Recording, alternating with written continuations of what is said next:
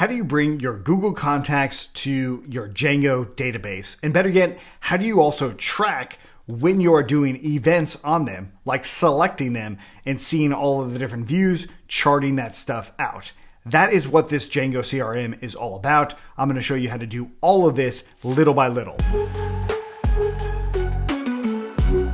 And of course, we're using Django because it's written in Python.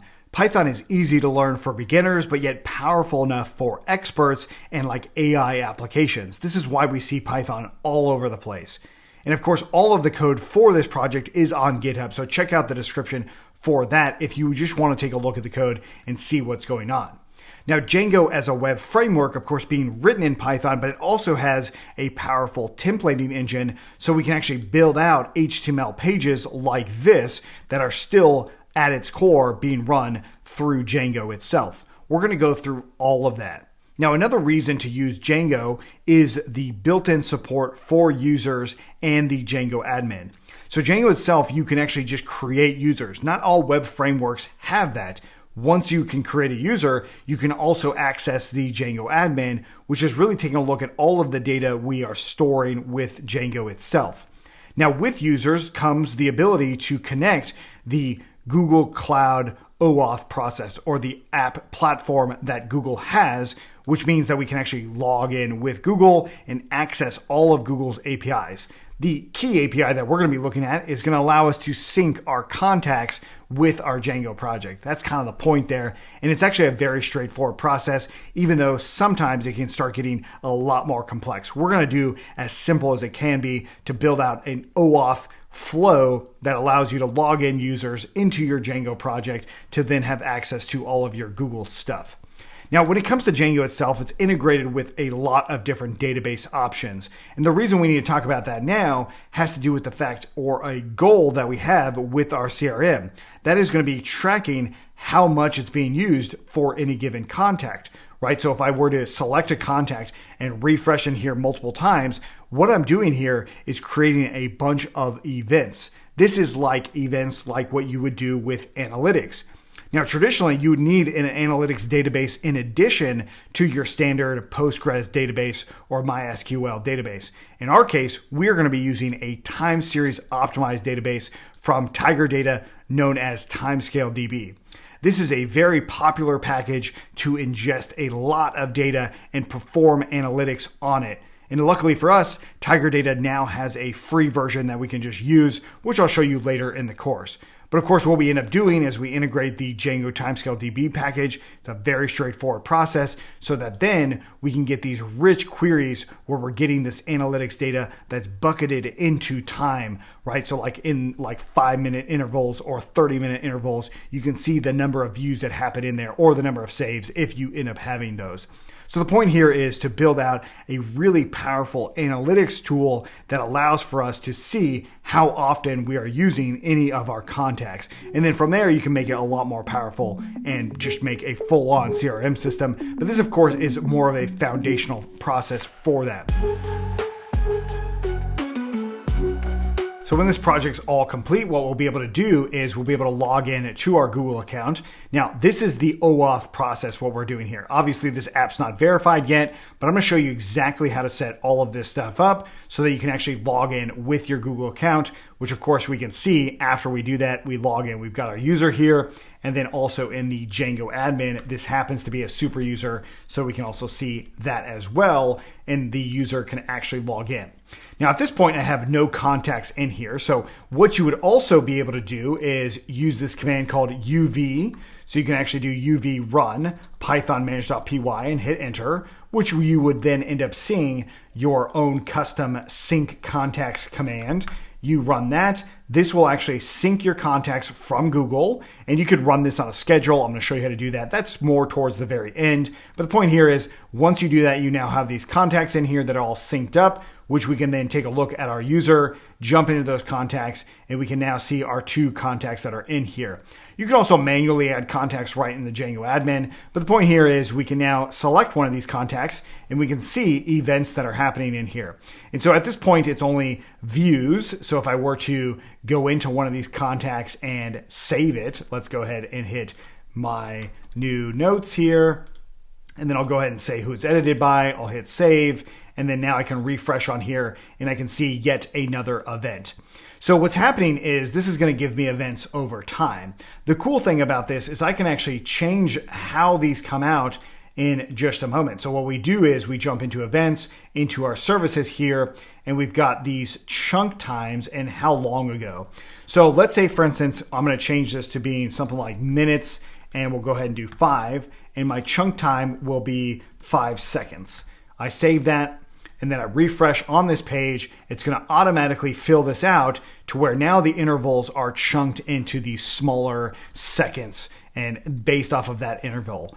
That I think is so cool. Being able to do this is because of TimescaleDB and being able to actually chunk this data in this way. Of course, I'm going to show you how to do all of these different queries, how all of the logic behind all this stuff works to have this advanced data coming back.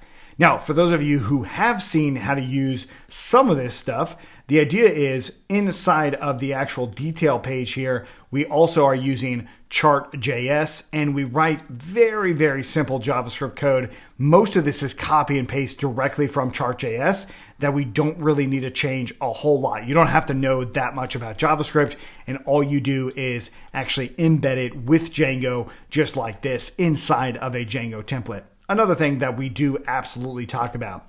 So from a fundamental level, we will look at just building out a Django model. We'll take a look at how that works, how we can make these database things, and then we start growing from there, such as doing views so we can actually see that data. Then of course, we start getting to more advanced views where we're triggering events from happening, we're querying our database for all of the analytics that are coming through, and then we're enriching our template with those analytics. And we can do this at any time. And we can also change the durations here. So that's a key part of this, is being able to like expand the scope and contrast the scope as to how I want to do these analytics and how I want to look at this data.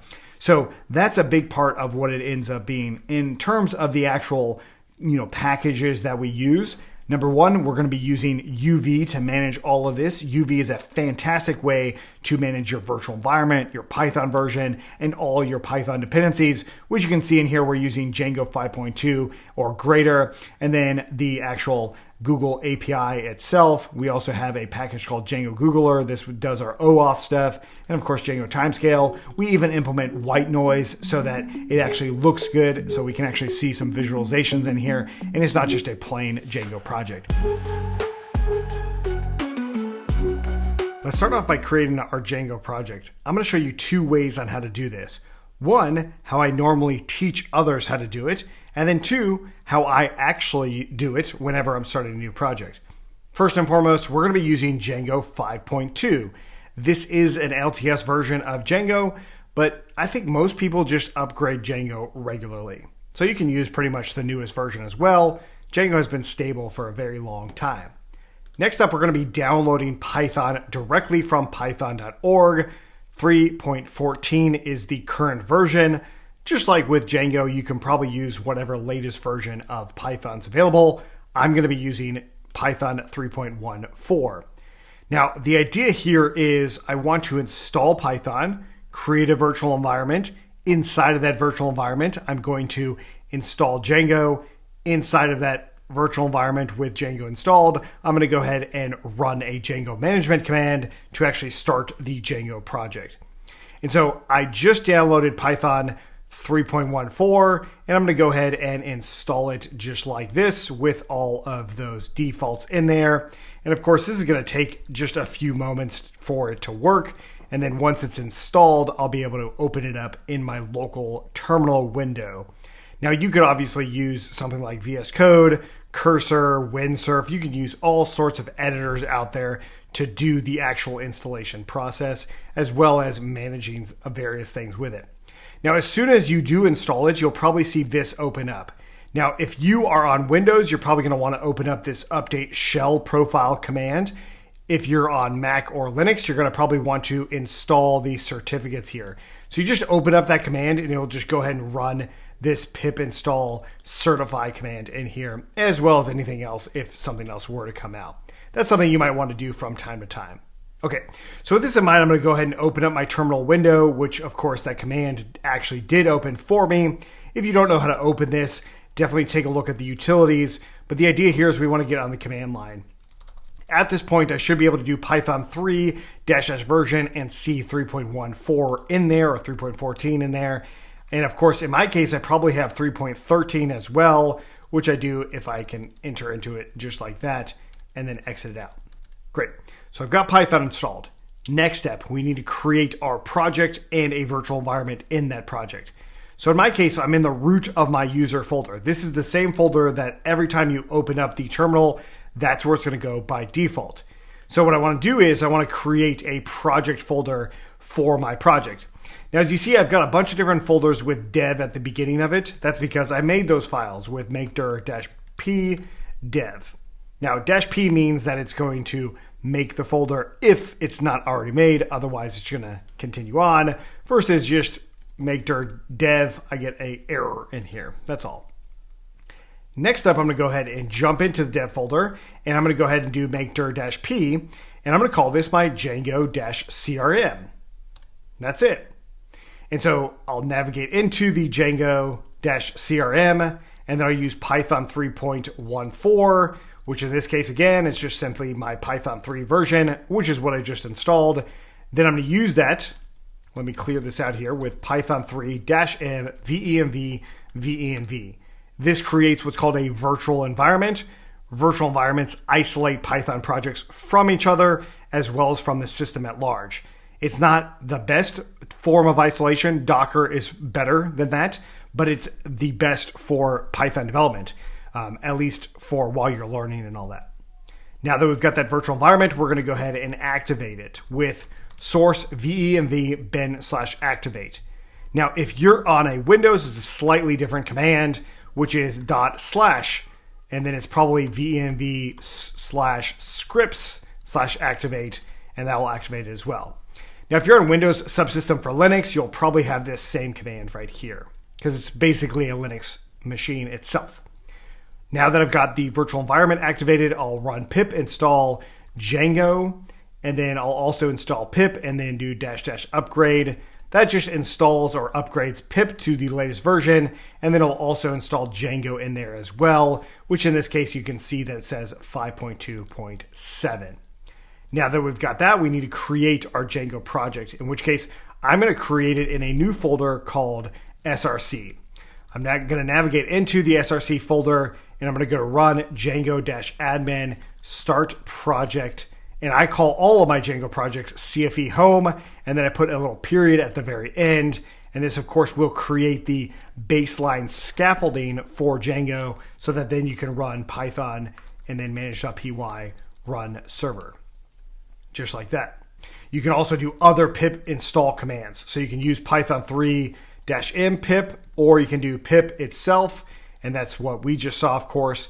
So either one ends up working for the installation process. And then you're going to want to get in the habit of creating a requirements file. So in the case of a requirements file, you can do something like echo. Let's just do Django with something like this. And then cat requirements.txt. These commands just make it a little bit easier to just stay in the command line itself. But of course, that actually just created that requirements.txt file in there for you. We now have our Django project set up, our Python installed, our virtual environment set up, all of that's ready to go. This is traditionally how I would teach how this is done. There's one more thing that you'd probably want to do is go back into the root of your project and do something like git init, as in git version control. Naturally, if you don't have git installed on here, then you're going to want to take a few more steps to make sure that that's happening. One of those steps would be looking for the Python git ignore. And so what we're seeing here is a lot of different steps that need to happen basically every single time. Adding a Python git ignore, adding your virtual environment, initializing Git, adding Django, tracking your packages that you're adding, all of those things that you're going to want to do. Now, this is the reason that I have switched to using UV almost exclusively. So UV is how I now manage all of my professional Python packages outside of what you're seeing right here. Let's take a look at how that's done now. We're now going to use UV to set up our Python project. Now, UV itself will create a virtual environment, and we also use it to install third-party packages, as well as maybe even run third-party commands from those packages, like that Django admin command. You can do all of that with UV and a lot more. Now, UV itself will basically replace the process of running pip install Django. You won't do that anymore. You'll use UV add Django. We'll show you that in just a moment. But the idea here is it is a very popular tool, which is sort of funny because it's written in Rust. It's not even Python. So that's kind of funny, but it is very, very fast. Now, traditionally, I wouldn't teach you how to use a third-party package manager other than pip, mostly because, well, a lot of times these tools start to break or they start to not work really well. That has not been my experience with UV over the last few years, as well as many other developers, which is part of the reason it is so popular.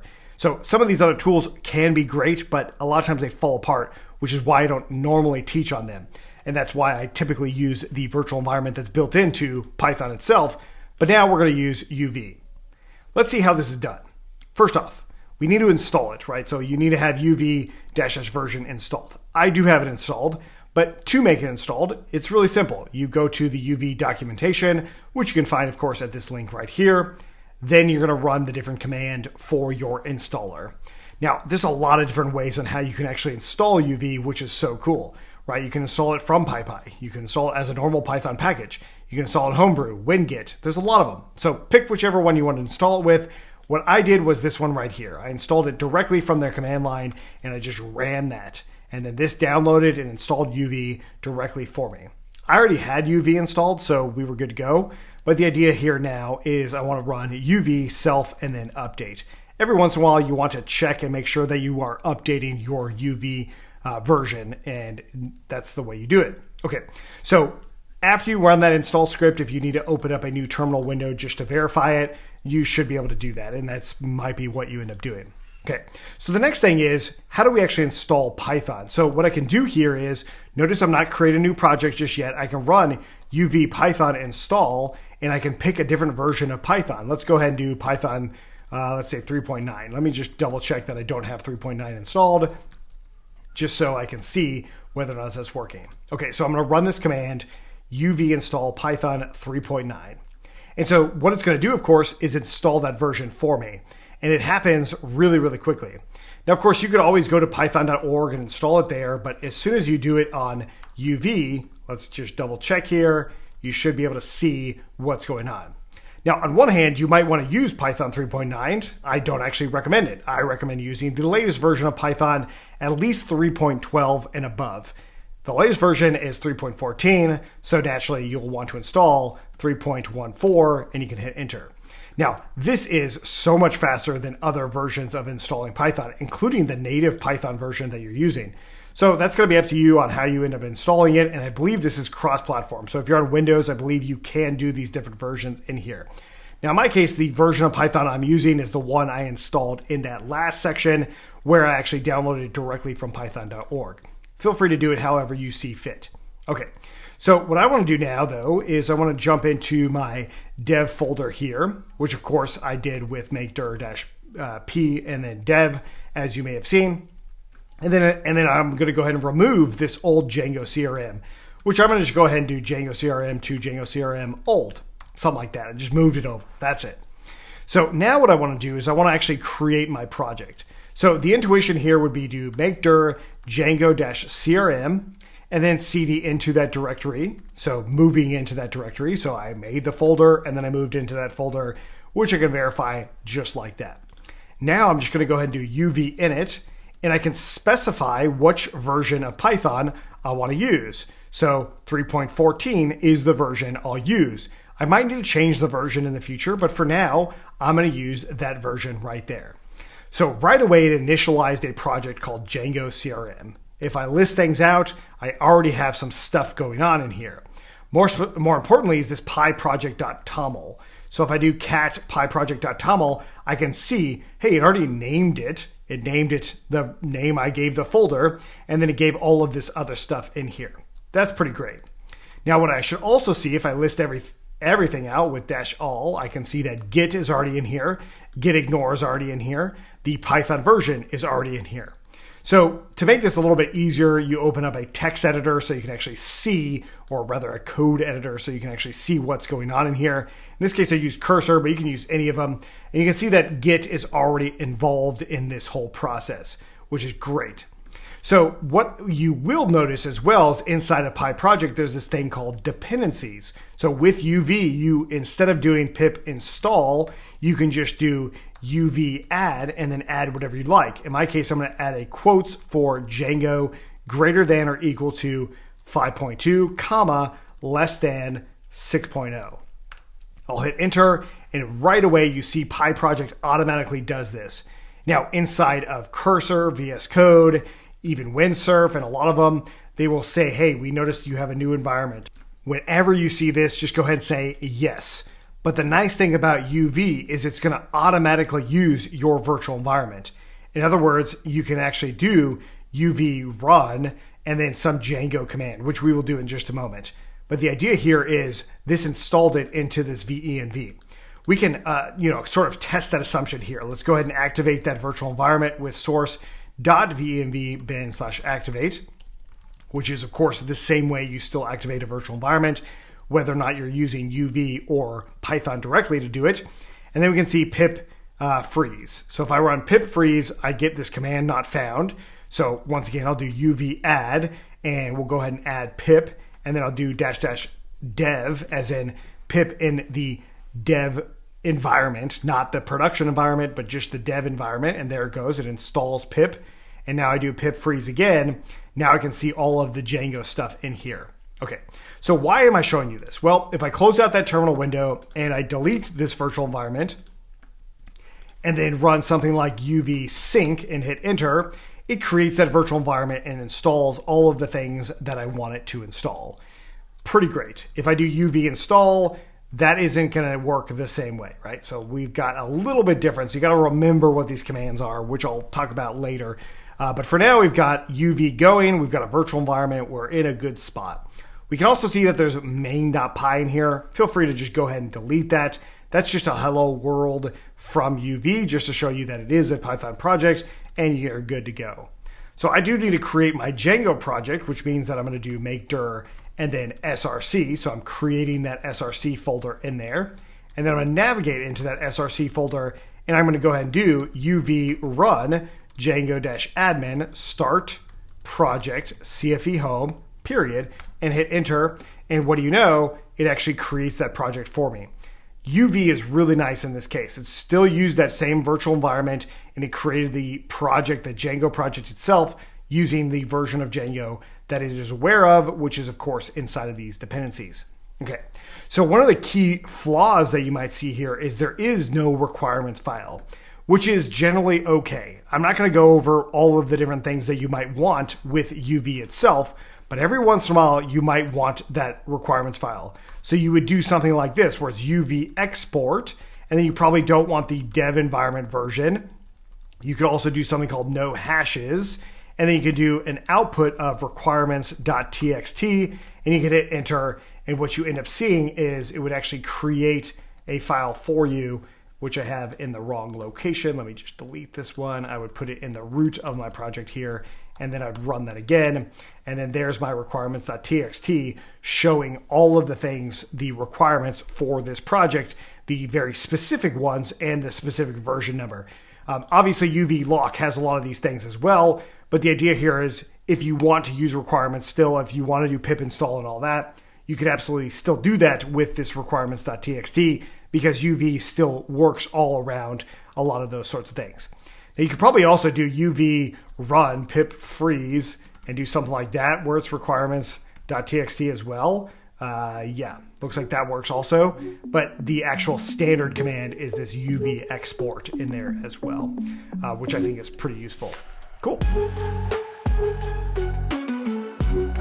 Now, requirements.txt might not be needed in the future, but for now it still is. A lot of systems still deploy Python projects based off of requirements.txt.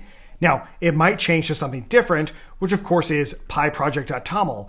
A big part of the reason UV has pyproject.toml is because this is a lot more forward thinking. And I would say a lot of the reason that it has that export feature is because, well, requirements.txt is still very necessary. So the question we have now is, how can we automatically create requirements.txt anytime we were to send this to GitHub? So let's go ahead and do something like prepare for GitHub or prepare for push, something like that. And you just hit commit, and then I'll go ahead and say yes. Now, for those of you who are not aware, this is called Git. So if you do git init, this will actually run various commands for you. Let's go ahead and do something like uv add requests here, and then you can do git init or git add, and then you would add those two files. So like pyproject.toml. As soon as I do that, notice that it says the stage changes. I can also hit a plus there and it does the same thing. And then I can do git commit and do updated something like rex, right? That's no big deal, right? That's how you actually track all of the code changes. You can do it in the command line. You can do it right inside of your code editor. Now, this is not meant to be a Git tutorial whatsoever, but rather it's meant to show you how to implement something called pre-commit. Now, we implement pre-commit to automatically do all sorts of things with our code prior to actually sending it somewhere else, whether that's GitHub or our production systems. So I want to actually install pre-commit, and it's actually kind of easy to do, but a lot of times you can get stuck on certain things. Let me just show you the basics here. First off, we run, uv, and then we're going to go ahead and add pre-commit. This, of course, is going to install that package for us. We're going to ignore requirements.txt for the moment. Then I can do uv run pre-commit, and then do --help. So pre-commit --help. Hit enter, and then I can see all of the different things I can run in here, including a sample config for this file right here. Now, I always forget pre-commit commands. Always. I never try to remember them other than to install it. That's about it. What I try to remember also is to go to different packages or projects that already have a pre-commit in there that I know that I'm already running. So this django-googler project, we're going to implement this later. This is a Python package that, has a pre-commit config already in here. I'm going to go ahead and copy this one, and then I'm going to go ahead and bring it to my local project here. So I'll do .pre-commit-config.yaml. I'm going to go ahead and paste that whole thing in there. Now, there are a lot of different tools that are going on with this that might change over time. So feel free to not do this if you want to, but I'm going to get this as production ready as possible. So for that reason, I'm using all of these different things in here. So with this in mind, I'm now going to run this. I'm going to get this thing going. Now, how I do that is by installing pre-commit. This is the one command that I pretty much always remember, which is uv run pre-commit install. And there we go. It's now installed. So if I do git status, git add --all, git commit, and then added pre-commit and hit enter, as soon as I hit enter, this pre-commit stuff is all going to run. Now, what I mean by it's all going to run is that each one of these things is going to do something different for my project. I don't see exactly what's happening just yet. You can see it in this pre-commit. But what it has to do is it has to set up our environment to make sure that it can do all of those things before it actually does it. Now in the future, once it is all set up and ready to go, we will be able to automatically run all of these different commands as we see fit, and it will just work for us. It will format things, it will check things, it will do other, pre-commit type things in there. And Adam Johnson, a friend of mine, built all sorts of cool pre-commit stuff as well. But the idea here, of course, is then once you actually do make some changes, you'll see all of these steps running. And so notice that I got one that failed here. It said something about trimming white space and then PyProject format. It failed in here. So let's go ahead and fix this one. I'm going to go ahead and say add again and then run it again. And so now it passes everything because it made a change in there. And so that is absolutely something I want to have in my project now and going forward. Now, of course, if you're a beginner and you're like, oh, that's super confusing, all you need to remember now is to commit your code. So basically, when we want to make changes, we would then do something like uv add, and I said we'll do Django Googler at some point, so let's go ahead and add it right now. And then now I can go ahead and say git status, or better yet, you could jump into the little tab and say added Django Googler and hit commit and say yes, And then there you go. It's now committed. It's ready to be pushed. All we would need to do is run git push, which of course I don't have a repo just yet because I want to do one more thing, and that is auto-generate requirements.txt. But of course I needed pre-commit in place before I did that. There's two things we need to change inside of pre-commit. Number one is the default language. We want it to be the actual language we're using for our project. And then number two, we want a way to automatically run a command based off of the fact that we're using UV. That command will be to automatically create requirements.txt file for us. So as a reminder, the command is uv export --no-dev and then --no-hashes and then outfile requirements.txt. And that of course will update this for us. And so you notice that it's yellow. That means Git said, hey, this file has changed or has been modified. But of course, that's the command I want to run. So if I clear this out, I see that command. Now, how do I automate this with pre-commit? The way we're going to do this is very first. This is going to be the very first thing that we do, especially because all of the other things are going to maybe check what we do, what our results are here. And so what we want to do is we want to add in something called a local repo. This is basically telling pre-commit that you're just going to run something locally here, and it's not based off of any GitHub repo out there that's working. Then we're going to go ahead and add in hooks in here. We're going to add an ID, and I'm going to go ahead and say export requirements. I'm giving it an ID myself, so I know exactly what I'm talking about here. Then I'm going to go ahead and give it a name called export prod requirements.txt. And then what I want to do is an entry command, which will be a bash command that we run in here. Now, I'm doing bash-c. If you're on Windows, this part might not work for you. Everything else might, but you might need to do a different entry command for that. And so the actual command I'm going to do is this one right here, which is going to create that requirements.txt file for me, right with that entry command. And there's a few other things that I want to add in here, which are going to be related to when we should run that and where. So first off, we run it on our local system. That's what's going on in here. It's a system command. We don't need to pass file names in here, but the important part is it's going to look for PyProject and uv.lock. So basically, if those things change, it's going to go ahead and create requirements.txt. That means it's not always going to run.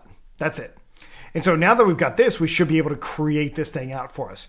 But I'm going to do one more step, and I'll do .prod in here, as in it's a production requirements file, just so I can see it actually working. So this will also show you the intuition behind when pre-commit's going to work.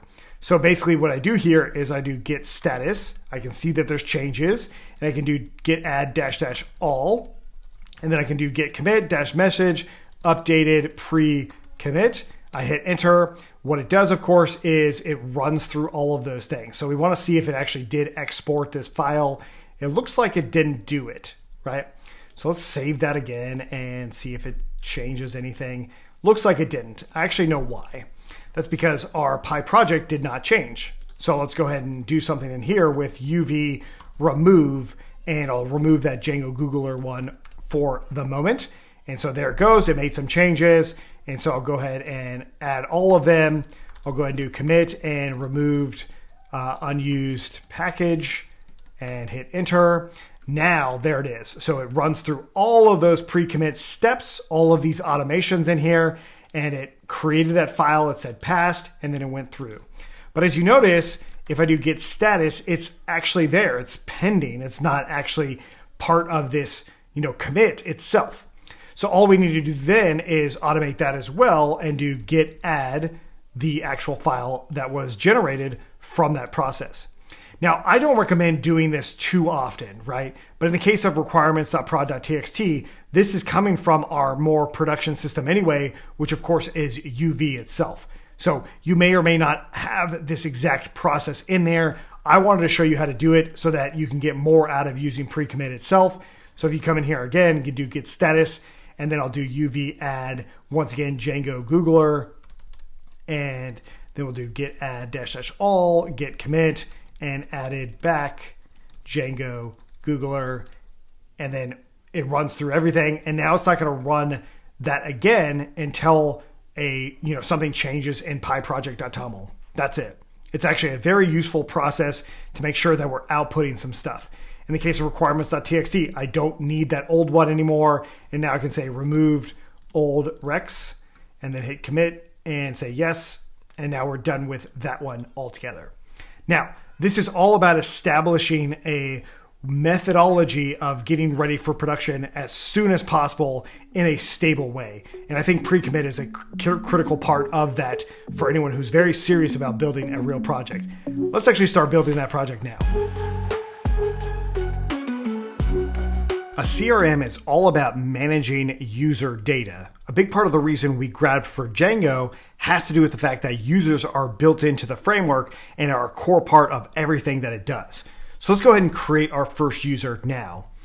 Inside of Cursor, I'm going to go ahead and open up the terminal here. And then if the virtual environment does not activate for you, go ahead and kill out the terminal and create a brand new one, in which case it should automatically activate it for you. If it doesn't, maybe there's a configuration setting wrong, or you just need to do it manually. Now do keep in mind, I have Cursor tab off. I have the AI auto completion stuff off because I think that's a better way to learn. If you really want to master these things, you turn off the AI features and really just ask questions when you get stuck. But the idea here is we want to create our very first user, and the way we do that is right in the terminal itself. So if I list things out, we're going to go ahead and navigate into the Django project by going into SRC, and in which case I'm right next to manage.py. This is how I know I'm in the Django root, is wherever manage.py is. And of course, if you know Python, you can just run python manage.py and hit enter. What this is going to do is give you a bunch of other subcommands that you can run. So what we want to do here is create our super user. Let's go ahead and do that now. I want you to keep track of what's going on in SRC when I run this command. So Python and then manage.py, create super user as one command, hit enter. We get an error, an operational error, which is exactly what's expected. But you also should see something called db.sqlite3 actually be created. Now, before we address the error here, why did db.sqlite3 get created in the first place? Well, if you go into settings.py, the Django settings module, you're going to scroll on down, all the way down, and you see databases in here, and you see that SQLite3 is written in there. If you were to change this to a DB SQLite3 or something different, you will see it actually creates yet another database for you. Now, SQLite3 is a great database for prototyping things. Personally, I don't think it's production ready. I think you'll want to grab to something more like Postgres, which is what we're going to be doing very, very soon. But the idea behind SQLite3 is it's a really good way to prototype things, but you might get in this place where you're accidentally going to commit them to Git, which you also don't want. So going into the git ignore file here, I'm going to go ahead and do src, or rather, I'm going to just do star.sqlite3, save that, and see if those ignore anything in there. And there it goes. It goes away from Git. We don't want to put our databases inside of Git ever, which is why I added this to the git ignore. Now, one of the things UV doesn't do that well is give you that good of a git ignore file. So I'm also going to go ahead and do a Python git ignore search here and grab the base Python git ignore, which is far bigger than what we've got inside of ours. And so I'll go ahead and bring that in. And I think SQLite3 is in there as well. We've got that. And I want to just go ahead and, again, do our star in there for SQLite3. Great.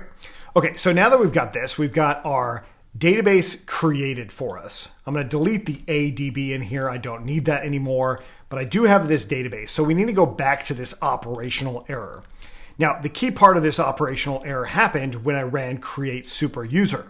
So this is a command that will work only after you run python manage.py migrate. I hit enter here. I can see that's applying all sorts of stuff. If I were to run it again, no things are being applied. So what's happening here is it's taking the Python Django code and syncing it with SQL, which is what the database is, the structured query language. So when we're using Django, we are writing Python to eventually perform SQL using the Django ORM is what it's called. But the actual apps that are being synced right now or migrated are the ones that are in installed apps. What do you know? If I scroll up here, I can see content types. Hey, there's a model called content types. We've got auth. Hey, there's an app called auth, and then admin, and then so on and so forth, right? So that's what's happening with these installed apps. This is really important as we want to start building out our own installed apps. But as soon as you do that, you can actually go ahead and run that create super user command again. Now it's going to prompt you through the process of creating a super user. You can call it whatever you like. This is just for your local development. You can leave an empty email address if you like. You can put a whatever password. The actual password you put here doesn't matter that much. And then you can actually run the Django development server. So Python manage.py run server is a development server. You never want to use this in production. We will go into production later, but for now, we've got this management server. I'm going to go ahead and open up this URL that we've got here. You can copy it, or you can hit command click or control click. Either way, open it up in your web browser, and you should see this right here. Great. This means Django's working, of course.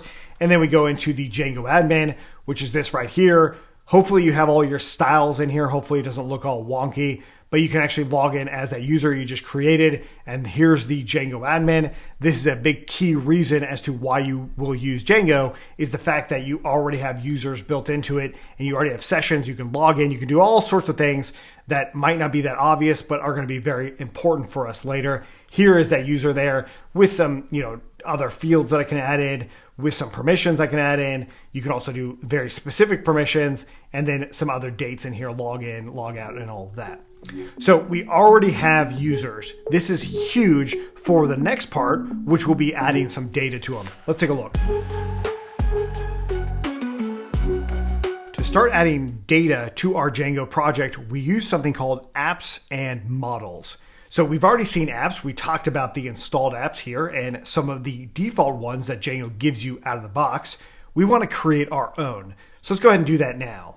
I'm going to jump into my Django project here. I actually have two terminal windows open. One is the Django project working, and another one is how we're going to go ahead and run this. You don't have to have both of them working. It's just nice to be able to switch back and forth to Django running in the admin and then what commands I'm running locally.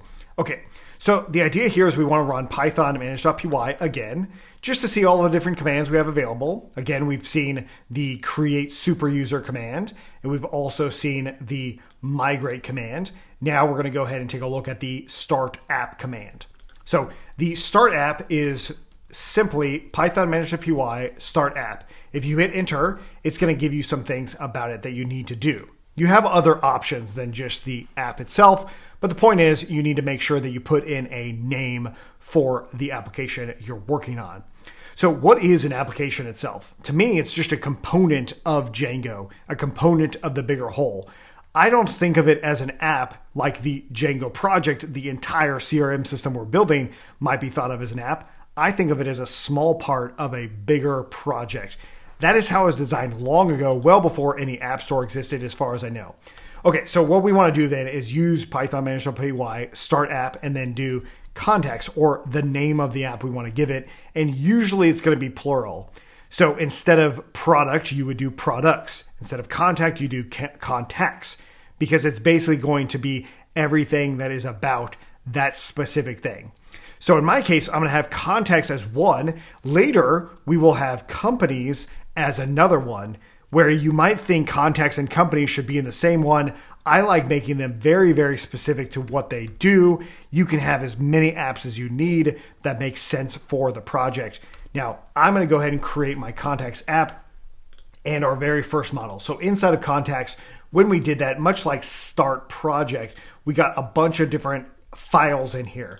Now, you could make these files manually. It's actually really easy to do. There's not a whole lot going on with them. We're going to be focusing in just on the models themselves. So what we're trying to do here is we're trying to do something very similar to users, right? So we've got users and a user. There is some logic to this. We are basically creating a table, a database table. So I'm going to go ahead and do class contact, and it's going to be models.model, and that's what we're going to be building out. And I'll go ahead and say pass. Now, the reason we're inheriting models.model is so that Django can actually create a database table for us when we run our migrations. We'll talk about that in just a moment, but that's the idea. Otherwise, it's just a Python class, right? So we need to inherit all of the features of models.model. One of those features is giving us the ability to define our actual database columns. So let's say, for instance, we want to track an email from any given contact. The way we can do that is by using an email field from models.model. Now, before we go any further, there are so many different fields here. So if I do Django and model fields, do a quick search for that and go in here, you can see on the right-hand side, there are a bunch of different field types in here. I just use the email field. Now, the reason I use the email field is because it will validate with an email validator. It will check that the format of the email is valid, is an actual email. This is a little bit different than checking if the actual email inbox actually works. That's a whole different subject, which you could do as well, but it wouldn't be in the model here. It would be something later where you do something like email is valid and you do models.boolean field like that. This would be a true or false value that you could then add in. I'm not going to do that at this point. I'm just going to focus in on one field here for our contact model. We're going to go ahead and save that, and that's it. Not adding anything else. Very, very simple. Inside of settings.py now, I want to make sure that my new app, contacts, is also inside of settings.py. The way you do that is just by literally writing out contacts. Now, the reason you have to do this manually is because you get to decide when these apps get activated, and more importantly, when Django should know about the models in there. Sometimes you'll have apps where it's just about what's being displayed in terms of like a view, or maybe it's some utility function where maybe it's like seeking contact information from their email from a third-party API service. But the idea here is we want to actually have that model be into our Django project. So how we do that is by running two commands. First off, your intuition might be to run python manage.py migrate. Hopefully that's your intuition, but the idea here is we add the app in here because we want that model into the database. We've already seen models being added to the database before when we did our first run of python manage.py migrate. So if I were to run this again and hit enter, I actually get a little warning saying, hey, you need to run make migrations first. So I'm going to go ahead and do python and manage.py make migrations and hit enter. And then I'll go ahead and run migrate. Okay, so what did make migrations do? Well, it shows that it says create model contact. So what happens here is if we look into initial, it shows me exactly what Django needs to know about to make changes in the database, the actual SQL database itself. What it's going to attempt to do before I actually run migrate is add these two fields in here. Pretty great. Now, when you just have a simple model like this, it's not a big deal. It's going to be a much bigger deal when we make changes to this model, as we'll see soon. But the idea is we basically run make migrations to prepare our Python code to then run migrate, which would then allow that actual code to execute and change the database itself. Okay, we'll come back to that a lot. Now that we have this model, all I want to do is bring it into the Django admin. I want to make sure that Django is still running. Sure enough, it is. Jumping into the admin, I'll do from.models, import contact, and then we're going to go ahead and do admin.site.register of the contact model itself. We'll go ahead and save that, and then I'll go ahead and look in the Django admin. We'll refresh in there. There is contacts. If I do one in here and do abc@abc.com, hit save and continue, I now have that in my database, much like I had my user in my database when I created that user. It is great.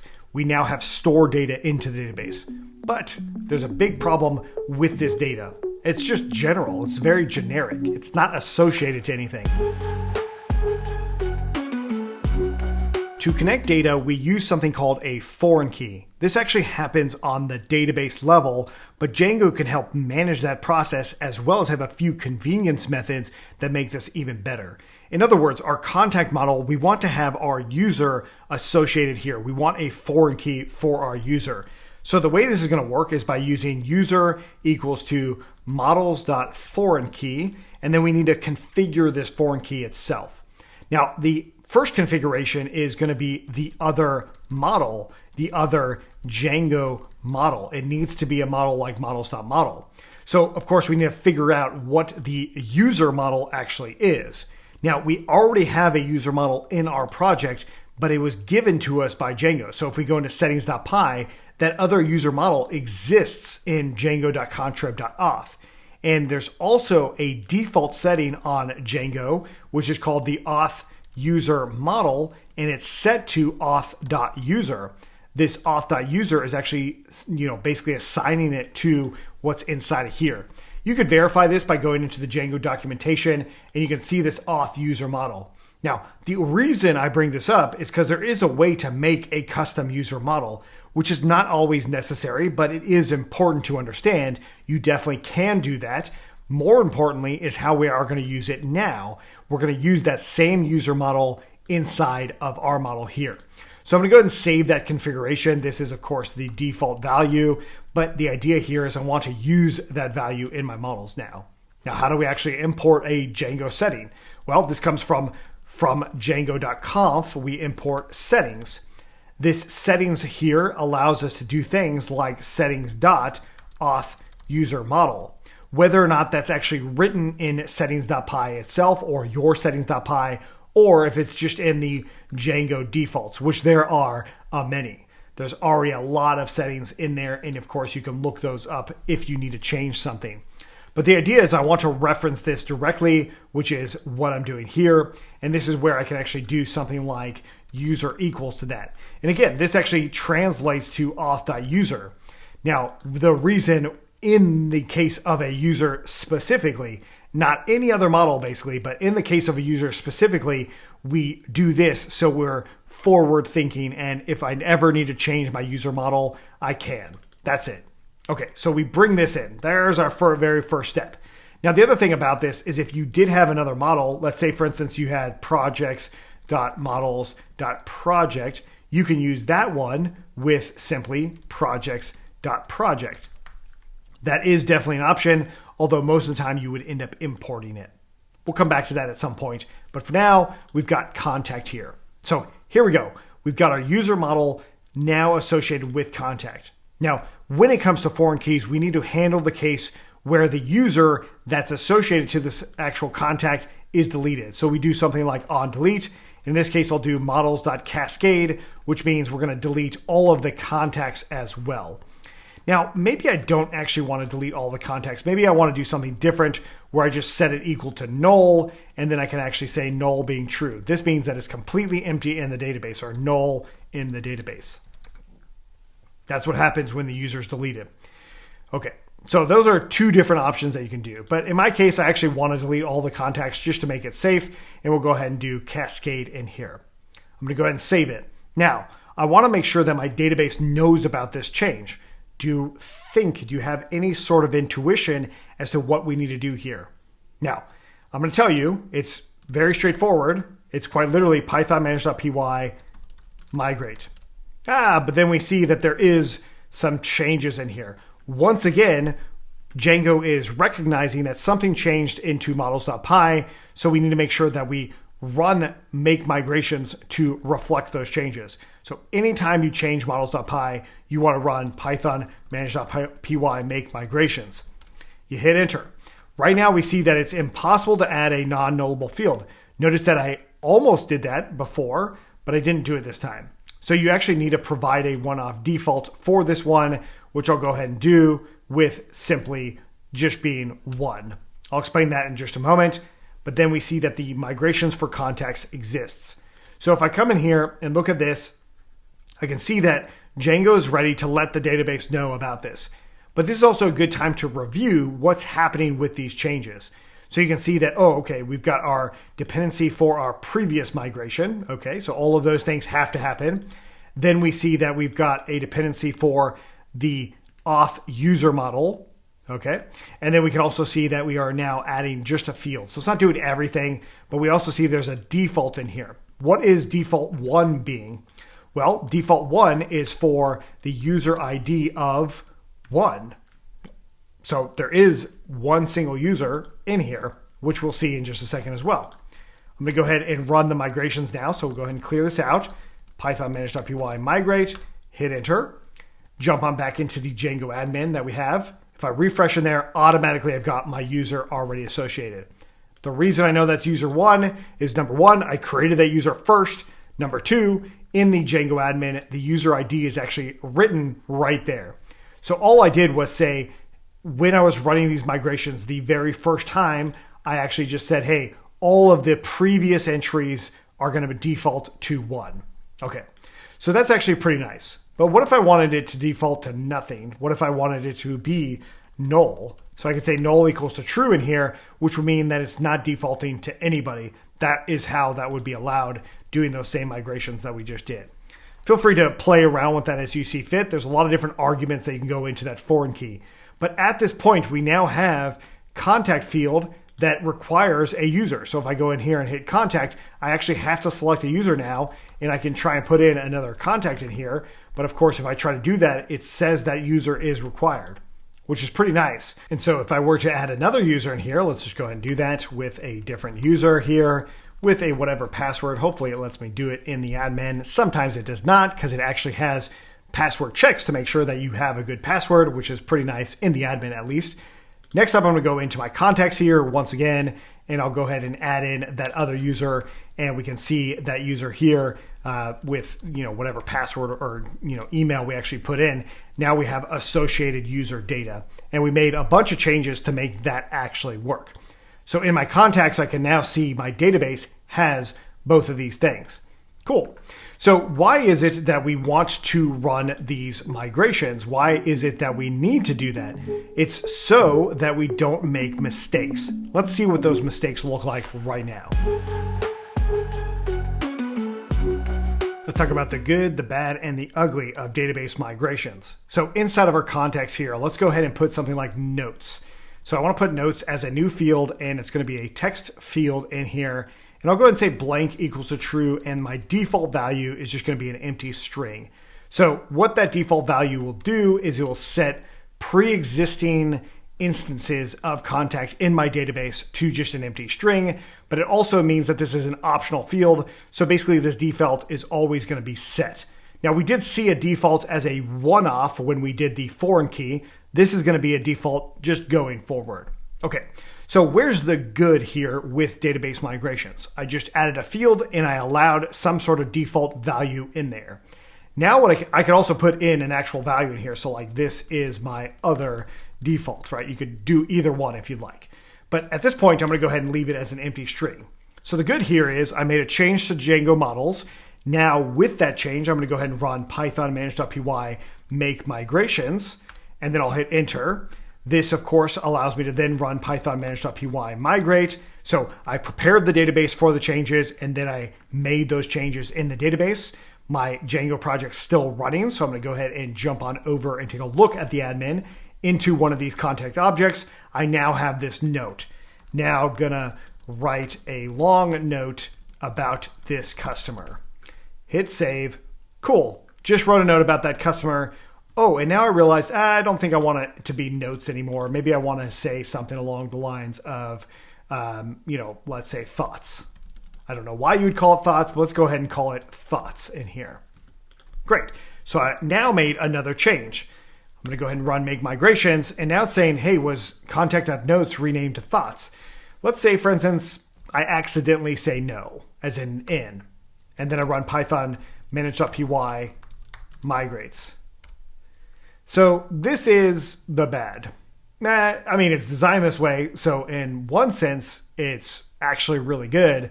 But if you're new to this and you accidentally make that change that was very, very minor, you go into your contacts and you go, uh-oh, that field is completely gone. That data is completely gone. Very, very gone. So that happens. Then we go back into our notes. I want to bring it back, save it, and okay, wait, maybe I can bring it back. Did I rename it? Yes. And then I run python manage.py migrate again. I go back in there. It is called notes again, but that data is gone. It's gone forever. So this is definitely one of the bad things about migrations, or bad if you use it wrong. It's designed this way. It's designed on purpose this way. So a lot of times you'll want to actually, export your database before you run all of these migrations, which is exactly why there's a migration history in here. Now, this can start to get really ugly. Right off the bat, you can see that it says contact notes, and then it's adding this field, and then it removes this field and adds the other field, and then it brings back that field, or renames it, actually. So that's where your migrations can start to get really unwieldy and actually just downright bad. Now, when it comes to development, that's totally okay. You should learn how to mess with these migrations. When you go into production, there's another way to manage when you have all of these migrations that we're not going to get into now, other than the fact that it's called squash migrations, but that's something you would do way down the line. How do you actually get rid of all of this ugliness while you're in development? The way I'm going to do it is actually very, very common and very easy to do. First, delete your database. Boom, that's gone. Why did I delete that database? Because the data in there doesn't mean anything. Next, I'm going to delete all of my old migrations. Yep, delete them. Get them out of there. Delete everything, even the cache that's in there, the Pi cache. Then we still have that model. It's still the same exact model. It's just the database is now gone.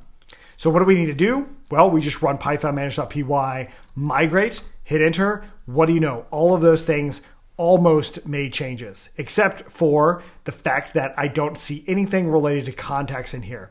So again, I don't have any migrations files in here, so I'm going to go ahead and run python manage.py, make migrations, and hit enter. What do you know? There is a new initial migration. It now has the foreign key as a default. It has notes and user in there. All of that's looking good. No longer is there a user default because I'm starting from scratch, basically. There is, of course, an ID field we'll talk about later. But this is one of the other good of migrations is you can always just delete your database and then start anew, especially as you're learning. This is a key part of doing that. And then, of course, you'll still need to create your super user so you can log into the Django admin. In my case, I just use the same username and password for basically all of my projects. It's just a whatever password. It's not meant to be a secure one because this is all just local development in here. And if I go back into the admin with that same username and password, which of course I have saved in my browser, I can now see, hey, I've got my users. It's only one now. And hey, I've got no contacts, but I can start adding them once again. So this is one of the great things about migrations is you can continuously refine them until your app is done and ready. Deleting that database, maybe that's not something you're always going to want to do, but it is really easy to do and to get it to where you need it to be. Now, the reason you delete the database has to do with the fact that Django keeps a migration history inside of that database itself. You can delete that migration history as well, but that starts to add in all sorts of complications that depend on your level. Maybe you want to do that, maybe not. I recommend doing it this way. This, I think, is one of the good things. That can also be a really bad or ugly thing if you delete migrations and then that's in your production systems and all that as well. So granted, we're not in production yet. We're just learning. Let's keep going. As we start to push our project closer to a production system, we have to think about how to manage our sensitive keys, our environment variables. Now, the way this is traditionally done is you will grab a sensitive key, like the Django secret key at settings.py, and then you'll create in the root of your project something called .env. This is a very common format for handling your environment variables, especially locally. So what you do then is you get rid of all spaces and you would do something like Django secret key equals to that. Now, how we actually load this in is different depending on what you want to use. A very popular choice is python.env. One that I like using is called python decouple, except it hasn't been updated in a long time. The code itself isn't really that needing to be updated, but you can pick and choose whichever you like. I'm going to go ahead and use python.env, mostly because it's popular and it is well maintained. Now what I'm going to do is jump back into my project and use uv-add python.env. Now we're going to go ahead and use this. Now, the .env file is mostly for local development. Typically in production, when you deploy it somewhere, there will be a way to manage your environment variables or your secret keys. There's a lot of different ways on how you could do that. So basically the point here is we don't want .env to be used in production. So in gitignore, you should have a .env file in here, or that should absolutely be ignored for you automatically. But the idea is you never want these keys in production or on GitHub either. Okay, so with that in mind, how do we actually load these things in? Python actually has a way to manage these environment variables with a package called OS. This is built in to Python, right? Just like pathlib, just like many others. So with OS, what you can do is you can do something called os.environ.get. In our case, we called it the Django secret key. Great. So that's how you load it in Python. But the problem here is this is going to run an error as it currently stands. And then open up our server, and then we get an error occurred. And what we see here is improperly configured. The secret key setting must not be empty. In other words, it needs to be set, of course. No surprise here, right? So how do we actually load in that .env file? How do we make that work? Well, of course, it's that python.env package here that will do it for us. And it's really simple. You just run these two lines right here. It will open up that file and inject it into your runtime.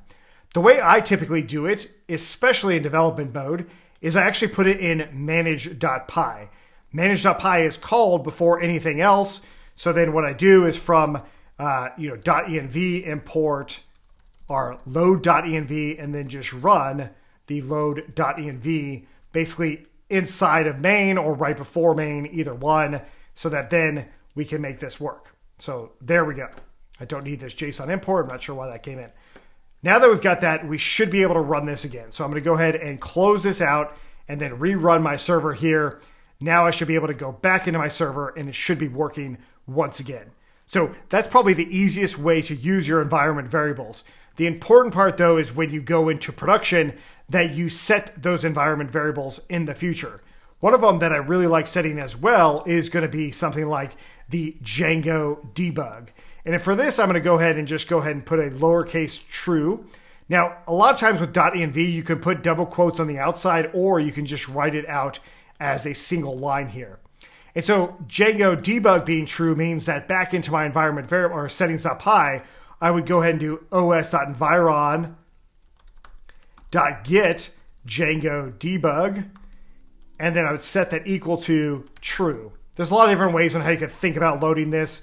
What I'm also going to do is put it into a string and then do .lower. That's it.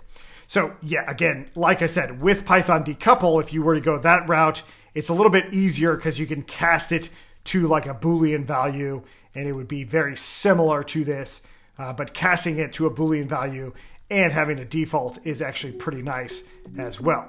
But overall, I think either one works, either method works, but it is important that we do this early on, especially for the next step. In order to implement sign in with Google on your software projects, you need a few things. One, of course, is going to be a Google account. This is a Gmail account. They're free. Go ahead and set up a new one if you want to on this project right here. Now, the nice thing about Google is that you can have a lot of accounts. I have so many, I can't even keep track of how many I have.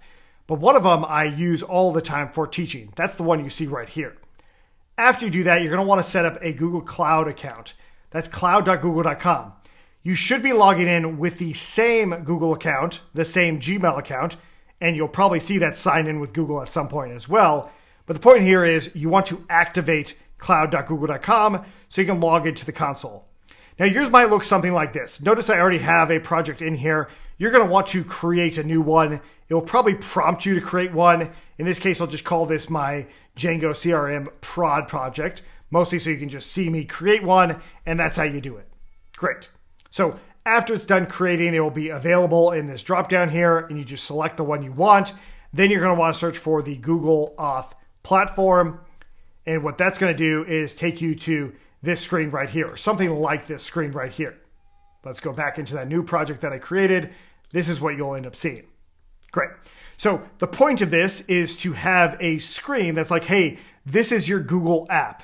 So every time you are creating a new software project, you will create a new Google Cloud project more than likely. You can also delete the old projects. And again, you can make a new Google account and create new projects in there too. So there's a lot of different things you can do with this. But the point here is we want to generate our actual API client, the client that our Django project will connect with. So to do this, we go into clients here and we want to actually create one. So we'll go ahead and get started here. And it's going to be called my Django CRM prod project. You'll add in your user support email, which is going to be your default user itself. Your audience, you're going to do external because this is not your organization. You kind of have to have G Suite, I think it's called, a Google Workspace for that. Next up, you're going to go ahead and add in additional contact information, which in my case, I'm just going to use my HungryPie Gmail account because that's my teaching account. But you'll want to use a real one if you're going to go into production with this. Next up, we'll go ahead and finish this and hit create. Now, it's important to understand, so much of what we're going to be doing here should be free. You shouldn't have to pay extra to do these parts because Google wants you using all of their services. This is a key part of being able to do that, using a OAuth client. So I'm actually going to go ahead and switch back to my dev version, which is the same, exactly what we did, but now I'm going to go ahead and create an OAuth client. Now, there's a way to do that is you go into clients right here, and then you're going to go ahead and create client. Now, you might actually see an older video where you actually go into API and services, and it's going to look something like this, and then you go to this OAuth consent screen. Now that automatically redirects you to the Google Auth platform, which I think is a better experience overall. So once you're here, in order for your Django project to connect with Google to sign in, you need to create a client for that project. Me personally, I create a client for each environment I might be working on. So let's go ahead and create a client here. And I'm going to call this one a web application because, of course, that's what Django is. The name here, I'm going to go ahead and say Justin's, Django CRM dev, Mac Mini or something like that, right? So basically, hey, this is the client that I'm using on that screen. That's essentially what I mean by you would create a client per environment. When you go into production, more than likely you'll have one, you might have two, but the amount of clients here don't really matter. You can have a lot of them. They will connect to the same app and they'll have the same privileges and stuff like that. But I'm going to, of course, keep this really simple and just call it my Django CRM dev. And then I'll go ahead and go through this process. Okay, so authorize JavaScript origins and authorize redirect URIs. You might not know what these are yet. So I'm going to go ahead and just hit create. We'll come back to those in a little bit. As soon as you create it, you get the client credentials, your client ID and client secret. Those are the two parts that are important for us. So where do we put these? Well, we go back into our project. We go into .env, and then I'll just go ahead and do Google Client ID. Make sure there's no spaces between the equals. I'm going to grab the client ID, paste it in here, and then Google secret key. Or maybe client secret. We'll rename this to client secret to follow along with what Google is saying. Not anything else. So client secret. And of course, what I mean by that is Google calls it client ID and client secret, which you can see inside of your client. We've got client ID there and then client secret here, which was also there when we went ahead and generating it. Now, inside of your client, you can also add additional secrets if you need to, right? So here's a new one right there. You're going to copy it and then you won't have access to it going forward. So after you copy that, it will likely stop working in the near future. You can also just create another client. So let's say, for instance, you wanted to add another one and you call this Django CRM and, system 2 or something like that, like some other developer on your team, you can give them that another one and give them the same sort of data or information in there. So whichever one you end up using, it's going to be completely up to you and you can always change them. Obviously, I actually want to delete them because I'm exposing my secrets right now. You can see exactly mine and you'd be able to recreate connecting to my clients directly. There are other security things that we could bring in, but the point here is being able to create these OAuth clients is a very straightforward process. At this time, we are now ready to implement or integrate something that does an OAuth flow. It's technically OAuth 2 these days, but the OAuth flow in our case is going to be based in Python. What it does is Python opens a browser to Google. Google logs in, does a callback, and then you've got a Django user. That's essentially what's happening. So there are a few packages that you can implement to do this. Django OAuth is a very popular one, but it has a lot more things than that we need, which is why I created django-googler, which is meant just for Google OAuth. Let's go ahead and implement this now. Let's go ahead and add in django-googler. So the way we're going to do this is by going to the repo directly and basically going through the README here.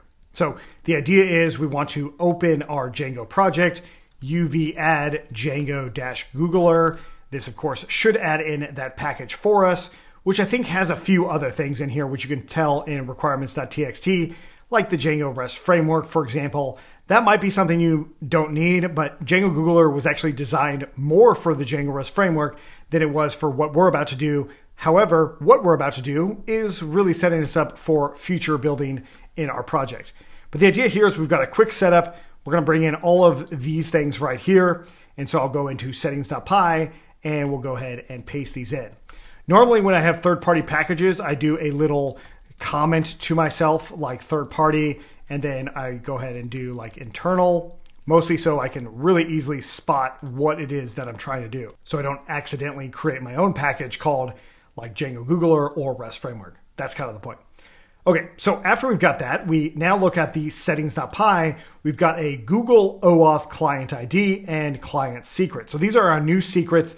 These are in settings.py. So I'm going to scroll all the way to the bottom for these, and I'm going to call these my Django Googler config, and then I'll paste those in. Now, the important part about this is where do these things come from? We just set that stuff up, so hopefully you already have an idea of where they come from. But I'm going to set them up again just so that we know for sure, as well as a few other configurations. So we want to go ahead and do os.environ.get, that actual client ID, and then os.environ.get, and then that same value. So I want to name these things the same in my environment variables, as well as the configuration for Django Googler, which is exactly what's here. Next up is going to be our URLs. We don't need the API path just yet. We only need this auth path. So that's the one I'll bring in. So inside of CFE home, I'll bring in the auth path. And then I need to also bring in include in here. Notice that it's django-googlers.urls.default. This could change in the future, so be sure to check out the documentation for that. But there's two different URL sets. One is if you have a front-end framework doing everything. In our case, we don't have that yet. Maybe we won't at some point. Okay, so next up is we need to run our migrations. So I'll go ahead and do that with our python manage.py migrate. I'm already in my Django project here. Okay, so right off the bat, I get some errors. These two items are not configured inside of my project yet. They kind of are configured, but they're not configured correctly. Why is that? Well, in .env, I called these just simply Google Client ID and Google Client Secret. This is part of the reason I did that is so that we would have an error when we go to set this up, because every different OAuth package that's out there, whether it's Django Googler, Django OAuth, any of the other ones out there, you are going to set up these configuration items differently. So getting comfortable with building them is definitely a good idea. Next up, what we've got are callbacks. So we've got an API callback, and then we also have a standard Google callback as well. So we've got two of them. So how do we actually make this happen? Well, back into our client OAuth. I want to go ahead and create a brand new one. Notice I'm in my Django CRM dev here. I need to create a new one, and I'll go web application. I'll call this Django Googler and Django CRM dev, something along those lines. Authorized JavaScript origins. So we probably won't use any of the JavaScript origins at all, but the origins as to what it's referring to is going to be your domain name. So in our case, we've got still have those warnings, but the domain name is going to be our Django Project domain name. So let's go ahead and add that one in, which was http://localhost 8000. Every once in a while, you will also see it being 127.0.0.1 8000. Those are often the defaults for Django, which is what we're doing here. Next up, what we want are the authorized redirect URIs. So I'm going to go ahead and use the 12001 8000 auth, and I believe it's Google and callback. I can verify this in the docs, and we've got auth Google callback. That's this right here. Okay, so we'll see this in just a moment. I want to show you how it actually working and then it not working and how to fix it. So go ahead and hit create. Now I've got my client ID here. Google OAuth client ID is going to be the variable we use now. And there we go. You can put it in double quotes if you'd like. You can also not do that. And then of course our Google OAuth and client secret. Okay, let me just verify that those are the same ones. So client ID, and then back into our .env, and then client secret, and back in there too. Great. So now these old ones, the ones that we did in the last part, I can get rid of and just keep the ones that I actually need. And I'll also get rid of that comment as well. Now I've got those client secrets set up. I think a lot of the errors will go away. In my server, it went away. And then in my migration command, I should see it go away as well. And sure enough, there we go. So we've got 2 Django-googler migrations, and then I've got this big token blacklist for the Django REST framework, which is something we're not going to cover at this point, like I said. Okay, so now those things are actually installed and almost ready to go. So can we test it? Well, yeah, let's go ahead and give it a test. So back into localhost here, we now see that if I go to the root page, I've got auth. So we're going to do auth, hit enter. Now I can see there's a Google login and a Google callback. In our case, we want to go to Google/login, hit enter. This, of course, should take us to the sign in with Google. Congratulations, we're on the right track. You select your user account or you log into one if you don't have one logged in currently. You hit continue, and then it logs you back. And notice it does a page not found. We'll talk about this in just a moment, but I did want to show you an invalid error. So we'll go ahead and now do localhost 8000, which is still technically a Django project. Then I'll go ahead and let's jump into admin just to see that I'm not actually logged in. I'll go ahead and do auth and Google login again, hit enter. It does redirect me. Now I get this access blocked and you can't sign in because of all this stuff. If you are the developer, notice it says redirect URI mismatch, and you can see all of the different error details, including the actual URL that it is trying to redirect you to, like by our configuration. So in order for that to work, then I would have to go into my client, whichever client I'm using. Naturally, it's going to have to match the secrets and the client ID. Then back into my redirect URIs, I would put that in here. You can have a lot of these. You can also have your production ones in here. Notice localhost is obviously in here. I hit save. As soon as I go to do that, and I try to log in again with localhost, this might take a moment for it to be fully working, but as soon as I do that, I'm able to now log in once again that yes, I actually have Google Auth installed and ready to go. In order to verify that our Django Googler is working, I actually want to create a web page that will show me the difference, whether a user's logged in, who's yet logged in, and maybe even their email address. To do this, I'm going to do the early makings of a dashboard. So we'll go ahead and create Python, and we'll do manage.py, start app, and we'll call it dashboard. Just simply dashboard because realistically, this is all about the actual web page itself, which the web page itself is actually given to us or rendered to us by a file called views.py. Now, a view is really just something that takes in a request and returns back a response. So basically, whenever you go to a web page, let's jump into maybe the Django admin. If I refresh here a few times, what I can see in my Django server is the fact that I am refreshing it a few times at a specific location. So if I refresh more times, I can see that it is doing that. So this get right here is saying a get request. If I log out, it does a post request. It was actually a form that I submitted to log out. If I log in again, then I will also see another post request sending data. So there are different data types that are happening here. We can also see different HTTP like status codes in here. Like if you're familiar with the 404 page, like page not found, all of that stuff is right inside of the console here. So in order for us to be able to handle any given URL, we need to create a view function that will handle it. So in other words, if I come in here and define a function in my dashboard, we're going to call this our dashboard web page. And then I'm going to return something back. So the way this works is that we've got a request to, let's say, for instance, /dashboard coming in. That request goes into Django with the URL. Then urls.py decides what view to use. And then that view returns back what's called a response. This is the request response cycle. This is not unique to Django whatsoever, but the idea here is our view, what we're creating right now, is going to be what returns back a response to the front end. So all I'm going to do here is put args and keyword args. We'll come back to this in a moment. These are just like a special way to collect every argument or keyword argument that goes into any Python function. But the idea is I want to do that response. We'll start there. So I'm going to go ahead and just import from django.http. We're going to import something called an HTTP response. So this particular class allows me to return back a response. Maybe it's a good one, maybe not. I'll just go ahead and say hi. That's it. So now the next part of this, I've got my view and response. I need to bring it into the URL so it can handle a specific URL.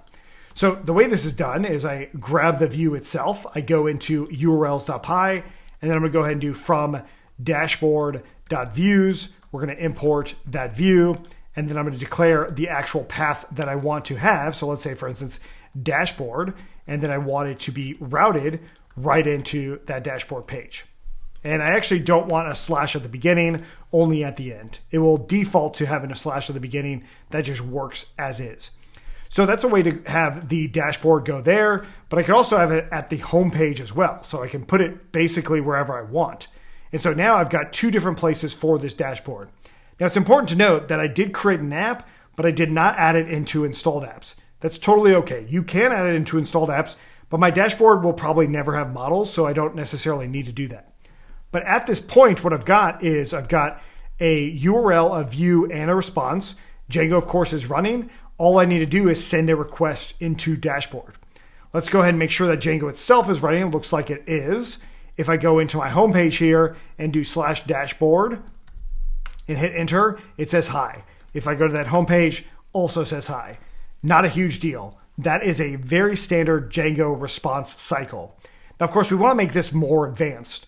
But before I get there, all I want to do is make sure that I can actually pass in the request object itself.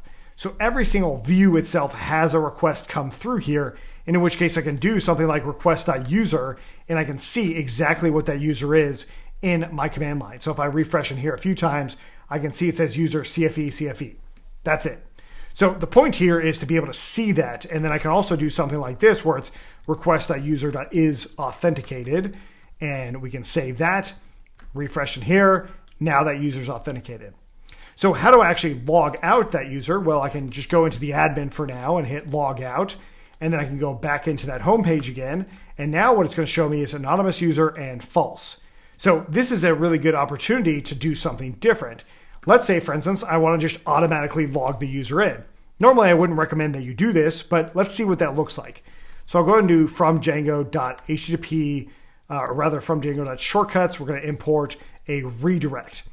So this is a convenience method that basically would say if not request.user.isAuthenticated, then I'm going to go ahead and do a redirect here. Now, where I'm going to redirect will be related to auth, Google, and login, that thing that we just created. That's it, right? So in the long run, this is not great. None of this is great in the long run, but in the short run, let's see what it does. I refresh on that homepage. It's automatically trying to log me in which case I come back in here. It logs me into this URL here, which if I go back to the homepage, it's now saying hi. And what's better is I can actually say hi to the request.user, and I can actually see what that looks like. We save that. Hey, what do you know? Now it's that Hungry Pie user in there altogether. Great. So one of the things that you also might want to do is in your settings, much like our auth user model, you might want to have a login redirect URL to just go back into the homepage itself instead of the default, which is /accounts/profile. That's been the default for a very long time. So now if I do this, let's go back into the admin. I've got a little issue here is that I'm actually logged into the wrong user. I can't log into the admin with that other user. The way I could make that other user have login ability is just by adding super user information on it. And now I can save it. Let's go ahead and log out again. I'll go back into that homepage. It's going to force me to log in here. And after I log in, it should actually take me back to that homepage, and there it is.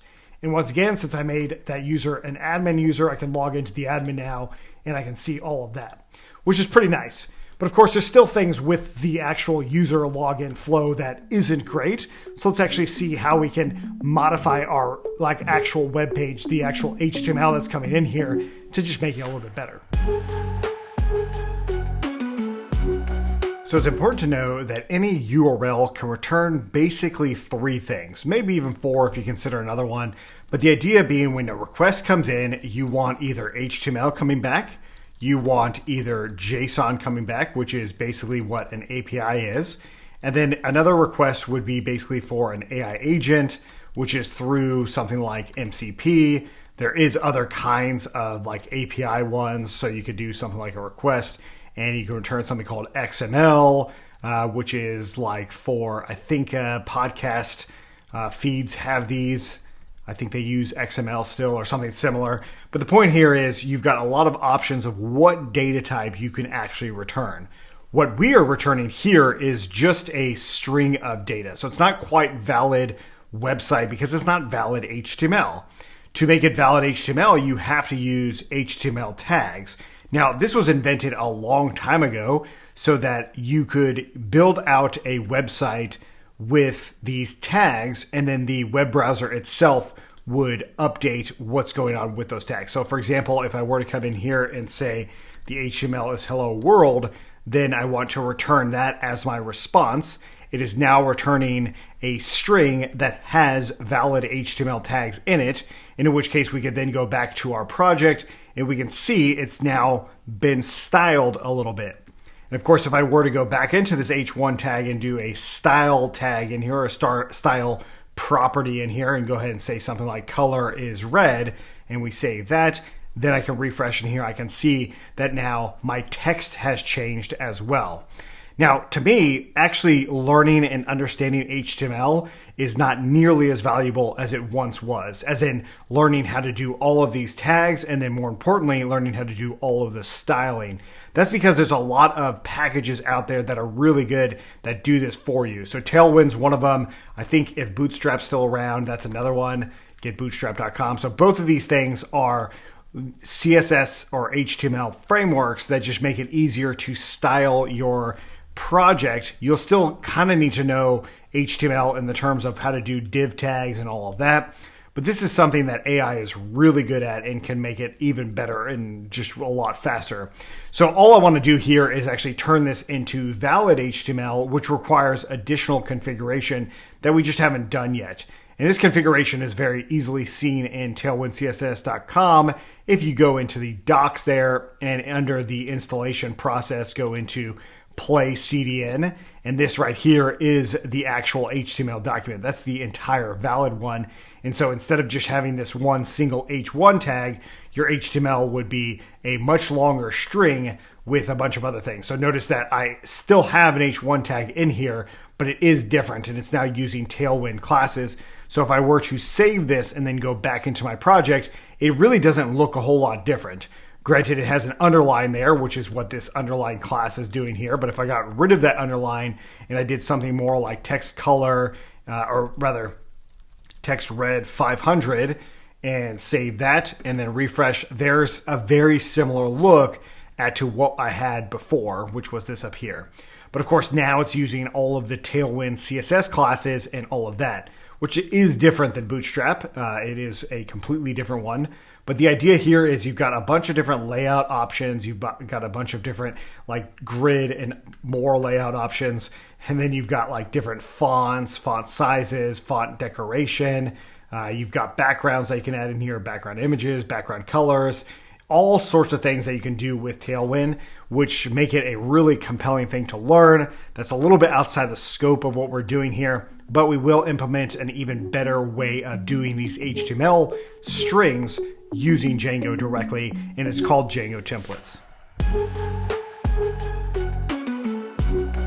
When it comes down to Python, it's really good at doing string substitution. But as soon as we want to use string substitution with templates, we want to use something different. Django has a solution for this already, but the idea, of course, is when it comes down to string substitution, in Python, you can just grab some value here and turn it into curly brackets, and you can say my value. And then at the end of that string, you could just do a dot format and say my value equals to whatever you want in there. So in our case, we're going to go ahead and put in request.user as a string, and I'll get rid of this F statement here.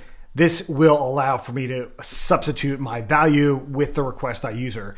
And of course, that user is already authenticated. But if I were to save this now and refresh here, I can see there is my username, and then I can add to it, say something like hello there, and say that. Once again, it is showing that value. So if we extrapolate this and make it a lot more powerful, what we end up doing is we turn this into an HTML document that is ready for template kind of variables that are very similar to what we see here. So the way this works is we create a templates folder. This is my preferred method of doing it. inside of this templates folder, we're going to create all of our templates with a specific file name extension. So if I were to go into and say something like dashboard.html and hit enter, I now have an HTML document that my code editor can really start to work with. It's no longer a Python string, it's now an HTML document, which means that I can actually take out this entire thing here and then paste it in. Cool. So now I've got that the entire HTML document, and I'm getting closer to being able to use it inside of Django. Now, one of the things that you might consider doing for that HTML document is to try and find the path here. So this is like maybe the intuition, maybe not, but the idea here is first off, we go from django.conf, we're going to import settings. And then in the settings, there's this thing called base dir. And then I'm going to go ahead and grab settings.basedir. Just like that. I'll also print out what that base directory is and then save it. And then we'll take a look at our terminal window here. As soon as I save it, it should show me what that base directory is. It's this one right here. Just to verify, we can go ahead and put a little string around that name there and save it again. And we can see this base directory. Yours is going to be different on your system because of how the base directory is defined with pathlib. This is how you can actually get that base directory to the Django project. So that base directory is where manage.py is, which means that I can actually find where the templates directory is as well, based off of base dir. So if I were to scroll down a little bit, there is a argument for templates in here, but what I'm going to do is instead of base dir, I'm going to go ahead and create something called templates dir, and it's going to be equal to that base directory / and then just simply templates. And of course, that's for this folder right here.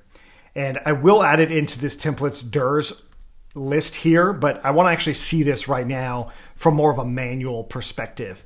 So back into views.py, I will now bring in that templates dir here, and now we should be able to see that directory itself, and it should pop out and it should be correct. And then with pathlib, we can also do something like .exists and hit save. And what we would see is the templates directory, the actual path on our machine, and whether or not it actually exists, which it does. Great. So that's how I can get my templates directly. Next up, I'm going to go ahead and do my dashboard HTML equals to that templates directory / what is the /? Well, it's simply dashboard.html. Okay. And so once again, I can see if it exists. And basically what I would do then is say something along the lines, if not templates HTML.exists, then I would return back some sort of HTTP response of not found. So I'll go ahead and do HTTP response, and then I'll say not found. And then I think we can pass in status code maybe of 404. It might just be status. Let's see here. I'll go ahead and say if it does exist, because it does. Let's refresh that. It's not status code. Let's try that again with simply status and see if that works. There we go. So that is the valid status of not found, but of course, we'll go ahead and say not. Okay. So again, this is meant to be the manual way, of course. Okay, so now we've got this HTML here. If I want to actually get the value, I would do HTML, dashboard HTML, and then it will be, I think it's read text, if I remember correctly. And then I put it into that value. I put it right in there. We refresh, and there it is. So the string is not substituted yet. So what we're going to do here then is we are going to substitute it. So my final HTML will be that plus format, and then my value equaling to the string of request.user. And here we go. We save that, refresh, there it is. So we did the hard way of rendering out templates. Let's do the Django way. Now it's great that in Django, we can use Python's pathlib to open up a document and then read that document, maybe even reformat it as well. This is actually really useful for sending emails, for example, inside of Django. But in our case, what we want to do is take it one step further and use a built-in methodology to do all of these steps. And it's really simple. We first off import something called a render from shortcuts. And then what we do is we return back something like this. We'll go ahead and do return back a render. We pass in the request argument. I'll show you why in a moment. Then we pass in the template name, which in our case, we only have one template and it's called dashboard.html. And then we are going to pass in context, but for now, I'll just put in an empty dictionary in there. So we save that. I'll go ahead and comment out the rest of this view, and that's now it. Django itself should open up dashboard, but there's a big reason as to why it can even open that up, and that has to do with what we did in the last part in settings.py. Not only did I declare the path to the templates, but I also added it into my Django templates directory here. So if I were to save that and then refresh on my page, I now see that, yes, my Django project is rendering out this page, but it's not actually changing my value to anything. So there's a couple of ways on how we can change that value, but the important part here is, in my view, if I were to call this dashboard2.html and then refresh, well, I don't actually have that template. It just simply doesn't exist. Luckily for us, Django will look in all of the places it knows about or that we have told it about to actually find that file. The very first one is in that templates directory, which we gave it. The other ones are based off of the apps that are installed, which of course also do not have that template. So that's kind of the point with how you do these. So you just need to make sure that whatever you're putting right here is relative to this templates directory, which of course is the exact path that you put into DIRs here. You can have more than just one as well, which is why it's a list too. But the idea is hopefully very clear now. Jumping back into dashboard.html, one of the questions you might be wondering is, why is request here? Well, the nice thing about the request is it then gets enriched in dashboard.html. In other words, I can actually come in here and say request.user, save that, refresh in here. What do you know? I don't actually need to pass any variables to it whatsoever. But of course, every once in a while you might want to. You could say something like my value equals to, once again, that string of request.user. And once again, that user is authenticated. We can now pass this value in to this dictionary. So you would say my context or my template context is going to be equal to my value and my value. This, of course, is just a standard Python template that we can now pass in here as well. So in addition to having access to the request with these double curly brackets, we also have access to the context we pass it. So if we say not actual context and make that a valid sort of Python variable here with underscores in here, then I can also pass in my value, which I believe is what we called it. And there it is. So now I've got a Django managed context variable, a not real context variable, and then a valid one that we passed in the view.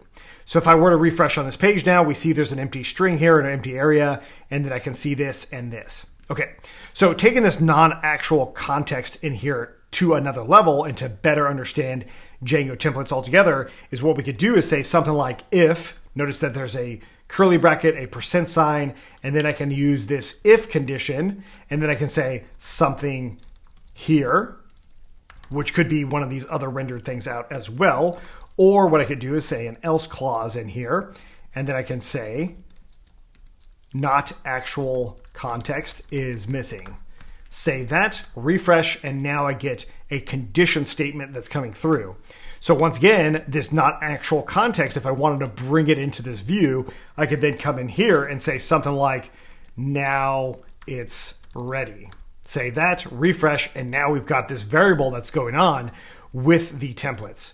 So there is more to it. There's more things that you can do with templates beyond this.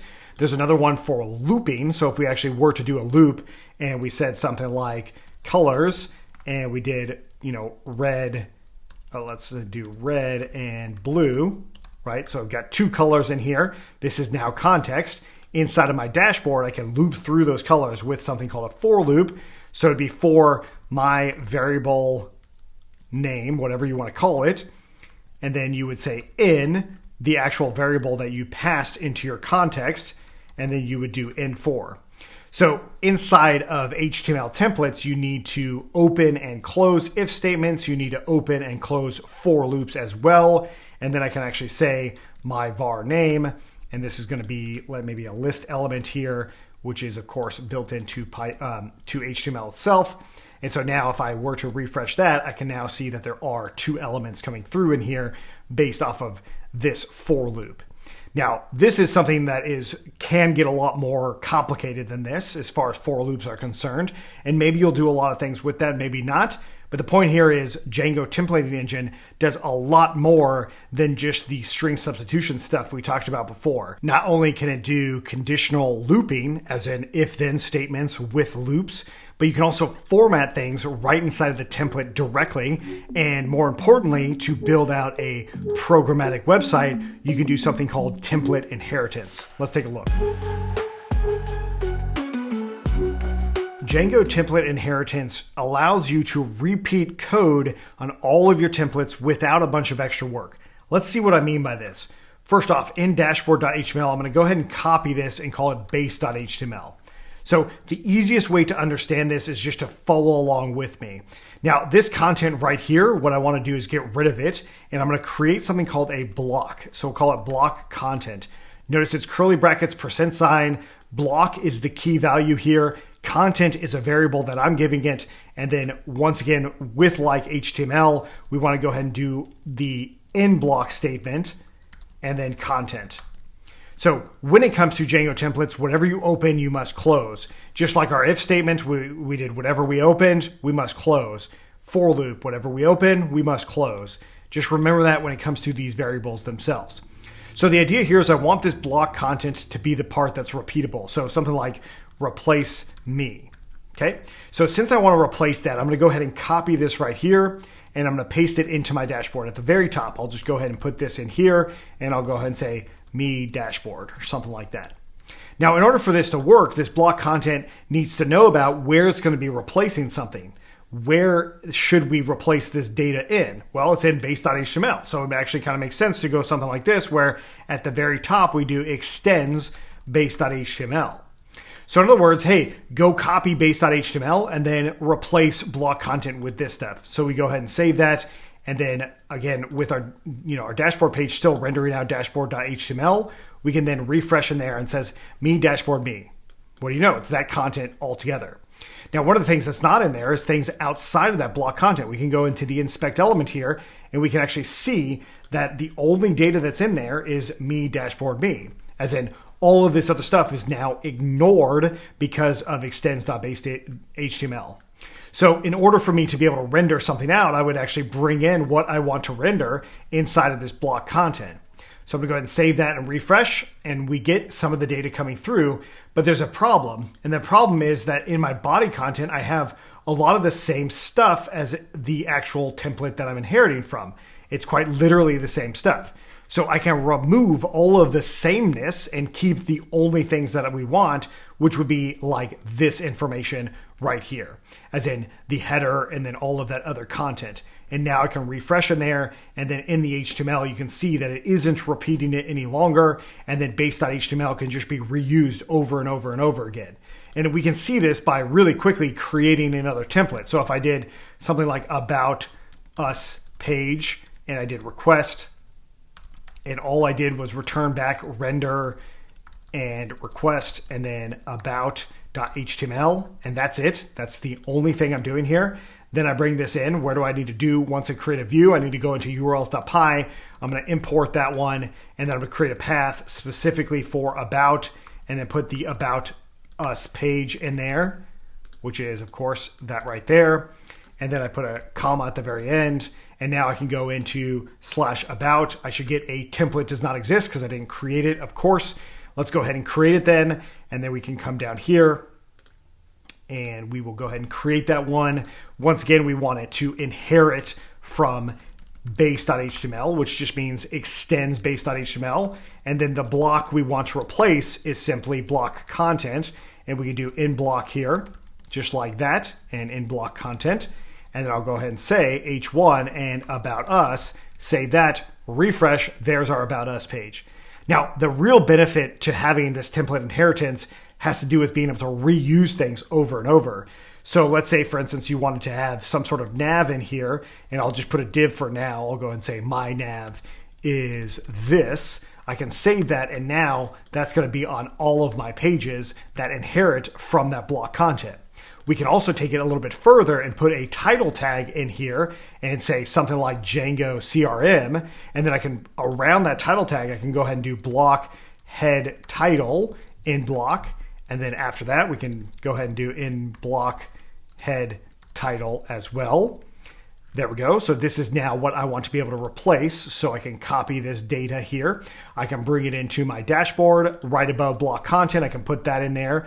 I have my Django CRM here. I can go and say dashboard dash that. And so now when I go back in here, I can see my head title has changed.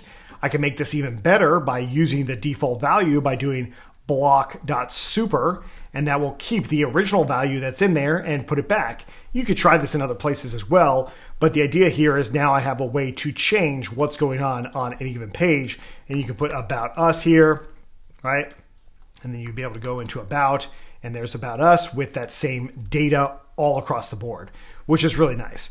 So one of the things you might actually not want to do the block super, you might just go back into your, your base.html and quite literally put the block head title right after that. And in which case it's still basically the same thing. It's just now there's nothing actually in there. So you can play around with how those things work, but this is a really nice way to substitute stuff. And a big part of the reason you end up using the Django templating engine, because it can be really powerful just to replace little elements. Django templates are dynamically rendered.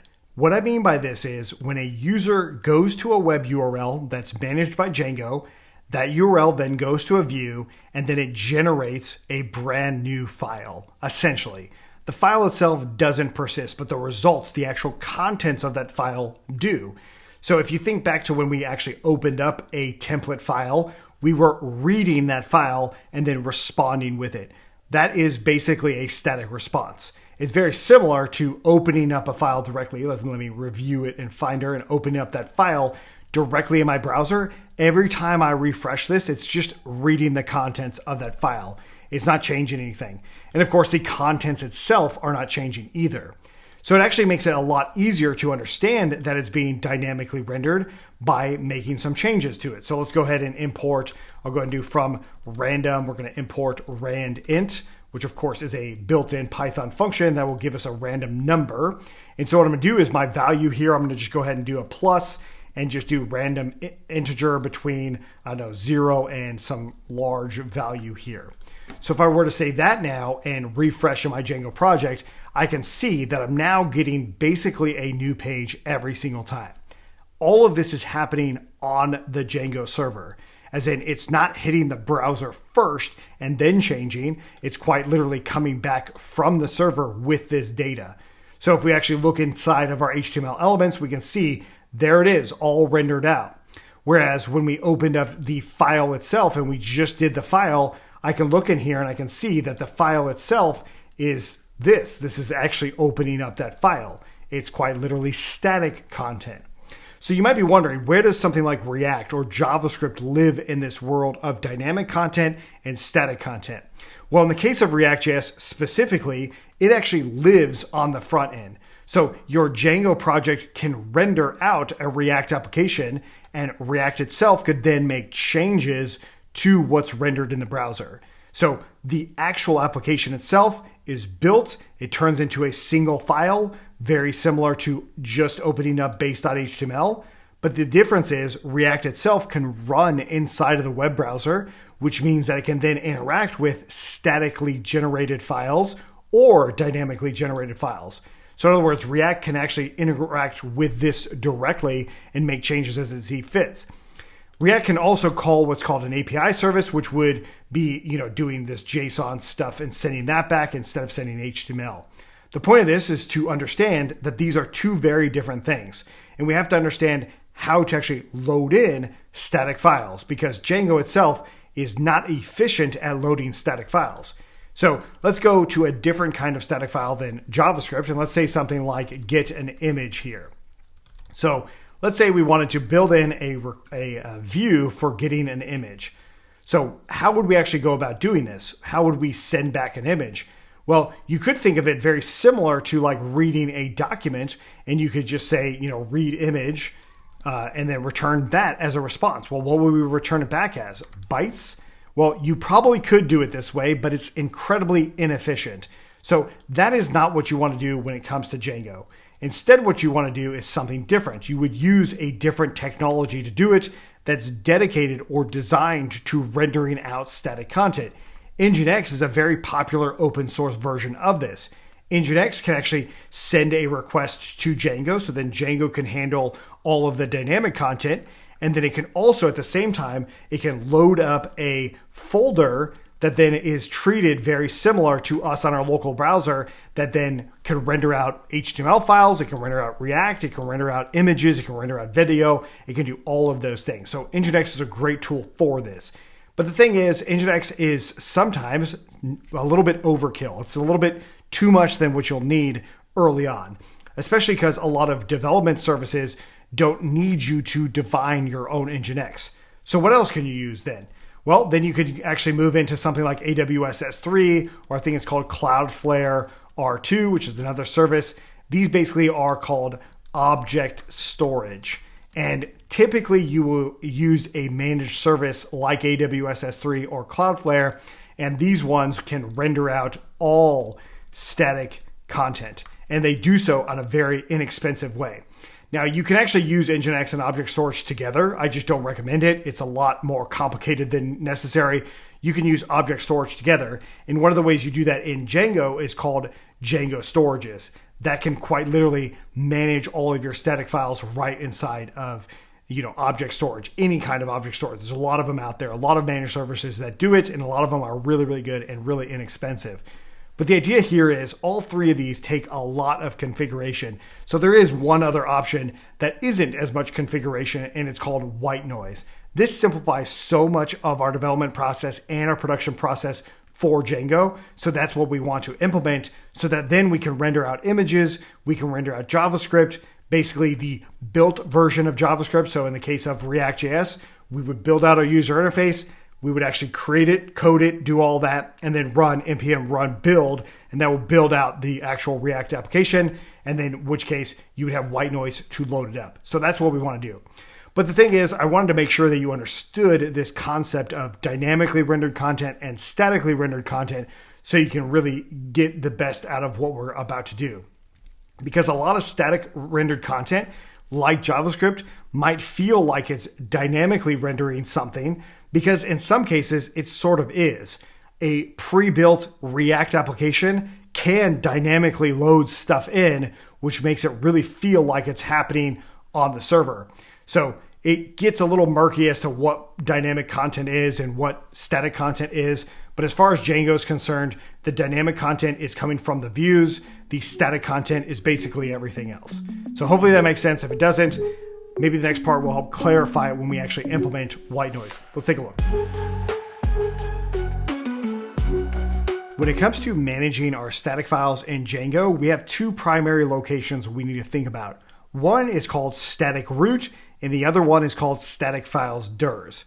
Let's focus in on static root first. So I'm going to scroll all the way down in settings.py right underneath static URL, and we're going to go ahead and create something called static root. And this is going to be our base directory. We're going to put it in there, and we're going to put it in a file called static-root. Now, the way I think of this is more like local-CDN, or local content delivery network. Content delivery networks are really good for static files. This local version is not really a content delivery network, but rather just a local folder. So as soon as I were to create that, I can run a very straightforward Django command inside of the Django root with python manage.py. We can run this command called collect static and hit enter. What happens here is a bunch of files are copied to this location. What are these files? Where do they come from? If I look in local CDN, I see that it says admin and REST framework. What the heck? I didn't make these. Where are these from? Well, these are actually coming directly from installed apps. The Django admin, that good old thing that you've been opening up maybe inside of our local host at /admin. This is all of those static files. It's quite literally everything that's coming from that app is now inside of here. So in other words, this is more of a folder that should be ready for us when we go into production.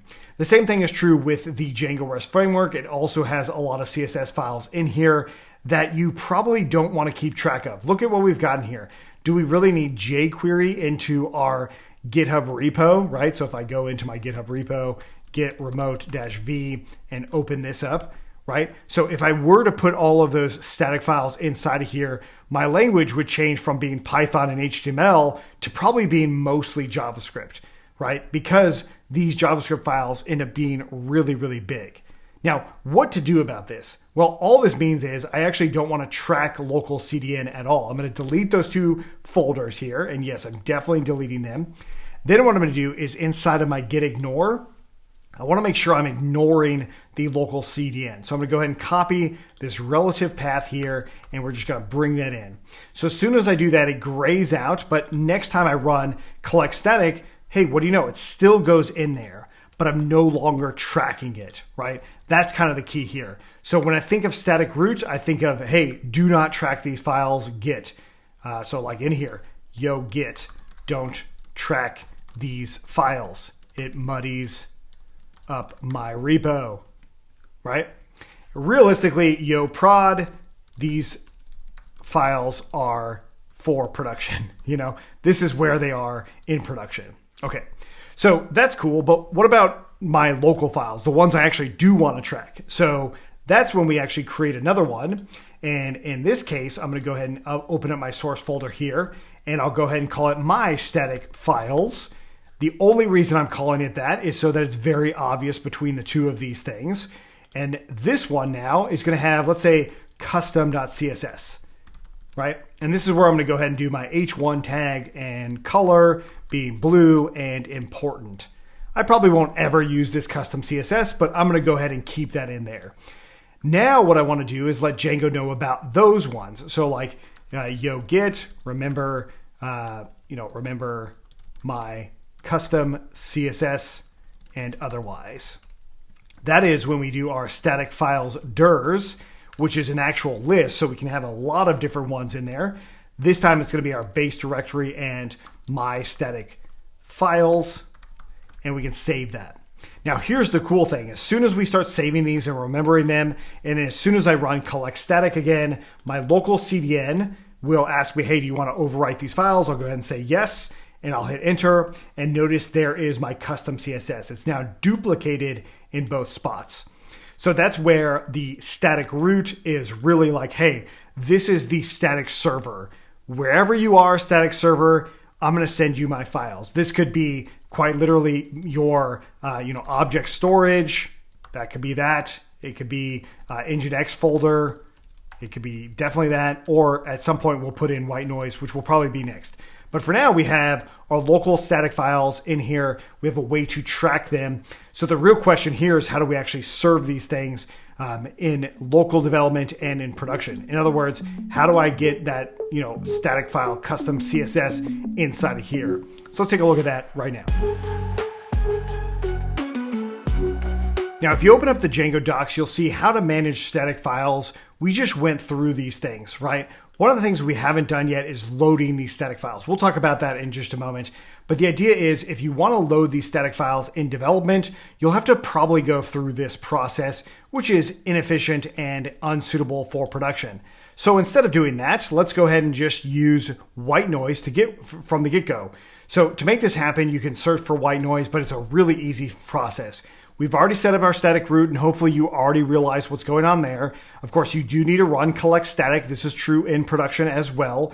But now what we want to do is set up the static files directly. And notice there is a process specifically for this. More on this in just a moment.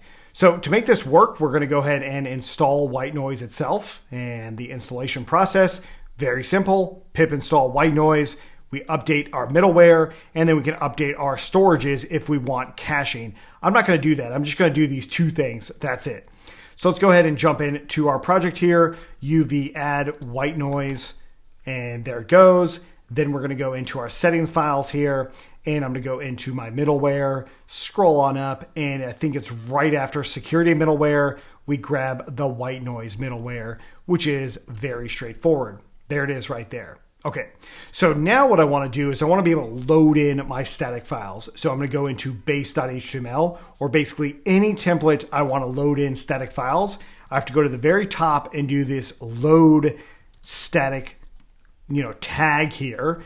This is yet another feature of Django templates. And then we're going to do link rel equals to a style sheet. And then we want to do our href equaling to something. And we'll close that out just like that. So what's the href? Well, it's going to be custom.css. So we could think of it as custom.css like that, but that isn't quite there. We need to use this static tag, and all we do is say static and then the path, the relative path to that location. I'll show you how to change these relative paths in just a moment. Once that's done, we should be able to see our dashboard change a little bit. So if I go back into localhost, I should be able to see in here my static file coming through. And if I were to open this up, I see that it says color is blue. Great. So now if I were to change my static files, let me just go ahead and delete my local CDN. I'm going to change my static files from custom to basically like learn, just so we remember, hey, let's probably not use this. Move it into learn. I'm going to change this to being purple and save that. Now I'm going to go back into my Django project and notice that static is not working because, of course, it's not an actual file. But we don't get a rendered error, right? No big problem is happening here, which is both good and bad. If I were to try to open up this static file, it's going to say it could not be found. Where do we change it? Well, we put it into learn. We put it into a folder called learn, so learn / now we can actually see it. So when I say relative, I mean relative to the my static files, which is going to be learn /. So if we do learn /, hit save, refresh, and then refresh, there it is, nice and purple, and it's showing up. So that's how we actually manage static files going forward. Notice that my local CDN is not there. So when you go into production, what you will absolutely need to run is the collect static command, which is python manage.py collect static. But when you need to automate this, you just do no-input, and then it will automatically create that local CDN for you. So let's try this out with debug being false. So back into my environment variables, I'm going to change Django debug to being false. And then in my settings here, I just want to add in allowed hosts. I'm going to go ahead and say everything. I really just want to see this thing working. Let's see if it ends up working like this. I'm going to rerun this.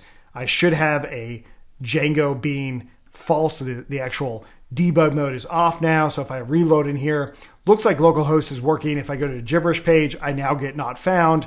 So I am seeing those static files actually coming through. This is still purple. Learn CSS also still working. All of that is to say that Whitenoise is working now. So this is how you test it. You just turn Django debug to being false, and then you'll be able to see whether or not it's actually working. In which case, once I put Django debug to being true again and do a page not found, I get this page instead. So that's pretty cool. Now that we can safely load in static files both in production and development thanks to Whitenoise, we're going to go ahead and bring in Tailwind into our project in a slightly different way. Now, if you're not aware, Tailwind builds out your CSS file based off of the classes you're actually using. So if you look at tailwindcss.com and you see these classes right here, as soon as you run the Tailwind build command, it will build a CSS file saying, hey, make sure we include all of these classes. And this is true across your entire project. So that process is outside the scope of this course. So what we're going to do instead is I'm going to give you some of these things that are already pre-built that lays the foundation if you were to want to actually implement Tailwind completely on your own. Now, a lot of these things that are pre-built that we're going to be using comes from Flowbite. This is a great package. I really, really like it. And of course, it's built on top of Tailwind. And they basically just give you a lot of copy and paste that you can just use. Feel free to check that one out. I do cover it in more detail in other series, but at this point, what I want to do is use a pre-built package that I have specifically for this one called Django Flowbite. Now, I'll have this linked below, but the idea here is we want to download this code and then just start bringing it into our project. So feel free to download the code now, and then we will be bringing it into our project in just a moment. You can always unzip it and you can also kind of review what's going on in this project. The Tailwind configuration stuff is all in there, so if you wanted to do the Tailwind part, you definitely could. But the idea here is I actually want to jump back to my project and add in a dependency that we need to add at this point, which is going to be uv add rav --dev. So what rav is all about is a simple way to run commands and to remember various commands. It's also a simple way to download specific files. So if I were to open up rav.yaml, create a simple file here, you can do something like scripts where you can say dev, and we can do this thing of uv run and then python manage.py or something like that, and then run server. And then even better, you could do cd src and something along those lines.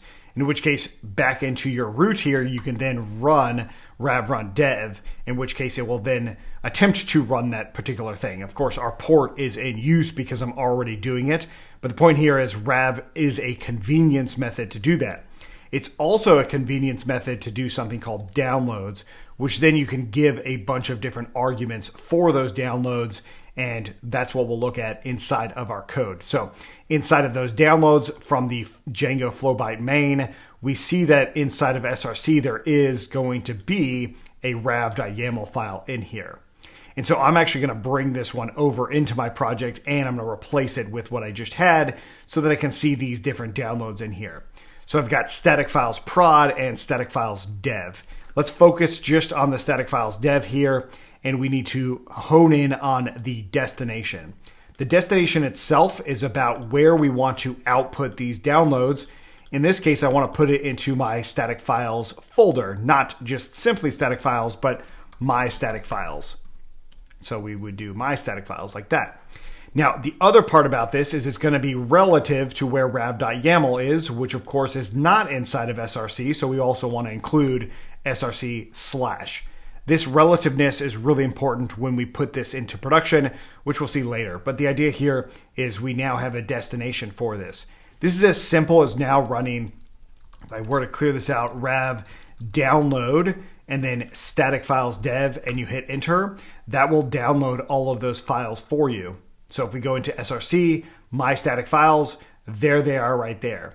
So you don't actually have to track these ones in Git either. So if I were to copy relative path, put it into git ignore, I can absolutely bring in that vendors folder as something I don't want to track. I don't want in Git whatsoever.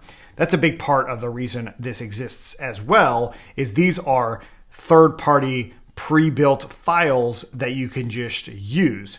Now, some of you might be like, well, why don't I just use these directly? Why don't I reference these directly?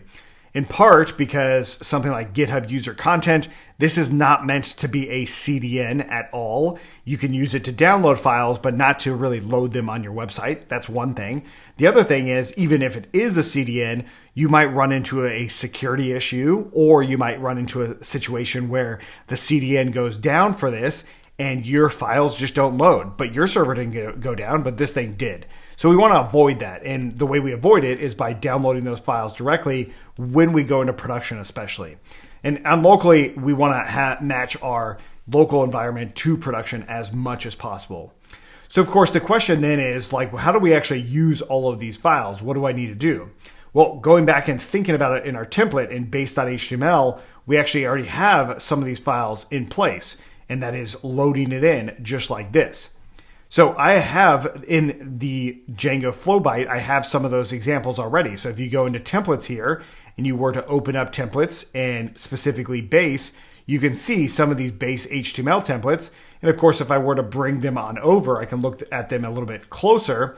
And I see in base.html, it's literally loading vendors/theme.men.css, which of course is vendors, and then theme men.css. It's already in there. And that's a big part of the reason for this. You look at JS already in there.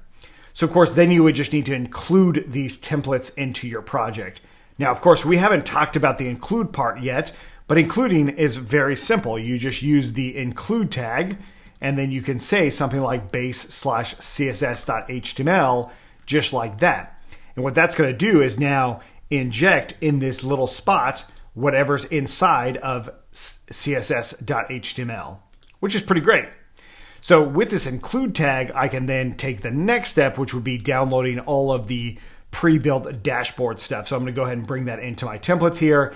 Now I've got this dashboard folder in here, in which case I can then go into my dashboard at views.py and just use dashboard/main.html. Save that one. Let's go ahead and make sure our server is running. Looks like it is. If I were to refresh on my page here, I see this theme coming through. And this is all coming from locally. So if I were to inspect the element here in my network tab, I shouldn't see any things that are like that are missing or something like that. But you can see our theme.min.css. There it is. It's coming from my local project. And this would be true in production as well if you were to look at any of these other ones. Now, you see that there are some images in here. These are not coming from our local project. You can change these as you see fit, but this is a lot of the Flowbite stuff that's just in there. So like you might have other images in here somewhere. Where is it? Notifications. That's where all those images are coming from, which you may or may not have. But the point here is the theme itself is already ready to be used in any of our Django projects, but especially this one. Now, this also means that knowing some things about HTML is going to make it a lot easier. I'm going to show you exactly where you need to change things when you do.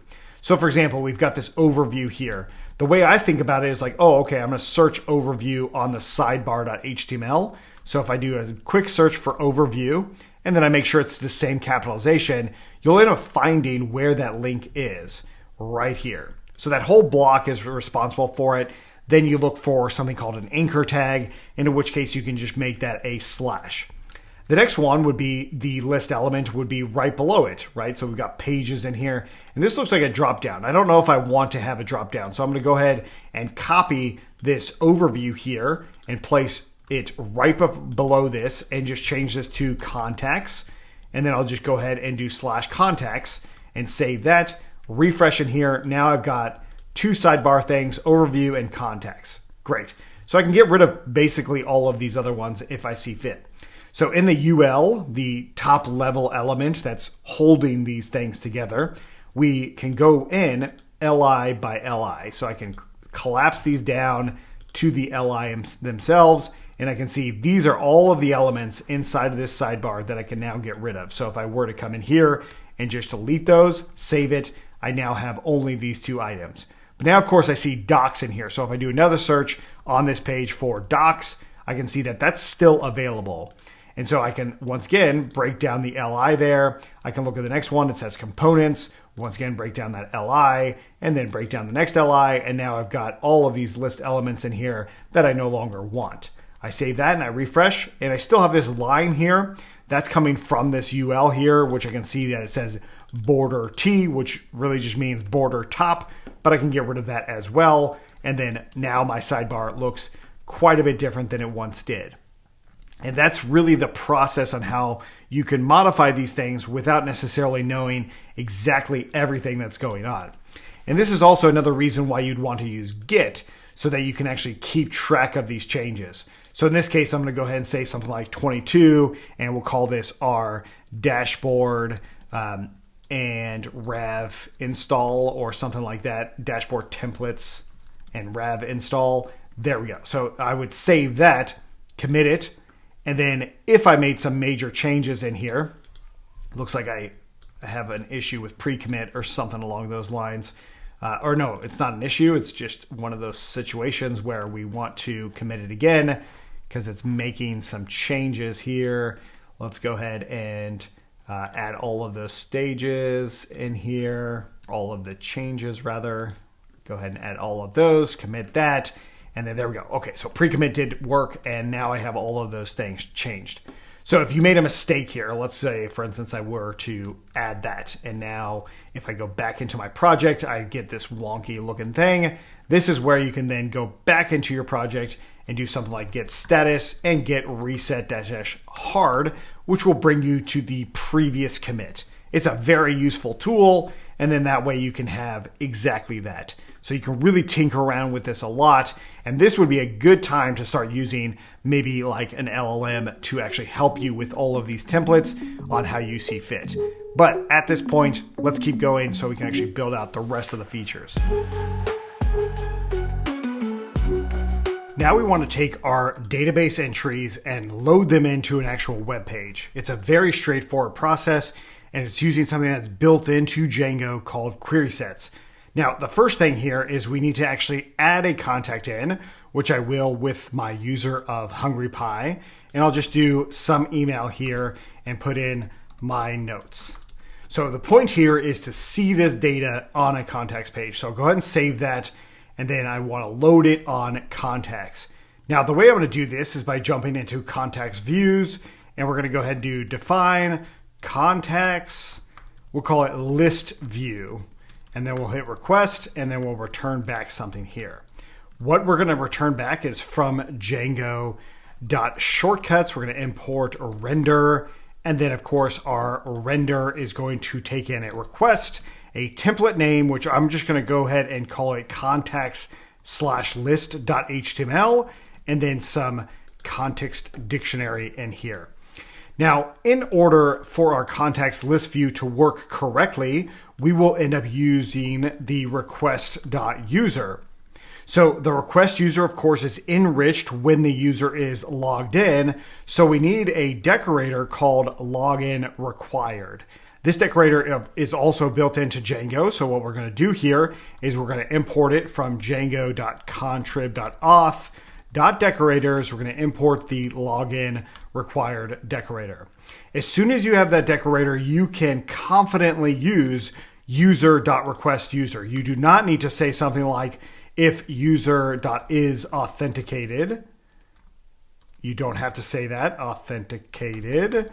You don't ever have to do that at all because of this login required. So a little bit different than what we had at our dashboard where we had that request user being authenticated.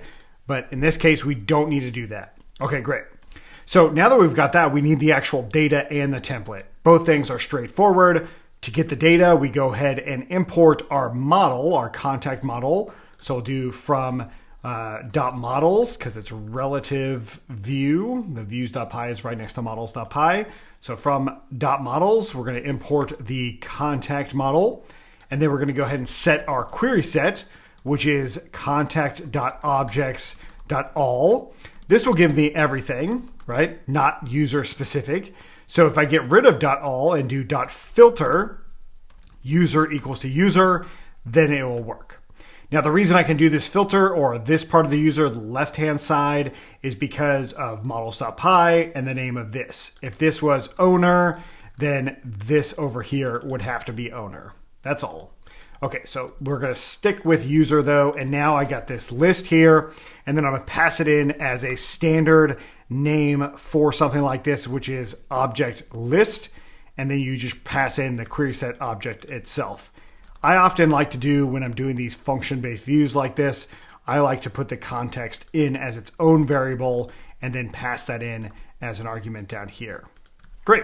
So now we've got our list view. Let's go ahead and bring in our template. So in our templates folder here, let's go ahead and create this one. I'm going to copy the relative path.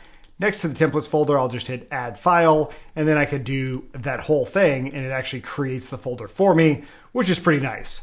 Now, first and foremost, we want this to do extends, and instead of base.html itself, it's going to be our dashboard base.html, which of course is coming directly from the package we just used, Django Flowbite. That package has that same template, and that's what we're extending. Now, what's also common in Django templates is the block content. This is where we're going to put our contents in, and I'll just go ahead and say end block. Great. So the contents I'm going to put in for now is just object list. That is the context variable, object list. So we're rendering it out just like that. Okay. So now that we've got a view, I just need to map it to a URL. So jumping into CFE home, I'm going to go ahead and do that with from contacts.views, import our context list view. And then next to dashboard, I'll go ahead and put it right above there and say contacts, and then render out that context list view. Save that, and let's go back into our dashboard, click that context sidebar item that we have here, and then we should see something like this. So we see that context is in here. Now, what's important about this as well is the fact that we do have that sidebar with those links. So in my case, I've got the sidebar right here with those links to specifically contacts. Great. So now that we've got this, I actually want to use one of the Flowbite blocks. Now that we can grab our user data from the database and inject it into an HTML template, let's take a look at how we can loop in that template. We've already seen this a little bit, but the idea is I want to use a for loop that's going to go through all items in this object list. So the way we do this is for, and then we bring through what we're going to do, and then we say something like end for. So naturally, with a for loop, you want to open and close, and then you can give it a variable name. So you can say my contact in, and then the other variable name is coming from the injected context, which is, of course, this object list here. Now, typically what you end up seeing is something like for instance or for object. Object is probably the most common one you'll end up seeing for third-party packages especially, but you can kind of pick and choose on how you see fit here.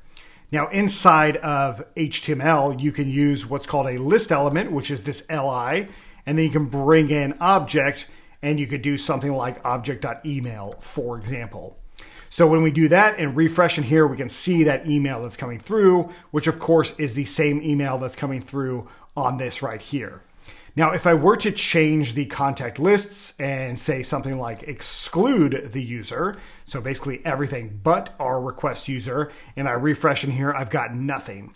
So one of the ways you can actually solve that in the actual list.html as well is you can put in an empty clause in here, and we can say something like no contacts found. Something like that, which is pretty nice. But of course, we don't actually want to exclude it. We just want to filter it through. So once we do that, we can now see this data coming through. I really like using Flowbite blocks because it gives you a component that's already built. It's already ready to be used.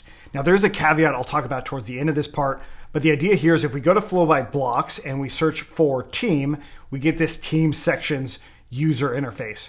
We open this thing up, and then we look into the code here, go ahead and copy the code, and the idea is we'll have this on our project. So let's go ahead and jump into our contacts list.html. I'm going to put it over or above the actual iteration that we've got here, and we're going to go ahead and refresh on our actual page, and there we go. We've got our loop going through and then our team. So the point here is I want my actual contact data to come through, and that's essentially how we're going to display these contacts. At least at this point. Maybe at some point you'd want to have something more like a table, but at this point we've got these little cards. I think they're actually pretty cool. So what I want to do then is I want to use it a little bit more intelligently. So in my contacts here, what I'm going to do is I'm going to create something called snippets, and then in there I'll go ahead and say the contact-card.html. Now the only reason I'm calling it a contact card is because of the naming that they did on Tailwind. So if I actually scroll up here, or rather on Flowbite, we see that it's team member cards. So I'm basically calling this right here a single card. And so what I want to do is I want to take that single card and I want to use it inside of contact card right here. So I'm going to go ahead and break this down, and I see there should be 4 total cards. So if I were to break down all of these different divs, I can see 1, 2, 3, 4. The reason I know they're 4, of course, is because at a glance, you can see there's only 4 there. So this gives me really good confidence that this right here is the card.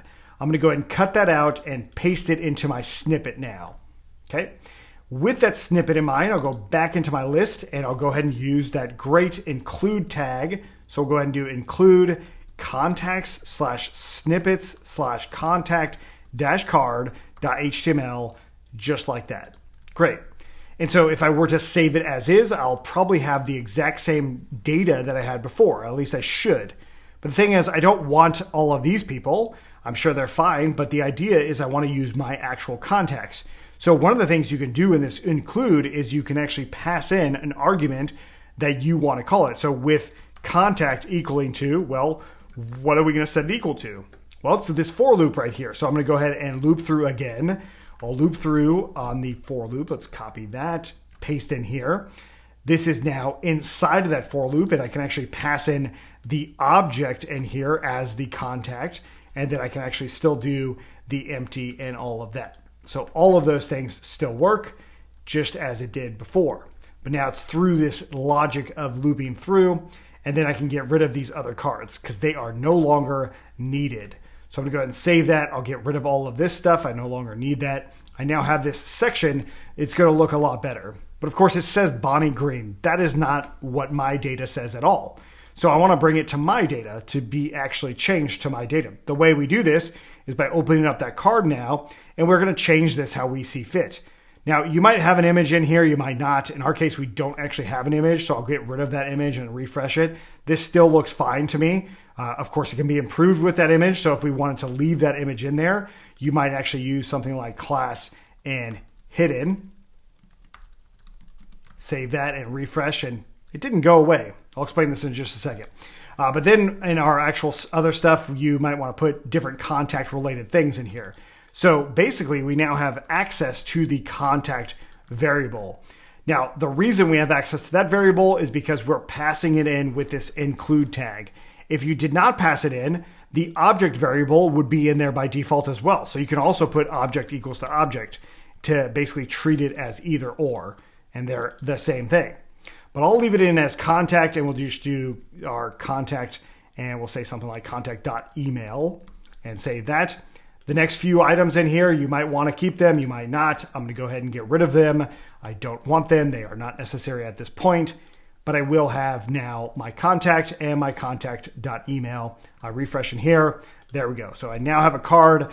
I have a link here. I can click on it. It doesn't go anywhere yet, but it is there.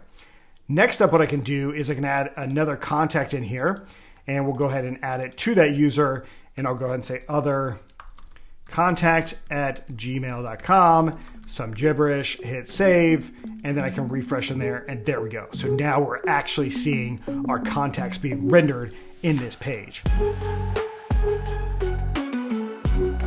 If you want to customize your theme to make it fit better with your project, you need to actually run Tailwind directly. I'm going to show you how to do that in this one, but the example would be like this gap right here. Maybe you wanted to change what that gap is, and in which case you would come into contacts list, and then you would go into this gap right here and change it to something like 4. If you save that as it stands right now and refresh, it might change. Maybe you change it to 2, also might change. It also might not change. Now, in the case that it won't change is by using a different block that I just didn't build our theme off of. So in this case, it's an order example summary. I'm going to copy the code and we'll look at it in a moment. But the idea is in the preview, what you'll see is this spacing is really nice. It looks good. If I were to put it in my code as it stands right now and then refresh in here, I see that the spacing is all wonky. It's not working correctly.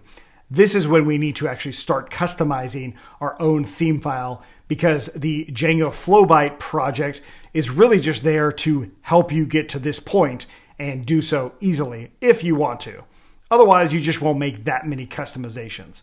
So let me show you how this is done. First off, hopefully you already have the code downloaded on your machine because we just used it.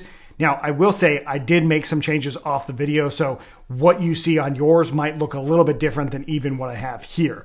So the way this is going to work is, of course, you need to have Node.js installed.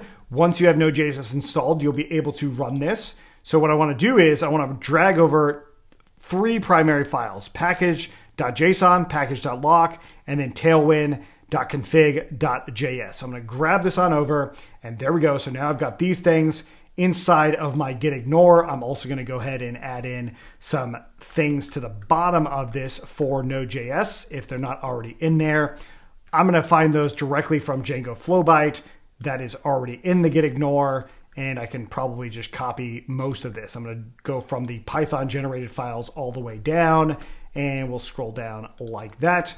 And then I'll bring these in to the same spot of the Python generated files.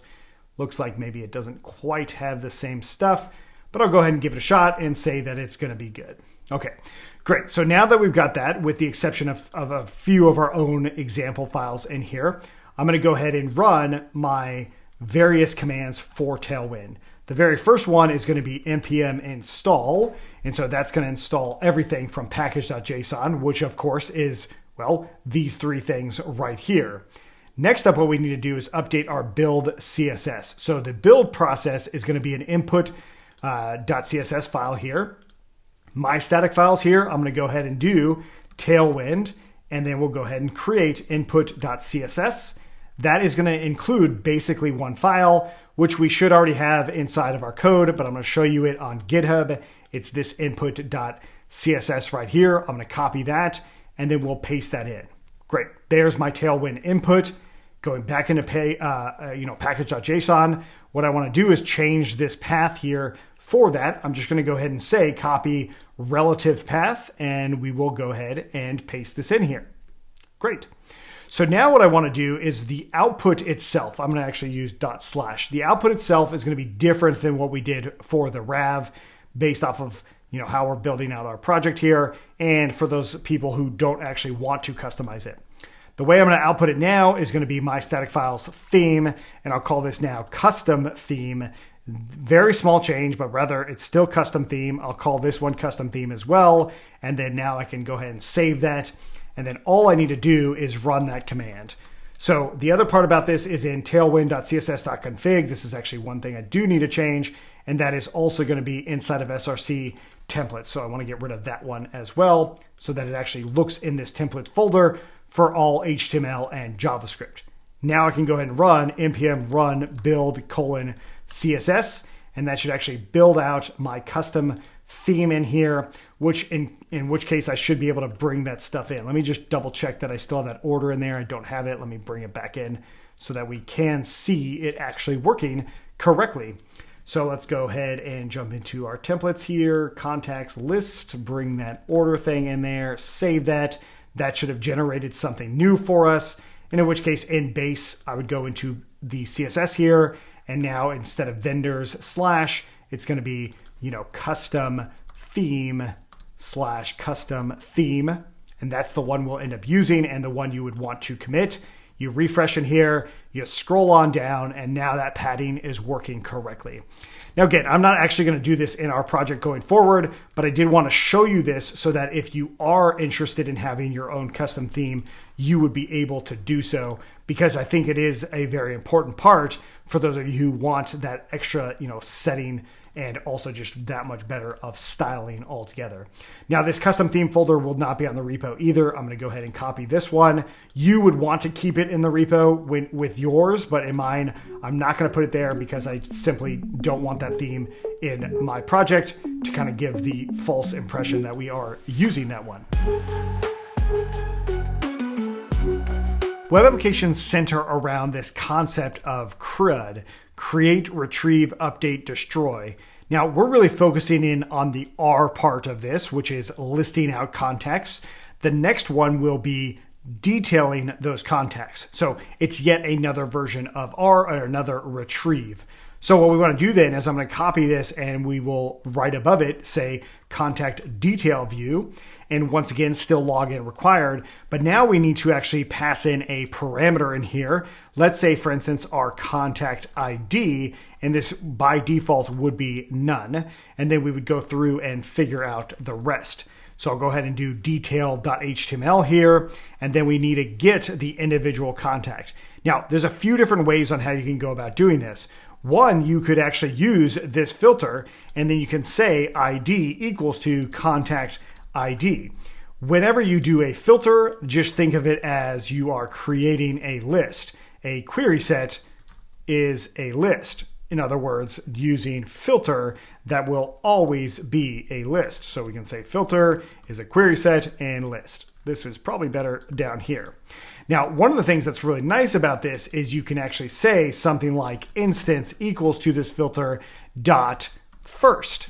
And if there's nothing that exists there, so you could say if instance is none, then you can return back what's called a 404 error, which actually has its own default that you can do, which is from django.http import HTTP 404, and you could actually just raise that as an error. So raise HTTP 404 and say something like contact not found.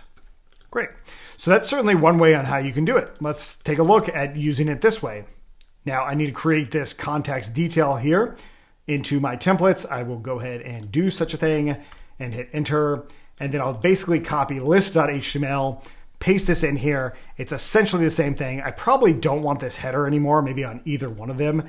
Maybe on the list one, you can just say our or my contacts or contacts simply, and then we'll get rid of that other one. And we can save that. So back into my detail here, I now just have this one thing. I probably don't need this grid or anything like that, but I do want this right here. So I'm gonna go ahead and cut this out and we'll paste in here. So notice that I can use the exact same card, but I can also add in something like detail, let's say detail equaling to true, okay? So why would I do detail at all? Well, going back into our actual snippet, we can then come in here and basically say, if detail, then something, otherwise something else, or the default that we've already done. Okay, so we can expand the contact card based off of the view that's coming through.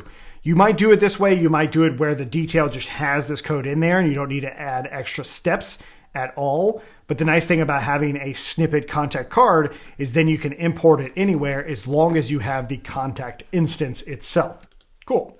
So with this in mind, you could do something like an H1 tag. Let's change it to H1 and I will just leave it in as X. We'll try 2XL in here, see if that ends up working, or maybe even 3XL, but we'll leave that as is. I'll get rid of the link in here because it's not linked. We don't need a link at all for this user any longer, including on their contact email, which of course is probably not the best thing to call it anyway. But now we've got a detail page, we've got a view that renders it. Let's actually see how we can use this contact detail in here. So into our URLs, we need to pass in this parameter. So inside of urls.py, we will bring in our detail here. The way you pass in those parameters is by creating a path above the other one. So we want to put this at the top. I'll explain why in a moment. And then you can pass in this little bracket here and you can say an integer and you can set it to what you want it to be, like contact ID. So basically this is now a wildcard parameter essentially that I can refresh in here and I can go into contact and then some gibberish, and then I get this page not found. Now, it does say contact not found versus your other stuff. Why does it say contact not found? That's because of our view. In our view here, we raise this 404 to say contact not found. If we want to say contact with ID of, and then that ID in there, that's cool that VS Code added that for me, or cursor added that for me. I can refresh in there and then I can see that that ID is coming through, also showing you how dynamic it is. As soon as I were to put in strings in here, it no longer works. So the reason we use an integer is because, maybe it's not clear, but actual Django models by default have an ID that come in by default as well. So in the case of our migrations, we can see this. There's an ID field in there that is always going to be a number field and it always auto increments. This is really useful for detail view pages or update pages or delete pages. We need to have that primary key. It's a key feature of databases as well. But of course, with that out of the way, let's actually go into one of our contacts and there it is. So there's our contact. The page actually renders, but we actually sent in the wrong context. The context needs to match what's in the template. And that, of course, is going to be the actual content or contact itself. You can also do object. And then we also want to say something like detail is true. Okay, so that detail, maybe you pass it in here, maybe not. In this case, I actually probably don't need to pass it in as this context because of that detail.html template, but you definitely could.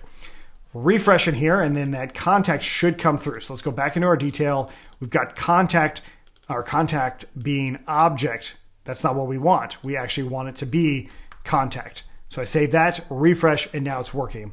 So these variables can sometimes get mixed up, and so you're definitely going to want to play around with those variables, so the context objects themselves, just to make sure that your data is loading correctly.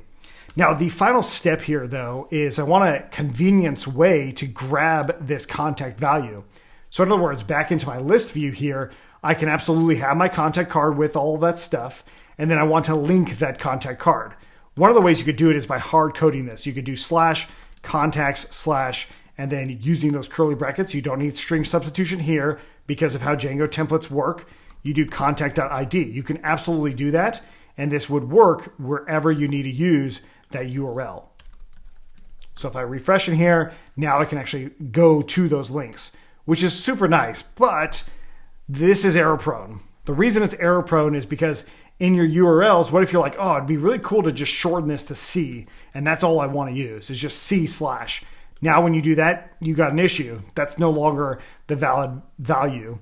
And so there's a lot of ways on how you could fix that specifically, but the idea overall is what you end up seeing with Django, mostly with Django, is you create something called a get, you define a method called get absolute URL. And what this would return is that path. So you would do something like contacts/self.id with that trailing slash.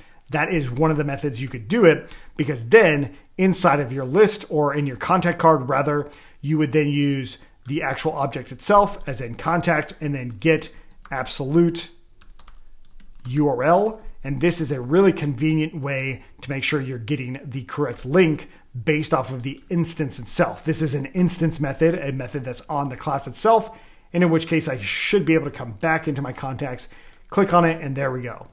And so this is also potentially error prone, but it's less error prone because it's only one function.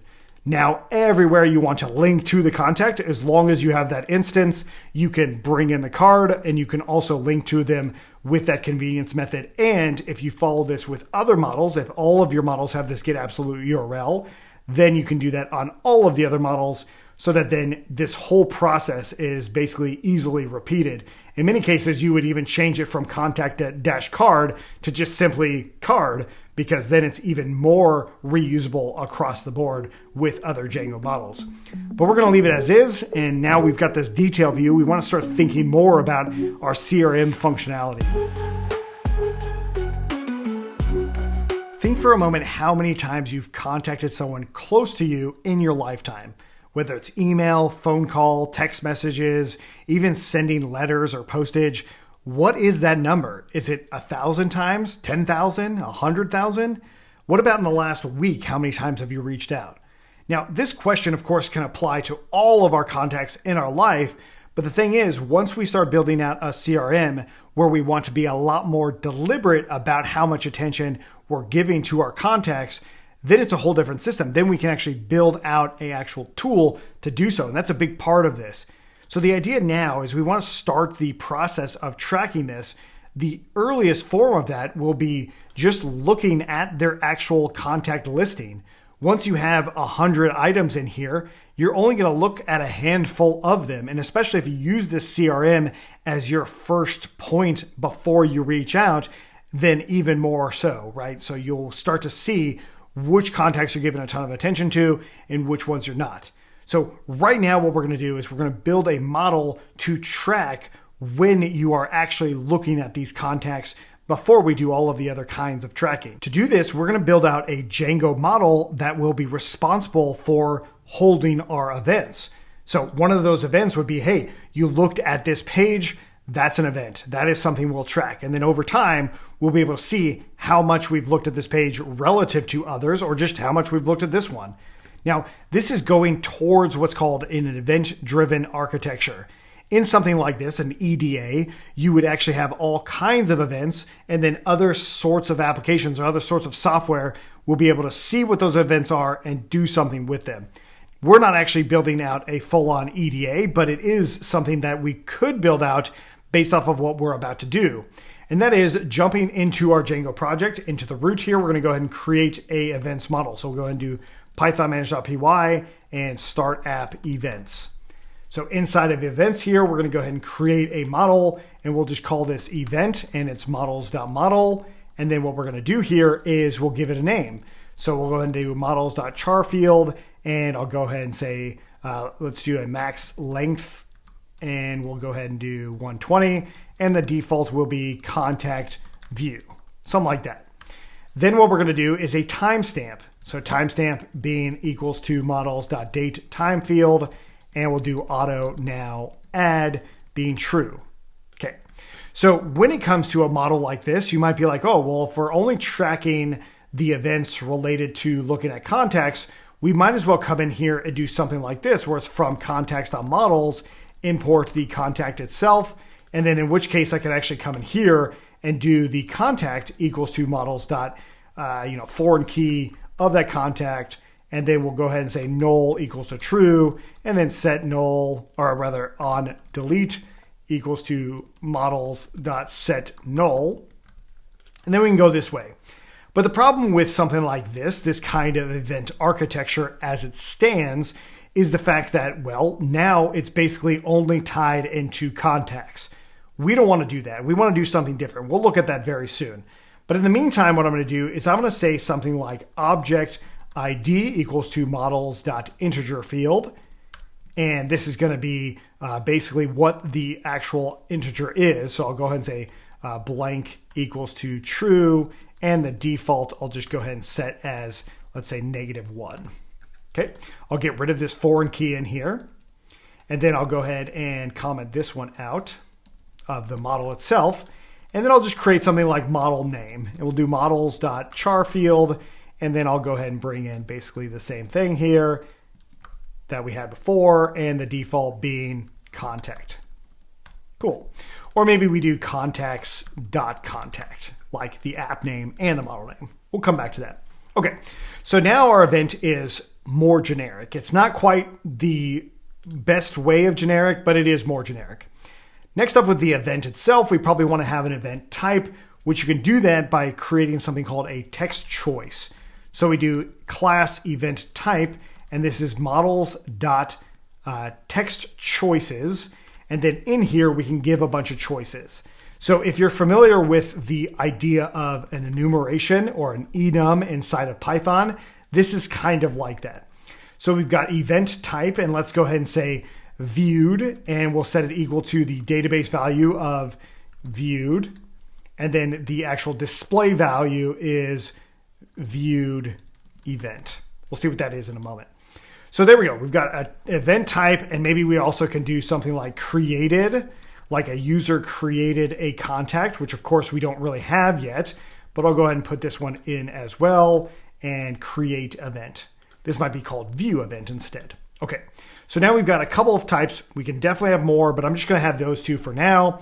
And then we'll go ahead and come in here and do type, and this is going to be models.char field again. And this time we're going to do a default being event type dot, and we'll go ahead and say viewed. And then we'll add in choices here as event type dot choices. And then that way we can actually use this one all together. And then I'll also go ahead and give a max length in here. And we'll say, 50 or 40. It doesn't need to be that long because this is the database value here. So again, it goes enum and then equals to db value and then display value. That's how that works. Okay, so then what I could do is, let's say, for instance, I want a timestamp so we can say something along the lines of viewed. Actually, we'll keep out the timestamp. We'll leave that out for now. Okay, so here's our event model. So how we're going to go about using this is going to be inside of settings.py, and then we'll go into installed apps, and we'll go ahead and bring it into here as events. And then there we go. So now that we've got that, I'll go ahead and run python manage.py, make migrations, and then python manage.py migrate. And then I'll also go ahead and bring in this event in here. So we'll go ahead and do from.models, import the event, and then I'll do my admin.site.register the event. Okay, so next up, how do we actually create this event itself? Well, fairly straightforward. In our views, we're going to come in and bring it in. So we'll do from events.models. We're going to import our event here. And then on every single contact, I'll just go ahead and do event.objects.create. Every single time we go into that detail view. Now, what are the arguments we want? Well, we've got object ID. So we'll go ahead and bring that one into our view. Object ID is equal to the instance.id. Next up is going to be our model name, which we'll just go ahead and leave in as model name. And this is contacts.contact. And I'll leave it all lowercase in there as well. Then we want our event type. So I'll go ahead and say type equals to event dot event type dot viewed, and that's how you can use it. The reason I can do event dot event type is because it's nested inside of the event model. It doesn't have to be nested. It's just one of the ways that you'll see it done in a lot of places. But there we go. We've got event type viewed here. And then the next thing is what? Timestamp. We don't need that. We don't need type. Maybe the name itself, or maybe we don't even need the name any longer because we've got an event type. So I'll go ahead and get rid of that name. That's probably not relevant anymore. It's really just the event type and when it happened and where it happened. That's kind of the idea here. So let's go ahead and get rid of that one, and I'll migrate it again. And then we'll jump into our view and save that. Okay, great. So now on our view, we should be creating an event in here every single time we look at this. So I just refresh this page a bunch of times. I go into my admin now, look at events, and there we go. So I've got 17 events in a span of only a few seconds. I refresh it again, and there we go. That many more events. And so this is actually good. We want to have as many times we're loading this as possible all across the board. Now you could do it where you're sort of throttling it and there's only a certain number that you have in there. But I think the more times you load it, the better. Because the way it's going to be treated is going to be true for all other kinds of events as well. So like this one right here, also, you could load this one up a bunch of times too. And yeah, it sort of skew the numbers. But when we go to aggregate it or do some analysis, we can really get rid of those like skews quite a bit. Like if there's 100 in a second, we can just treat that as one type of thing. So the point is that we can now actually track them. Now, of course, this is not the best way to do it. We want to improve this a bit. But the point also is the fact that we are going to create so much data tracking all of our contacts that maybe this isn't the best situation that we've got. Let's take a look at how relationships and querying the database affect how we design our system. So right now, it's actually fairly straightforward on our contacts, right? So if we look at our contact model, we can see that the user is in there, and then that gives me the user model itself, which can then be contact.objects.filter user equals to request.user, right? So that's a way to get that user data. So we could think of that in another way as well by using what's called a reverse lookup. So basically, how do we get the user's contact just from the user directly? So instead of from the contact model, just from the user model, this is called a reverse relationship. The way this works is we lowercase the actual model name. So we go ahead and say something like model name underscore set. So in other words, we actually say user.modelname_set.all. These two are almost equivalent. So in this case, for this exact model, it'd be user.content or contact rather set.all. This one and this one are identical now because of these reverse relationships. Now you could do something where it's like .filter, and that's still basically the same thing because you are saying, hey, user data, user contact data, let's filter down just by the user. So it's kind of doing the same thing. So it's a bit redundant. So we don't have to filter it any further, but you totally could. You could still filter it with, let's say, email starts with, ABC or something like that. There is other ways to filter this down even further. So this model name set here is a default. So if we actually think about our user in here, we have a default that's basically hidden known as the related name, and it's defaults to the actual model name and then set. And that is how it goes. Okay, cool. So if we actually wanted to add another user in here, so let's go ahead and say something along the lines of last edited by, I now have another user. And so now I've got a conflict going on because I have two users with the same exact related name. So this is where, okay, I can't use that same related name twice. I should actually change it. I should change what the default is. So in the case of the contacts that you actually own, you would say my contacts, something like that. And in which case then it would be user.mycontacts.all, right? And then down here, it might be like my contact edits. And I specifically space these out in this way just to make it even more obvious. Or you could say that like my last edits or contact edits or something along those lines, where then you could actually see user.mycontactedits.all. And these, in many ways, might be the same thing. But if you start collaborating with someone else and you make edits on theirs, like you might in a CRM system, then of course, yes, this actually would be potentially something very different. So this related name is how you can kind of fracture these things out so they are different. Now, this, of course, is a foreign key to the same model. If it was a different model, it wouldn't matter. You could still use that underscore set in there, but you don't necessarily need to change it. So just remember that the default related name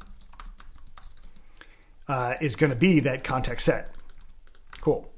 So why am I mentioning this now? Well, it actually has to do with our events. Like, why didn't I put a foreign key here? Because the foreign key has a tight relationship. So a foreign key equals tight relationship. And then you've got a lot of issues that could come up when you have multiple versions of that same foreign key. But of course, our events themselves probably still should have some sort of foreign key, such as user. Like, so if I come in here and go into my events, I would go and paste this user in again. And now this time it's going to be simply my events. And so now when they're my events, things that I did, well, the system might still want to track these events. We maybe never want to delete them. So my on delete is no longer valid. I want this to be set null. And then I'll go ahead and say null being true in there as well. And then of course I want to bring in my user model. So from django.conf import settings, and then our user being settings.theauth user model once again. Great. So now how is it that I'm going to go use this going forward? Well, in our events now, when we go to, or I should say in our view, when we go to create the event, we can say if the user is logged in, then I can go ahead and say user is equal to that request.user, right? And so now I can create those events directly correlated in here. But the thing is, you might want an event for when a user is created. So if we think back to the model itself, we did have this created one in here. And so what would that look like? How would you actually create a event that's related to a user?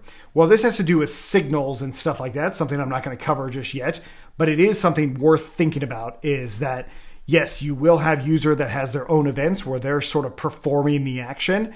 You could even think of this as performed by, like that might be a way you think of it, but I'm going to keep it in as just simply user. And then you might even say help text equals to performed, performed by user, something like that. So feel free to put that in there if you'd like. But overall now we have a way to track our user events, and it is getting a lot closer to what we want. Let's put a comma there too. Okay, so with this in mind, let's go ahead and run our migrations. And then we want to look at something else that's actually really cool with relationships, and it's called something like a generic relation.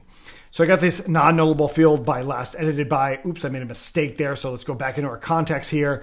This should be a nullable field, and this one I'll go ahead and say set null as well, because if that user gets deleted, we can just go ahead and set that null value in there. We also might even just remove that altogether. I don't necessarily need that in my fields right now, but I will leave it in there in case we do add it in. Okay, cool. So now that we've got these, let's take a look at generic relations.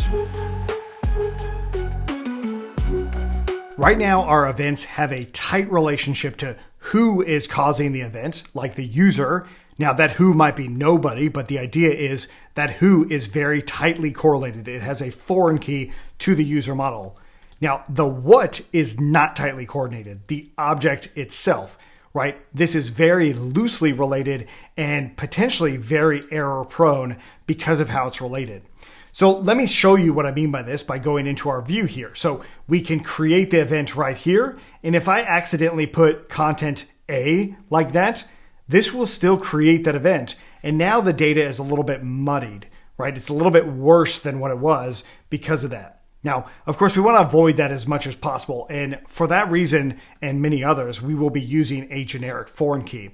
Now, before we actually go down the route of creating a generic foreign key, The reason that we want all of this data in one place is so that we can start aggregating it regardless of who or what the event is all about, but rather the fact that the event is there. So we can track all events that are happening on our system with one database query, and we can do so in a way that I think makes a whole lot of sense. But for right now, what I want to do is bring in a generic foreign key so you can really see what this looks like in practice. So if we actually go into the content types framework documentation, you can see all of the generic foreign key stuff that you can go ahead and copy. I'm going to go ahead and just bring it in right now. This also means that in your settings, so in settings.py and installed apps, you want to make sure that your content types are in there and are actually installed. You can always just copy this string as well and then go back into your events model and bring it in and then do .fields import your generic foreign key, and then the same thing, and then .models, we're going to import the content type. Okay, so what we want to do here is we actually want to change a couple of things. First off, the object ID is no longer going to be an integer field, but rather a positive big integer field. Next up, what we want is the actual content type of the model. So we'll go ahead and say content type equals to models dot foreign key content type. So to the content type model itself, I'll show you what this looks like in just a moment, and then we'll go ahead and do our on delete, and this is going to be models.cascade by default. Again, so if the content model is deleted or the contact model is deleted, then it's going to delete all instances in here, which we may or may not want to do.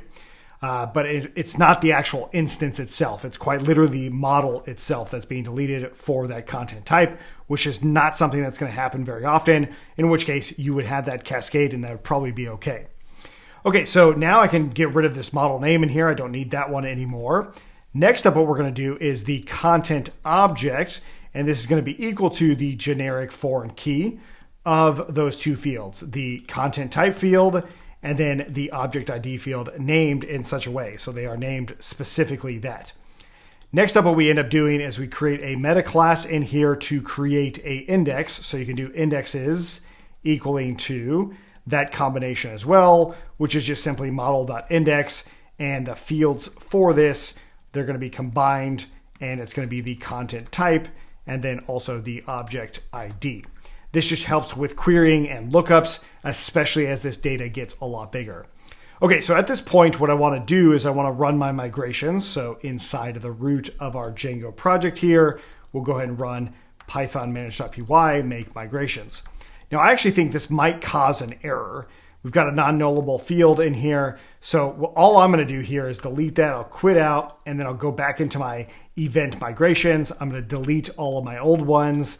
And then I'm going to go ahead and also delete my database itself. Let's go ahead and do that. And then we'll run our migrations again. And then python manage.py migrate. And then python manage.py create super user. And then just grab your whatever user and do that again. Great.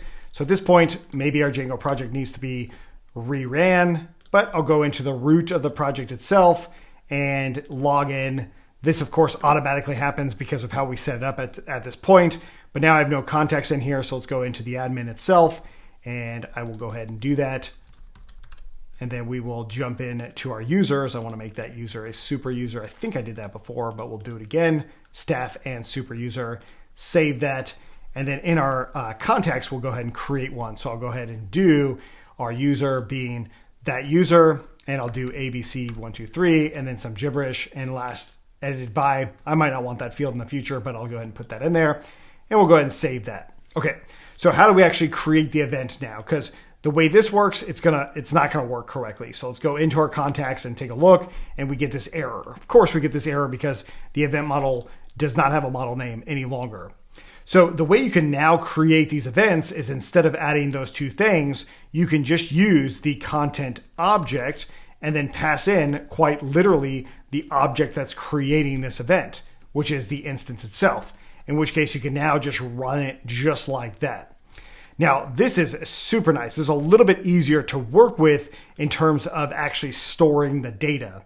Now, I did mention that we'll take a look at what the content type is all about if we go into an event here, and we click on one of these events, we can now see user. The content type is this type here. We can see that, oh wait, actually not that type, but rather this type right here. We can see it's all of the Django models. So everything that's inside of our Django model database has a content type. We've got a user in there. We've got our contact models, our stuff, our django-googler. We've got all sorts of content objects in here. And then the actual object ID itself is one, which of course related to the actual contact model as well. So that's one of the ways on how we could go about creating this. And it's actually a very straightforward way now. But the other nice thing about this is we can also create events for other things. Let's go, for example, I'm going to go ahead and create an event specifically just for the user. Not really sure what this event is other than user viewed. I'm going to go ahead and change it to created. But there's another event. Now it's about the user. Let's go in here and refresh in here a couple times. Go back into our events. We have now created a bunch of new events. Here's one for the user. The user object is 2. And then we can go back and take a look at the other one. And of course, that's a view object in there and who did it, who did the action. So there you go. Now we've got other kinds of events that we can really easily add. All we need to do is then add in the instance that's being used for this event. So this, of course, begs the question, do we need to create events this way or should we do it some way differently? And I would say it's some way differently, but the point here is we now have a generic foreign key going inside of this model. We're now going to create events based off of signals. So inside of our event, we're going to go ahead and add another event type, and this one is going to be simply saved. And then we'll go ahead and say saved, and then save or update event. Cool. So now we've got a new event type in here. Let's go ahead and run our migrations with our Python manage.py, make migrations, and then Python manage.py migrate. Okay. So what we want here is we want to be able to track every kind of event that might come through. And so what I'm going to do then is I'm going to jump in to my events here, and I'm going to go ahead and call this handlers.py. Now, the reason I call it handlers is specifically for events. It's not typically how I would call it, but I'm going to do that, and you'll see why in just a moment. But the idea here is we want to go ahead and do from Django.dispatch. We're going to import something called a receiver, and then we're also going to go ahead and do from Django.db.models.signals. We're going to import the post save signal. And so I'm going to create a receiver here, and it's going to take in post save. And now we're going to go ahead and do handle post save signal. This takes in a few arguments here, which is going to be sender, instance, created, and then I'll do args and keyword args. And then I'll just print out what those things are to start out so we can see exactly why we have this handler method here. Okay, so post save. Hopefully you have a sense as to what's going on with that. But what I'm going to do is inside of apps here in my events app, I'm going to define a new function called ready, and it takes in self. The idea is we want to import events.handlers.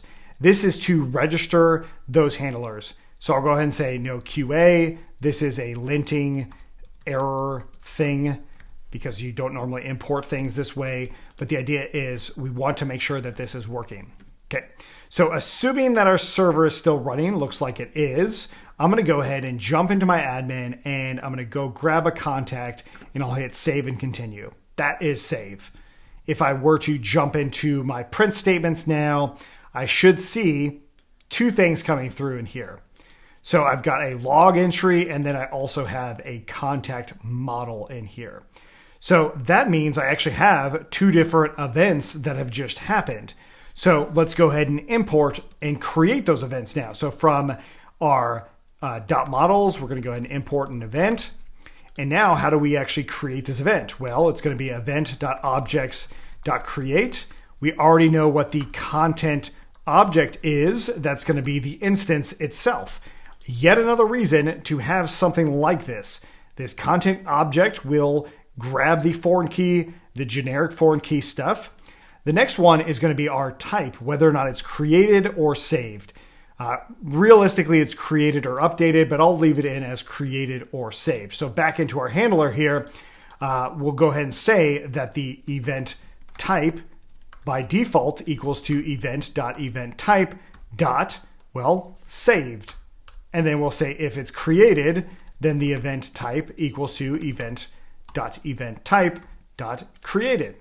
And then I can pass that in as the type that's coming through in here. And those should be the only arguments we really need. Now, in some cases, you might have access to the actual user.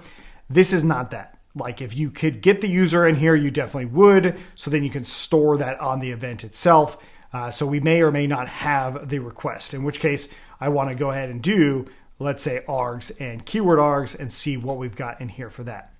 But now if I go ahead and save this, what I've got is I've got a maximum recursion depth exceeded.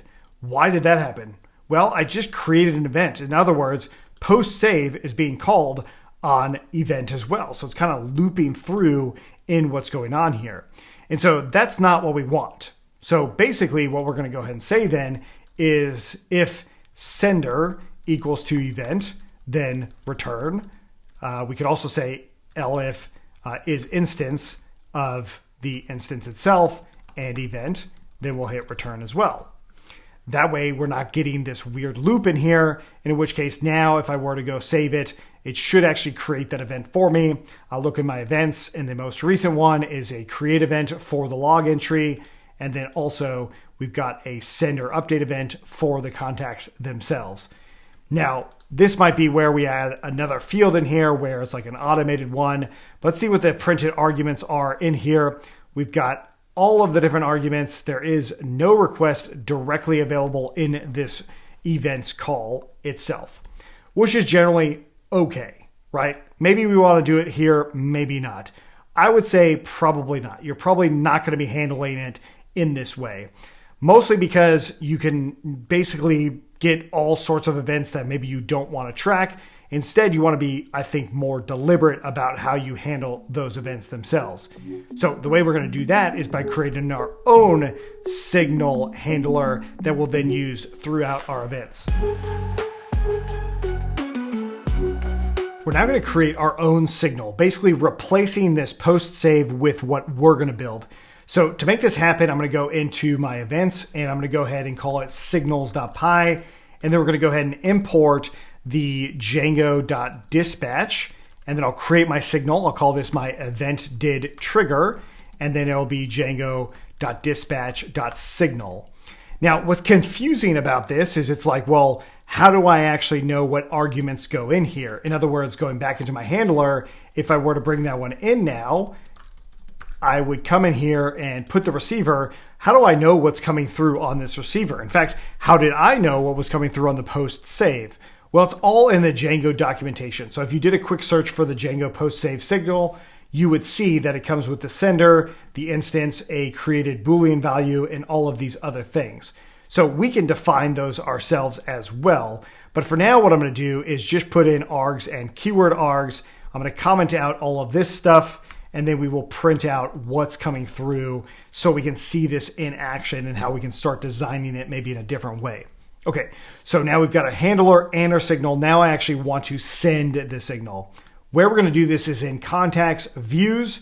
I'm going to come in here and we're going to use the event did trigger signal here, which means we're going to go ahead and import it. So from events.signals, import the event did trigger. And then instead of creating the event, we'll do event did trigger.send, and we will pass in all of the same arguments. Let's pass those in first. And I'll comment out the event objects.create. We will save that. And then our handler, we'll go ahead and say handler. And those are the args now. Okay, let's make sure our server is running. Looks like it is. We want to go to the very end. And then I'll go back into one of my contacts and I'll rephrase it. And I see that it's missing one positional argument called sender. So whenever you do signals.send, you need to send the class that's coming through, the actual class that's being used, which is how we were able to do this event condition in here. So if we go back into our view here, we do have a class that's sending this. So into our view, the actual sender is related to, well, the contact model, right? which we can actually use the instance to get that. So instance.__class would give us the same thing. So we could print that out as well. So we can print out instance.__class and set that equal to the contact class itself, which of course it should be. So we save that, we run this again, and now I've got that sent through. We see it's the same class. We see the handler is going through. So to me, I actually don't want to have to remember these things all of the time. Instead, I want a convenient function that will do it for me. So in other words, I'm going to go ahead and now go back to my signals here, and I'm going to define trigger event. And this time it's going to be my instance, user being none, request being none maybe, and then whatever else I want to have in here. So the whatever else I want to have in here will probably be related to the event type. So for example, we can go ahead and say is viewed, and we can say true, false, or none. I'll go ahead and say none. And then basically we will give a default event type. And I'll go ahead and say event.event type. Let's go ahead and import that now. So from the .models, we're going to go ahead and import the event. And then I want to come in here and we'll do event type.created. We also might want to put an unknown one now too as well. So then if it is viewed, then we will go ahead and put that one in. So let's go ahead and put viewed. Great.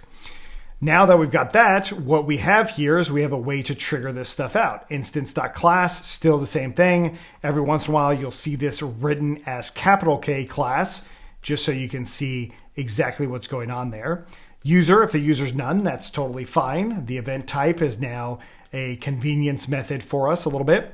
And then of course the content type is still going to be that object in there. So I now see the arguments that are going to come through to my handler function in some way. So I'll go ahead and grab these now, go back into my handler.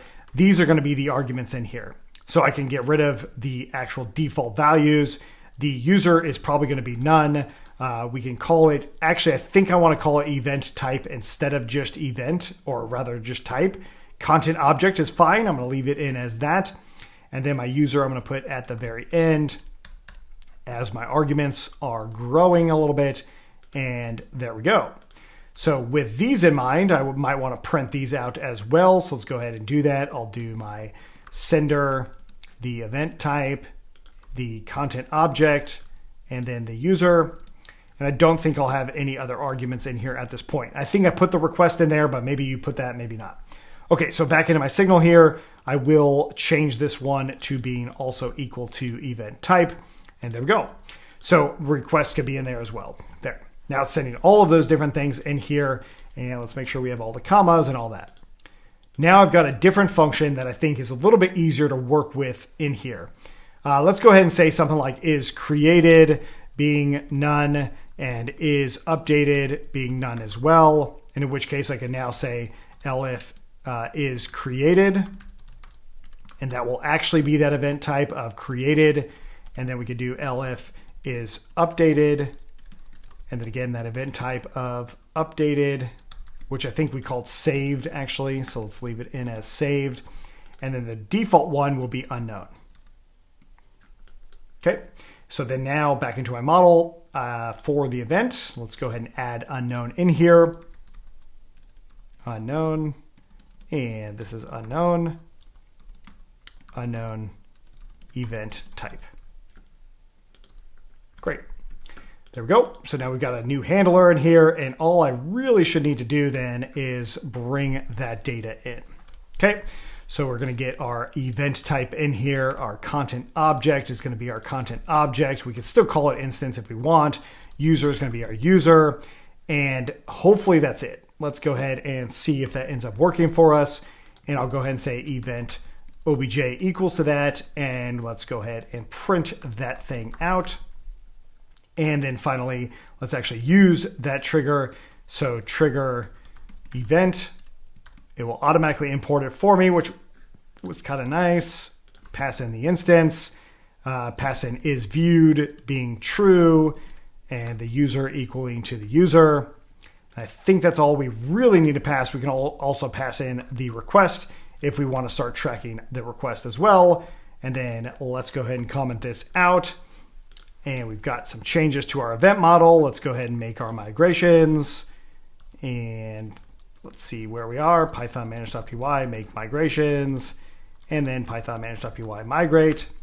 Really quickly, before I actually create an event, I'm going to jump in here and delete all of my old ones just to see that this is working. I'll refresh in here, and we spelled unknown wrong. Let's try that again in the handler, or the signal rather. There we go. Try that again, and again. And hopefully we got a few events in here, and they have the type of viewed, and the user and all that are coming through. Great, so now we have a better trigger event. So the question, of course, would be then, well, what about the is created and all that sort of stuff that we had before? Well, that's where we can then come back into our contacts and do something like, signals.py. And this is where you would actually typically put your handlers. I would put them in signals.py, not handlers. But when I have a custom signal, I put it in signals.py as well. It's a little confusing, but that's what I end up doing. So from django.db.models.signals, we're going to import the post saved signal. And then from events.signals, we're going to import the trigger event. And then from .models, we're going to import our contact model. And then we also want to bring in our receiver function itself, which is from django.dispatch. We're going to import receiver.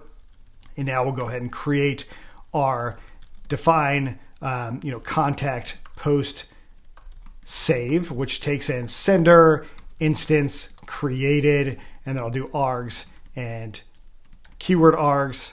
And then I'll do our receiver here, or rather our receiver being post save again.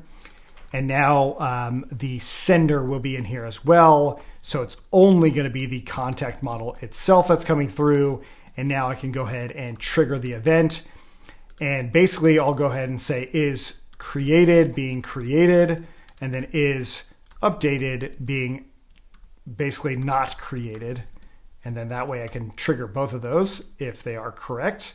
So is created equals to that, just based off of what we did before. And then is updated is equal to that. There we go. And then we want to pass in the instance as content type or content object. Do we call it content type? Hopefully not. Let's go ahead and double check that.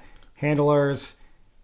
There, I did call it that. Great. Okay, so handlers is going to be, we still need to have in our signal instance, and yes, good, content object. So the instance is first, and then all of these other things are in there.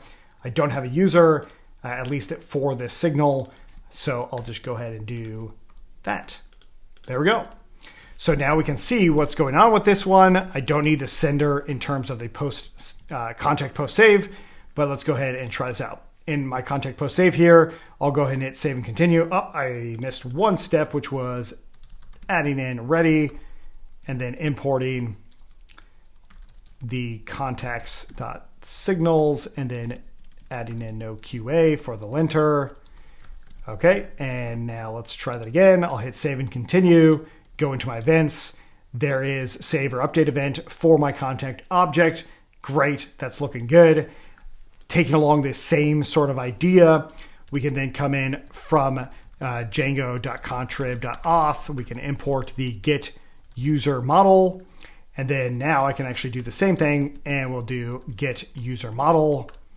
I'll copy this right here. Although they are the same thing, the sender is different and the name of the receiver is different.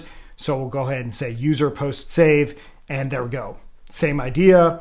We go into our users, we grab one of our users here, we hit save and continue, and then back into our events. We can look in our events, and there is our user being saved. And now we have, I think, a fairly more robust event handler than just indiscriminately adding or following the post saves in there. So now that we can reliably create events when they're happening, we want to actually see the result of those events, or at least some of the results, in a way that's native to Django.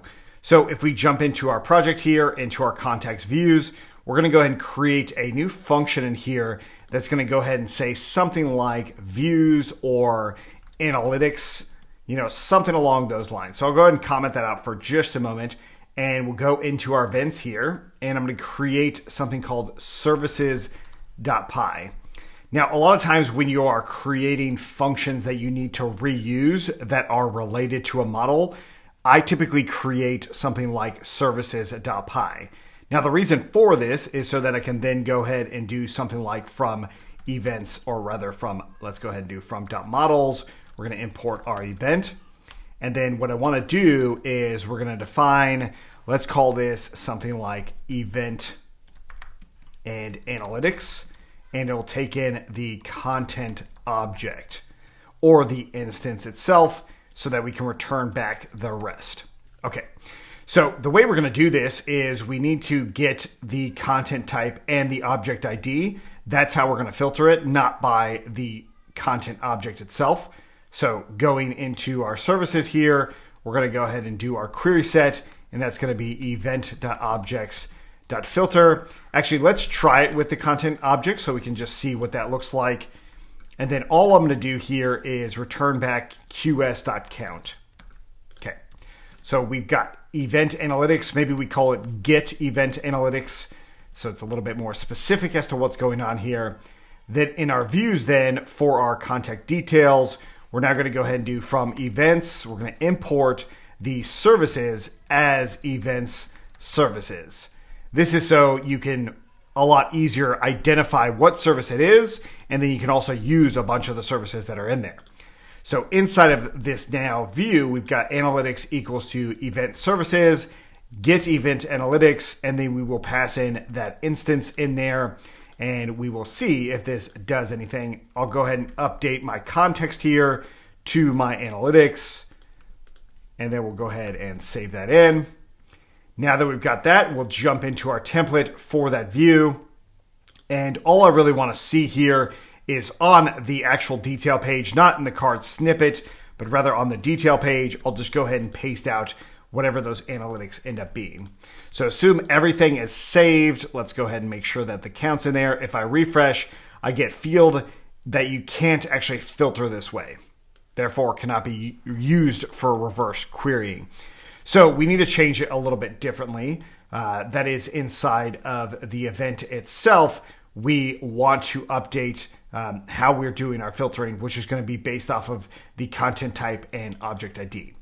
So if we grab that content type model, what we can do is we can bring it into our event analytics, and then we use ctype equals to content type.objects, then .get for model.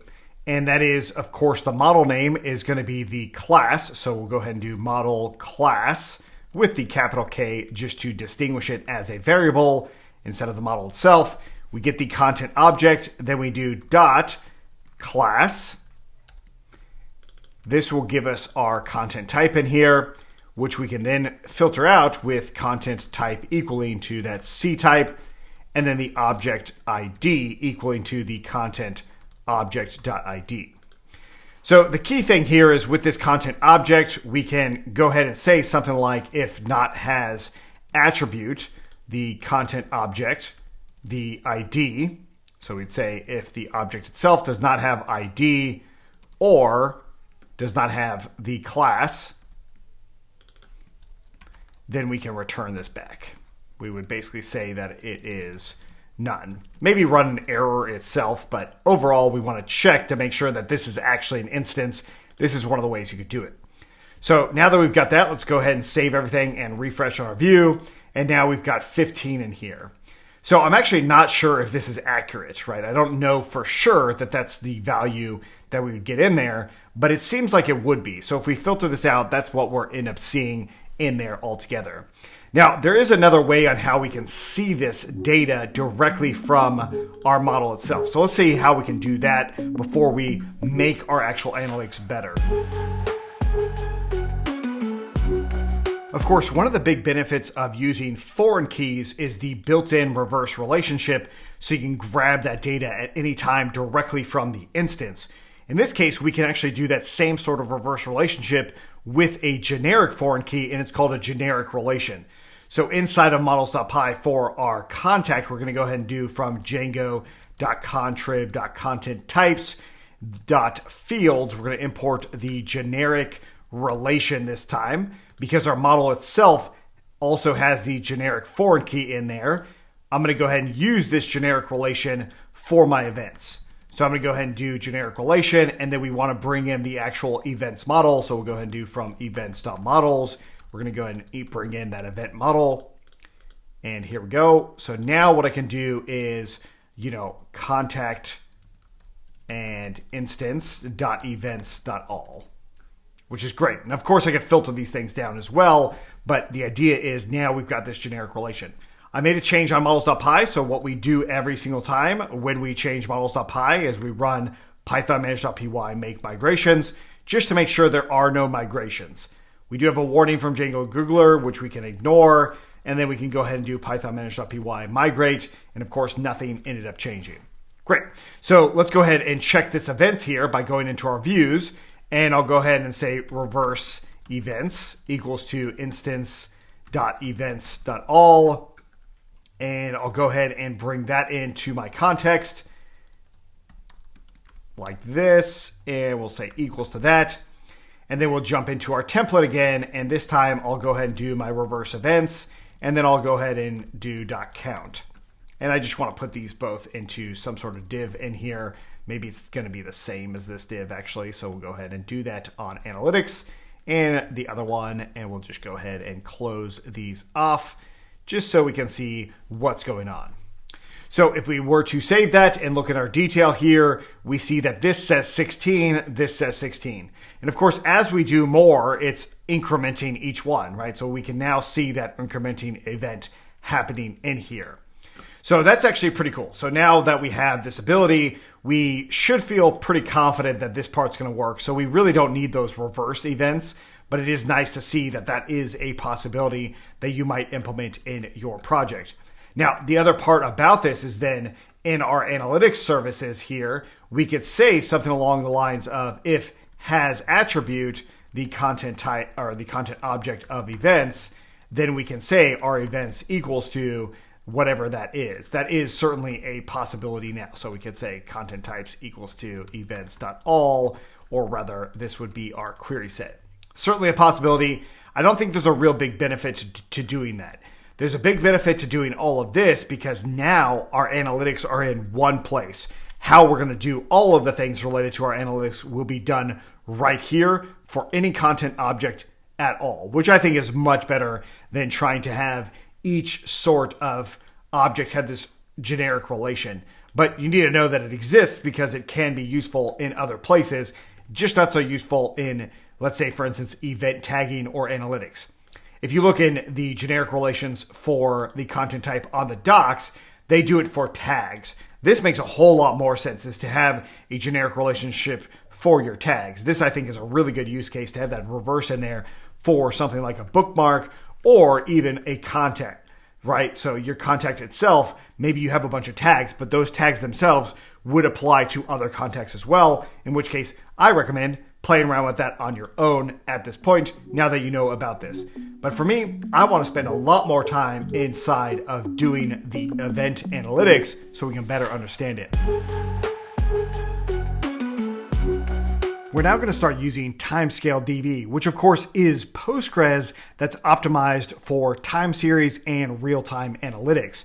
And of course, if we look back at our project, our event model itself is a time series model, as in it's collecting something over time. We want to analyze it better than we currently are, which of course is just getting the count, the amount of instances that it's happening. We want to see not just the count of it happening, but happening over time. Like in the last 3 minutes, how many times have we looked at this? Or the last quarter, stuff like that. That is exactly what TimescaleDB is optimized for.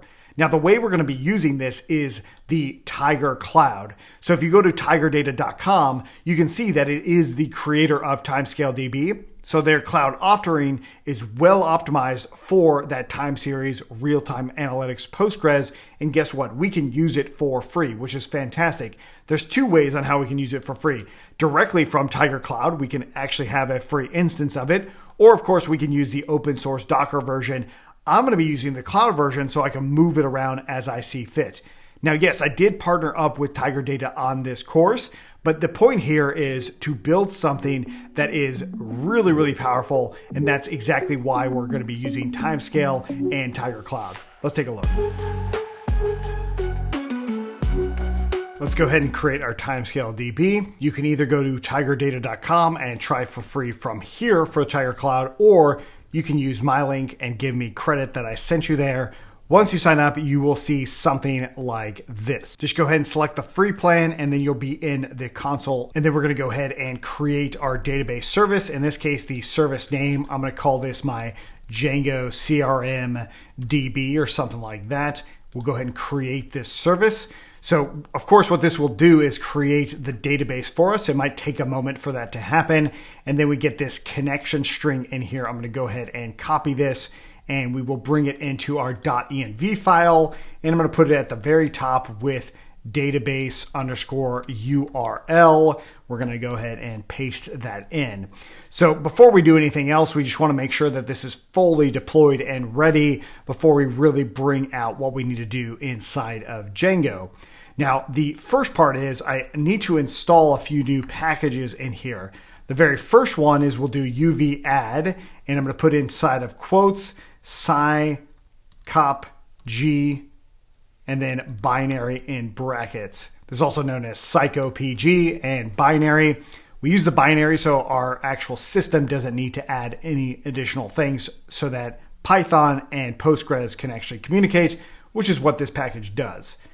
After we are going to go ahead and add that, we'll go ahead and do uv add, and this is going to be our dj-database URL. This will take this connection string and turn it into all of the different parameters your Django project needs. And then we're also going to go ahead and add in the Django-TimescaleDB package, which is a great package for just making all of this work. So we'll go ahead and do that as well. So uv add Django-TimescaleDB, and we'll hit enter there. Great. So the main thing that we need to do here now to make this work is by going into our Django settings.py, right around where databases are. So the way this is going to work is we need to bring in our database information, which of course is coming from os.environ. So we're going to go ahead and grab that by going right below here. I'll say database and URL equals to os.environ.get that database URL, just like that. And then we'll go ahead and say if it's there. This is where I'm going to go ahead and import the DJ database URL. And I'll go ahead and say no QA here. I'm importing it here so I can actually configure my new default database URL. Now, before I go much further, the idea is I need to actually use the actual timescale engine for this, the Django timescale engine itself. So what we're going to do here is inside of our default, we're going to go ahead and do dj database URL.config. We pass in the default here of that string, just like that.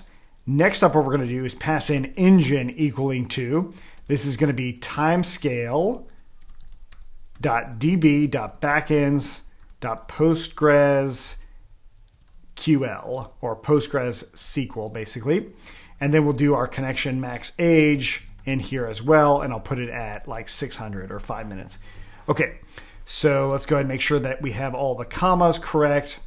And now, I like using DJ database URL. If you go into the actual Django TimescaleDB one, you will see that it's a little bit different. It actually has the engine right in here, and this sort of assumes that you're going to put in each argument it needs. This to me is so much simpler. You just use that database URL. So I'm going to go with that method. Okay, so as soon as I am changing the database URL, what I end up getting is if we go into our Django project, I need to rerun everything. I need to run those migrations and all that. Looks like our service is ready, so we should be good to go. I'm going to go ahead and go to the service overview here, and we just want to get this thing working. So let's go into the Explorer. I see that there's nothing in the Explorer right now. So all I want to do is run the Python manage.py and migrate command. And I get an error in here. So it looks like maybe I did something wrong in the configuration. So let's go back into our settings.py here. And I just want to make sure that my engine is correct. So maybe I did the wrong command here. So I'll go into this one. I'm going to grab this as the engine and we will put that one in there. Looks like it's the same to me, but I get the connection. Oh, I see. It should be con, like connection. That's the problem. It even says it right there, what the error was. Okay, so there we go. And now it's going to go run through this process. Now, one of the things about this at this current point is the location. It's actually located on the other side of the country for me. I think at some point the free tier will start having other regions as well, but right now it's just on the other side of the country. So the latency at this point might be a little bit longer, but it shouldn't be huge. Anyways, it's now obviously building out my database. It's doing all the migrations and all that. If we go into the Explorer, we should see the public object here, the public schema, and you should be able to see all of the different tables that are actually coming through for this project. So at this point, our project itself isn't actually a Timescale database. It's still just a Postgres database. So we need to implement the Timescale stuff, and we will in just a moment. The point here is we need to be able to run all of these different commands like create super user and then creating your super user. This, of course, is a cloud-based database. So maybe you want to have a good password at this point. It's going to be up to you. Next up, I'm going to rerun the server, and I just want to make sure that I can log in to my actual admin account. And looks like so far I can.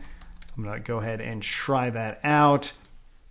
There we go. I'll save this user. I'm going to go into my contacts here, and I actually want to do one more thing, which is actually logging in to my other user account, right? So I need to log out from the admin. Of course, we need to do a few more things related to auth in general, but logging out to the admin, I can now use the OAuth sign in here. I'm going to run that, and what I should be able to get is this empty contacts now back into the actual Django admin. I want to rerun it again and re-log in as that user. At this point, I'll probably want to put my OAuth user in here as a super user as well, just so that I can do admin stuff in here with either one without needing like an incognito window or something like that. But with that in mind, I'm going to go into my events, and I already have a bunch of events. Why? Because we're tracking everything, of course. So we've got events in there. That's great. In my contacts, I'm going to go ahead and add in a new contact for that Hungry Pie user. Once again, some gibberish content itself at this point. We'll go ahead and save that. We'll refresh in our contacts for this user. I'm not logged in as the correct user, so let me go ahead and log out again. And there we go. Now I'll log in with the OAuth just to verify our contacts in here. And there we are, our contacts. And if I select this and refresh several times, it should increment this value. We're now going to convert our event model into a timescale hypertable. Now, a hypertable is the Postgres database table that's optimized for time series. So it can ingest or take in a lot of data, but we can also do all sorts of analysis on it. So the idea here is we jump into models.py and we go ahead and do from timescale.db.models.models. We're going to import the timescale model, and then we're going to go ahead and bring in that. Instead of event being models.model, it's going to just be the timescale model. That's it. That's all we really need to do here. One other aspect that we do probably want to have is getting rid of the timestamp field, because if we actually take a look at the timescale model itself, it is a standard Django model with 3 extra, or well, realistically 2 extra items on here. One is the timescale date time field that has a default interval, 1 day is fine. And then the other one is the timescale manager, which we will see very soon. So as soon as we do this, we want to go ahead and run our migrations now, which of course means that we're basically deleting some of our old time series data. which is totally fine. It's not fully deleting it, it's just readjusting the time. Another reason why we wanted to do this fairly early, even though the course has been already pretty full, the idea here is in our actual Django project itself, there's not a whole lot of features yet. Now we want to go ahead and update our event here. So we'll do Python manage.py make migrations, and then we'll go ahead and run our one-off default because it's saying we can't add a non-nullable time field. So in the timescale model, going back into this doesn't have a default as it stands. This is a date time field, as you can see here, and it's basically a standardized date time field. So we want to go ahead and provide a one-off default now, which I'll just go ahead and use timezone.now, which you can always use on the date time objects that are in there.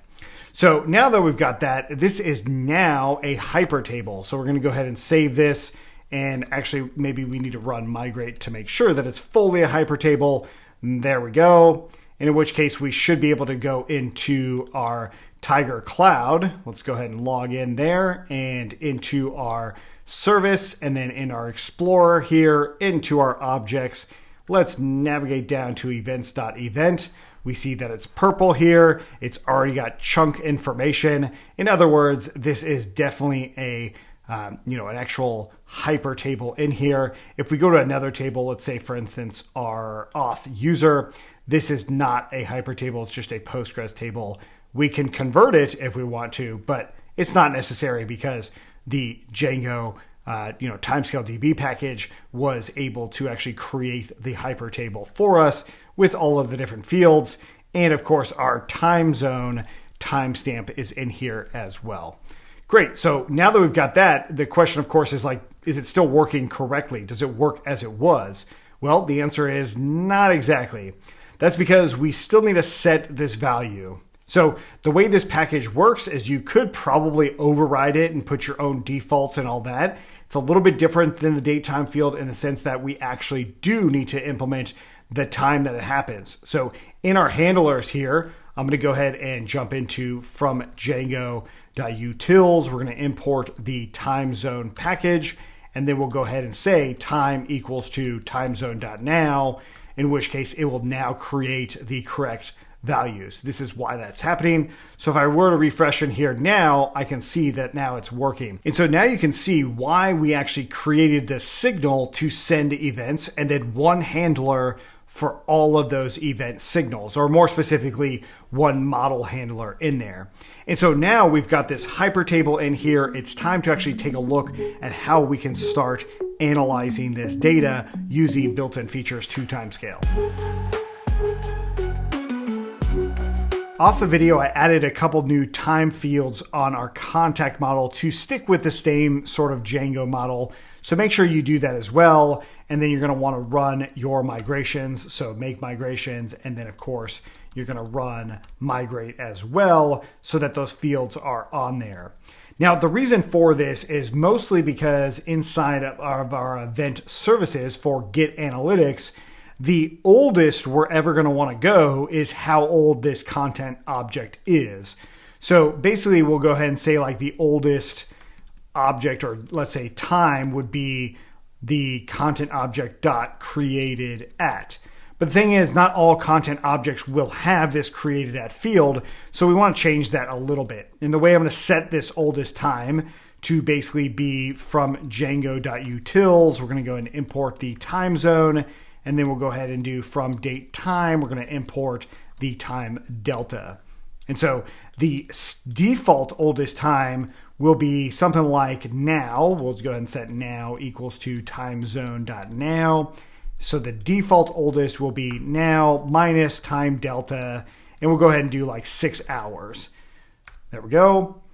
And then we'll go ahead and see if the content object has the attribute of created at. Then we'll go ahead and do that right there. Great. Okay, so that's now our oldest time. So basically our event filter then would make sense that we would want to filter this down a little bit. And the way we're going to do that is by putting in some parentheses around it, just like this. And then we'll just do a dot filter here. And that way I can actually separate these things out a little bit without it getting a little too overloaded with information on here. And this will become more important in a little bit. But the idea is we would then filter all events that are the time value that's greater than or equal to that oldest time. So all of the events after that oldest time, whatever that ends up being. And so the point of this really is just to make sure that later when we want to aggregate this data a little bit differently than we're doing now, we have all of that stuff in place.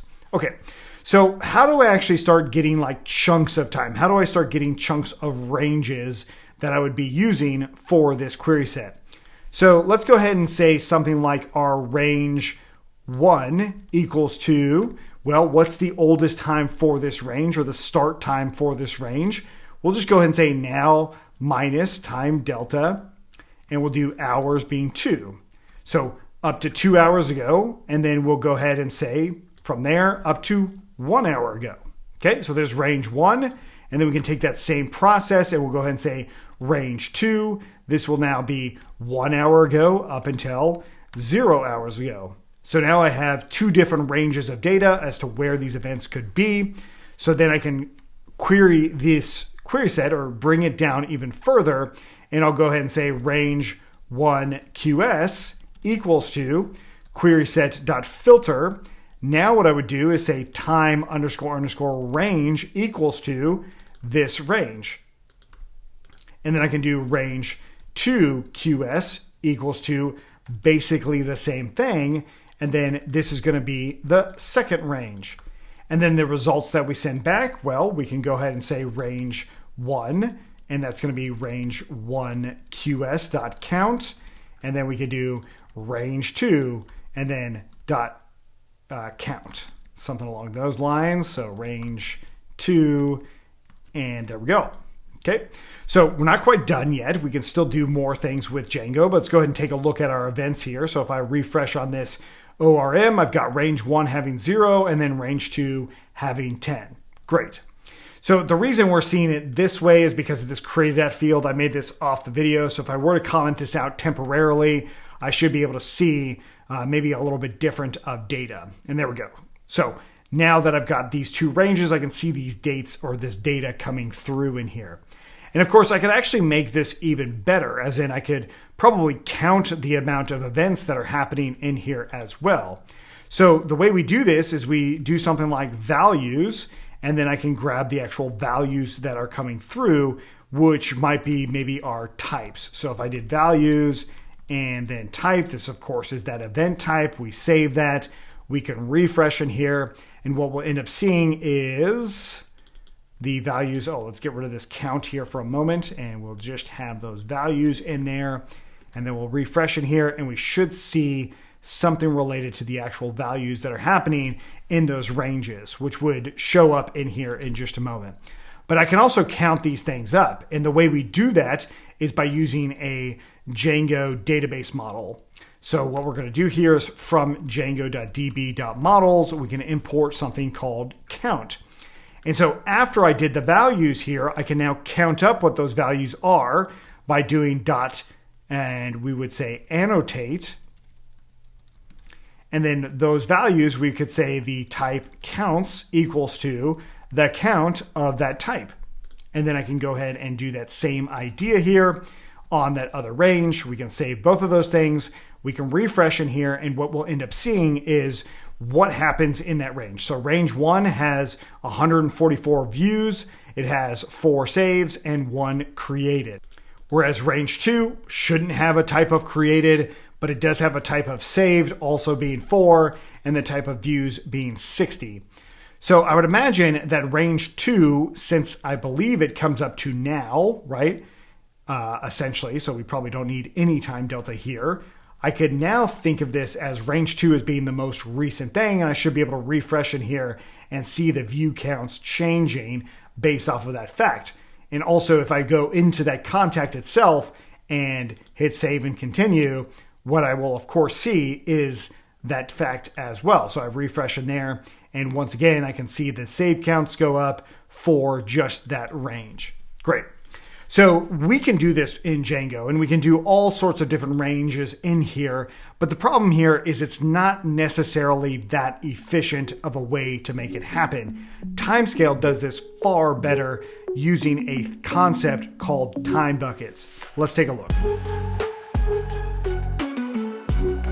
In that last part, we did a manual approach to filtering our data based off of a range.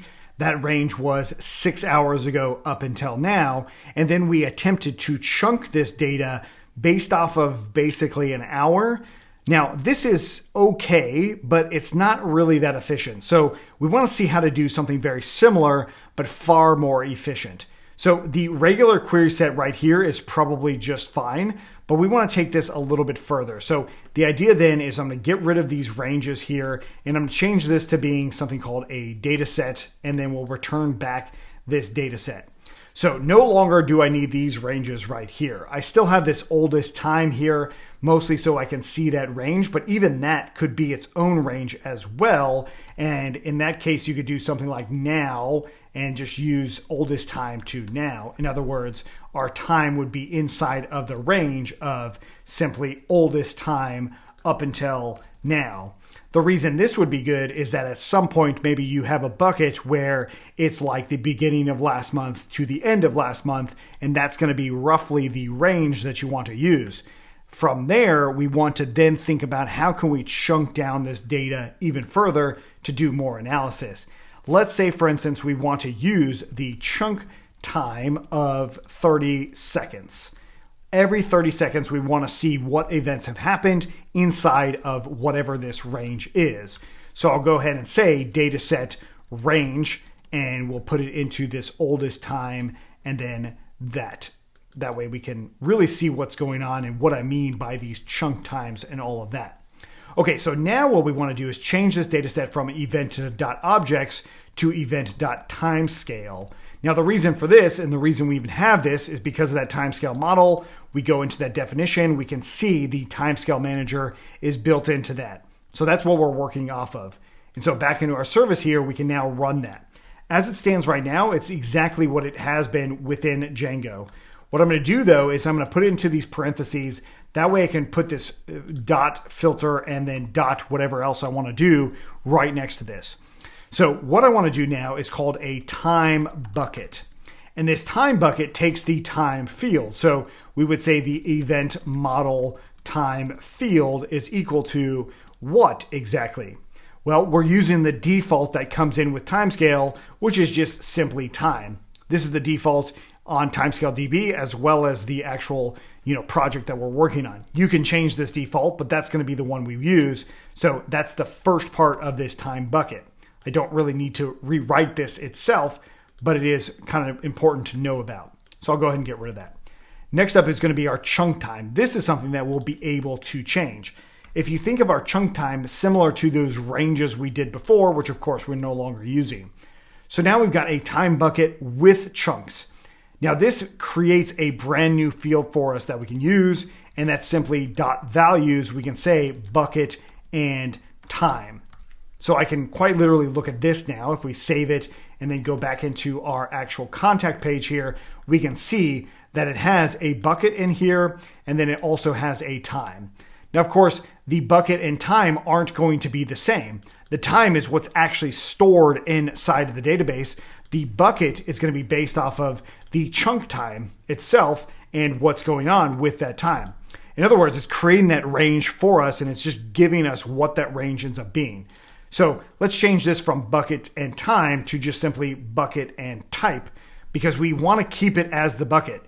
Because if you think of it in terms of water, for example, you have a big water bottle and then you want to chunk it up. You pour different things into different buckets. We're doing that same idea here. We're pouring different event types into different buckets. It's going to be named that bucket going forward. And so that's how you want to think about that bucket. It's going to be inside of there. So that's the value we want to extract from this, not the actual time value. The actual value itself will be stored in the database.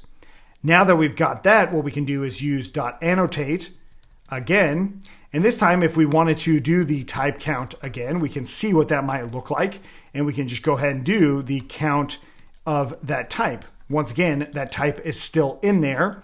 Then we're going to go ahead and just do something like order by the bucket itself and then the type itself. So we save this, we can refresh inside of our project here, and we will once again see the different values that are coming through here. We've got type created and all of that. Now, this is a little bit hard to actually see what's going on, so I want to loop through all of this data to actually see what's going on. The way we're going to do that is by jumping into our detail.html page, into the analytics data here. I'm going to get rid of this old reverse ones. We no longer need that. And we'll loop through the analytics data just to see what's going on here.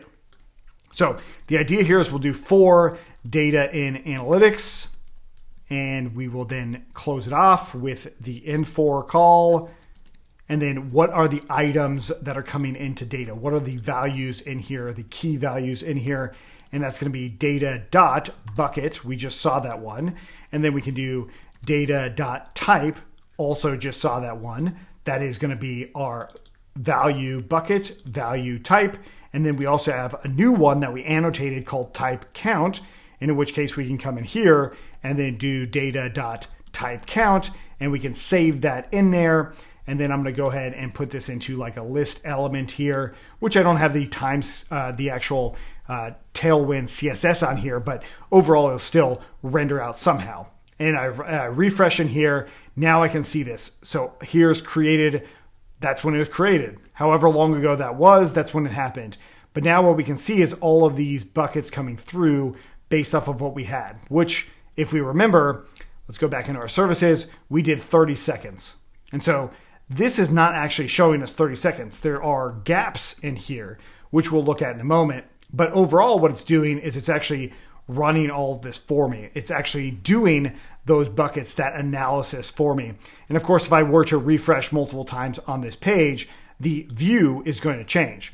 So if I changed it from 30 seconds to, let's say, for instance, 5 minutes, the actual data that comes through is going to look different as well. So if I refresh in here again, now it's quite a bit different. If I change it to 15 minutes, it's probably going to be even more different than just that. And I refresh again, and there we go.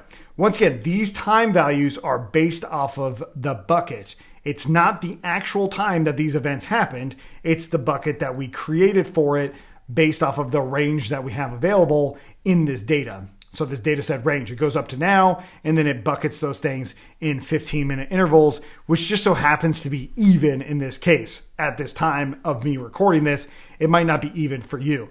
But the point here is we now see this exactly. Of course, it might be missing gaps in data. In some cases, it is. So we can actually take a look at how we can improve that as well. But this is a far more efficient query than what we had before. And the nice thing is, at some point, we could build out a user interface in front where the user can decide what their chunking time should end up being. In fact, they could also decide their range, but they could always decide their range.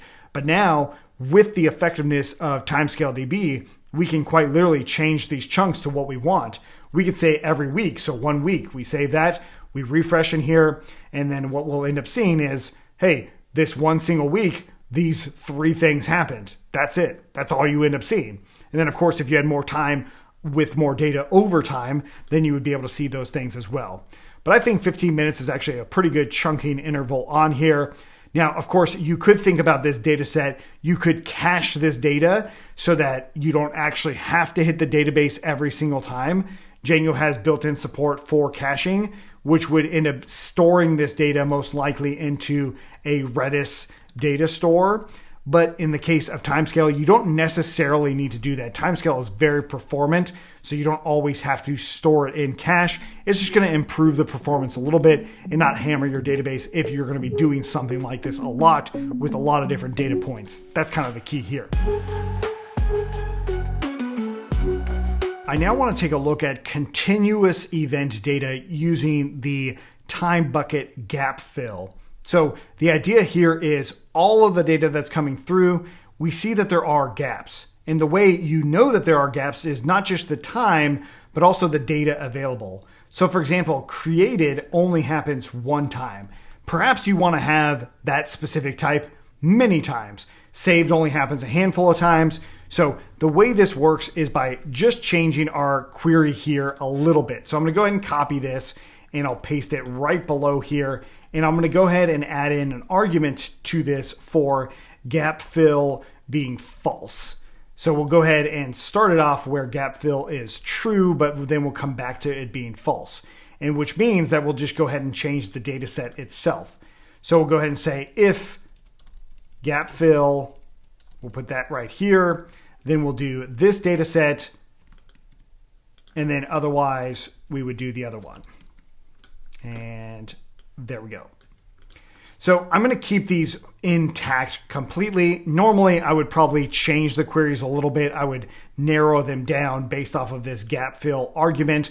But the idea is we come into the time bucket itself, and then we do time bucket underscore gap fill. Then we take in the same exact first parts, which is going to be our actual time field, then the chunking time that we want to do, or the bucket chunk time. And then what we want to have in here is the actual start time, which is going to be whatever we used in our range here, which is going to be our oldest time. And then our end time, which is going to be now, which this makes it a little bit more complicated on how it is. So I want to change the naming of these things a little bit so that it makes, I think, a little bit more sense. So I'll go ahead and say the start date is equal to the oldest time, and then the end date equals to now. And so these are going to be the fields we use now, and there we go. And then we'll come down in here and say start date and end date. Notice that the other one doesn't really change at all based off of this range, but now we've got it changed just a little bit. Okay. And also notice that I did change my start date. I actually brought back this created at. I will leave this comment out for just a moment. Okay, so with this get event analytics, going back into our contacts, we want to go ahead and say that gap fill is going to be true. We're going to go ahead and save that. Again, our services, we want to get all of these old events and stuff like that. We'll save this for a moment, and then I'll refresh in here. And so what you'll end up seeing is a lot of events that are in here, and they're going back based off of the range that we're giving it. In other words, it's not actually having any data from way back whenever I did this start time. So that start time is 6 hours ago. This thing's not that old. This is part of the reason why you might want to have this created at, because your events, just that range just simply doesn't matter anymore. The only range that matters are all of the events after this object was created, in which case you can now refresh in here and you can see all of this data. Now in my case, I actually added that field, well, after I already had a bunch of events for it. So let's go ahead and try this again with a new content object. I'll go ahead and create one. I'll go do my user here, and I'll do another one at gmail.com or whatever. I'll say who is edited by. We'll hit save. We'll go back into our CRM, into our contacts now. We'll go to the other one in there, and now we can see these two events. So it's just these two now. So the nice thing about this is I can see what are going on. The downside of this is I don't get to see the advantages of that gap fill so much, right? But of course, if I go back into the old one, I will see these things going on. And we can see that a while ago I saved it and viewed it, saved it, viewed it, and it went back and forth. There's no created at in here because it's not doing that gap fill whatsoever, which is kind of cool. So I'm going to go ahead and change one more thing about this, and that's this none item. That's because at that time, or in that time bucket, that chunk, nothing happened to this thing. That nothing should probably not be none, but rather just simply 0. The way this works is we come in, once again, we use a Django database function, which is django.db.models.functions. We're going to import something called coalesce, and we grab coalesce. We bring it on in to our annotate right here. We can do coalesce of that count, and we can have a fallback value of 0. Count is an integer, so it will have to be an integer here without doing additional configuration. And in fact, I might as well have that same annotation down here. Now, realistically, I don't need it down here because this time bucket isn't going to add new values. If the value doesn't exist, it's just not going to be counted, in which case 0 doesn't need to even be there. So I don't even need to do that. This is only for the time bucket gap fill, really. So now that we've got that, we can save it, we can refresh, and we can see all of these different events in here. Great. So do you really want to see when it was created would be the question, right? Which you could take this a little bit further. Again, do yet another filter here for the actual event type that you want to use. So back into the model, what are the event types that we're wanting to use in here? These things you could also have in your service as well. So inside of services, let's say, for instance, we'll do ignore types. And then in here, I will leave an empty list in here. And then basically what I'll do is we'll actually exclude that inside of our filter. So that would mean then I would have to update this a little bit and say exclude, and then the types in that ignore types. And then we could just hit enter here. And then I could do that same thing down here, which I would want to do right above the time bucket. You want to do all of the filtering up front, just like that. Notice it's the exact same query set. So yes, you can absolutely use it again and like kind of refactor this function. But now that we've got that, we jump into our get event analytics. And what I want to do here is ignore type.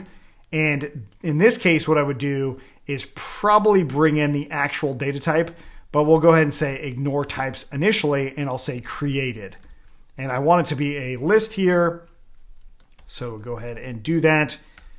So we hit ignore types of created. And so now that we've got that, we've got types can't be in there. Oh yes, it shouldn't be types. It should be simply type. So let's go back into that function again. The filter was off a little bit. This should not be types, but rather type, the actual field name itself, and then type down here as well. And then now we should be able to refresh in here and maybe possibly see that event type being created being gone. So going back into this other one here, created is now gone. Great. So if I go back into that contact and come in here, looks like I deleted a few. I'll hit save and continue in here a few times. Okay. And then I can refresh in here on the other one. I can now see that saved happened, and it brings it back to the earlier one as well. And casts that to 0 based off of all of this other data. Once again, I can change the actual chunk time in here, and this could be an argument that you just bring into the function itself, in which case it will then, aggregate all of that data and analyze it this way, which I think is actually pretty cool.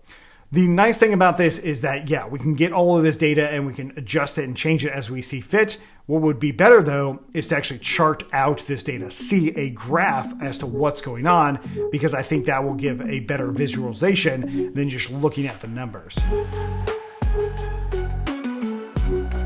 We now want to group event types into time buckets, as in there will be one time bucket, and then all of those event type counts will be inside of that time bucket. And the way I'm going to do this is first a little bit manual, and then we'll make it a lot more automated. So hopefully both things make sense. So the idea here is if we jump back into our get event analytics, what we've got here is we've got these values for type in here. So we can change this, and I'm only going to focus on viewed for the moment. And what I'm going to do here is I'm going to go ahead and get rid of these values and just go ahead and do the bucket itself. So we're going to get rid of that bucket altogether, and then we're going to change this like that. Okay, great. So now we're still doing this type count in here. If I were to refresh, it might give me some values, it might not. But the idea here is it actually is giving me one bucket for these different items. What would be good is to actually see what this data is. So instead of just doing the data.bucket, we will go ahead and bring in the entire data set that's going in there for that bucket. So we can see what's going on. We've got our bucket and then our type count. So what this means to me is that there are 5 events that have happened in that time period, and then 6 events that have happened in that time period. So the nice thing is inside of our coalesce count, the actual count method here, we can actually bring in a filter. So let's go ahead and do that with filter, and then the filter itself takes in what's called a queue lookup. So if we come into our Django model import, we import queue here. This queue lookup will allow me to do something like type equals to what event type we want to use. So let's go ahead and just make sure that we've got our event in here. Sure enough, we do. I'm just going to go ahead and say event type equals to event.event type and then dot viewed. So that's going to be our very first event type query, in which case I'll go ahead and bring this in. So now what we've got is a type count for that specific one, just that one single type count. We refresh in here now, these numbers should change a little bit. It's no longer type count though, it's now something a little bit different. Now this is actually our viewed count, right? So it's quite literally the exact event, and it's going to go ahead and do that, in which case we can now refresh in here and think of that as our viewed count. And of course we could take that further by opening up the annotation one more time, and then we can just do a comma here, copy this whole thing, and then now I can paste right underneath. And this time I could just go in here and say event.event type, and then we could do .saved, for example. And so now we could go ahead and say saved count, and we can save that, and then we can refresh in here, and now we can see those two different things. So that's giving us that time bucket with the events that are happening in there. Great. So the thing here is we actually probably want to, instead of counting the type, we want to count the number of IDs that exist in that. That's going to be a little bit more efficient. For one reason, it is an index value, but normally what you want to do is count the number of instances that are in there, and the ID is a good way to do that instead of counting one of the fields. This is a lot more flexible for other kinds of ideas. So of course I can refresh in here and I could go through this process and do all of this. But what I actually want to do is still have this ignored types in here. So I want to make this a little bit more dynamic. The way we do that is we're going to go ahead and say our event type annotations, and this is going to be an empty dictionary. And all we want to do is say something like for event type in the event type value here, and then we can just do dot values. The nice thing about that actual text choices thing here is we can go through all of the values. Those values are this central line here. So the database value, that's essentially what we're looking at here. And then I can actually check, basically say something along the lines as if event type, the underscore event type, not in the ignored types that we had in here. Then we can go ahead and build out this annotation, which would then be basically saying, hey, we're going to go ahead and grab whatever this event type is, and then we'll go ahead and do viewed or views, either one, or count. Let's go ahead and call it count to kind of follow along with these down here. And then you set this equal to, well, basically this exact same thing right here. Let's put that there. Except the difference here is the actual query itself is going to be based off of the event type that it's looping through all of those different values. And so now it's going to go ahead and do this a lot more dynamically, and in which case I can now come in here to this annotation and unpack that just like that. And it's doing the same thing. So I'll leave this commented out just so you have reference to it, and then we can go ahead and bring that unpacking right here. And there we go. Okay. So now that we've got that, obviously you could do that same thing down here as well, which you probably want to. The point here is you need to make sure that the values are based off of the bucket now. So it's not grouping by two different things. It's only grouping by one thing. And there we go. It's grouping by that bucket. And now we've got those annotations in there. We should be able to refresh in here and get the same data in here, except now I see that there's the unknown count in here as well, which may or may not be something you want to include. The reason it's being included in our case is, or has everything to do with the view itself that's loading this. We've got ignored types of created, but we also want to bring in the unknown type as well now, just so that we have both of those things being ignored, and in which case we now refresh in here, and there we go.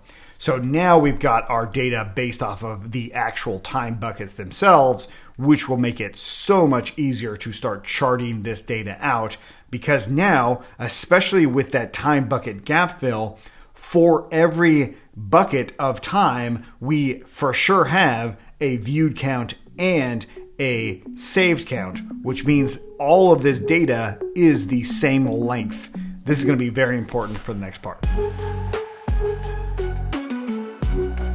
we want to convert our analytics data into a data type that JavaScript can work with so that we can use something like Chart.js to actually integrate or see a chart in this web page here. Now, the way we're going to do this is by creating JSON with the JSON script template tag that Django has built into it. Doing this will help us avoid needing to build something like a REST API endpoint. Now, at some point, you might actually want a REST API endpoint because it'll probably end up being a lot more efficient to do it this way, because then you can cache all sorts of data specifically for that one single view, which of course would be the analytics data. So what we're doing here is more of like an early proof of concept to then later be optimized down the line.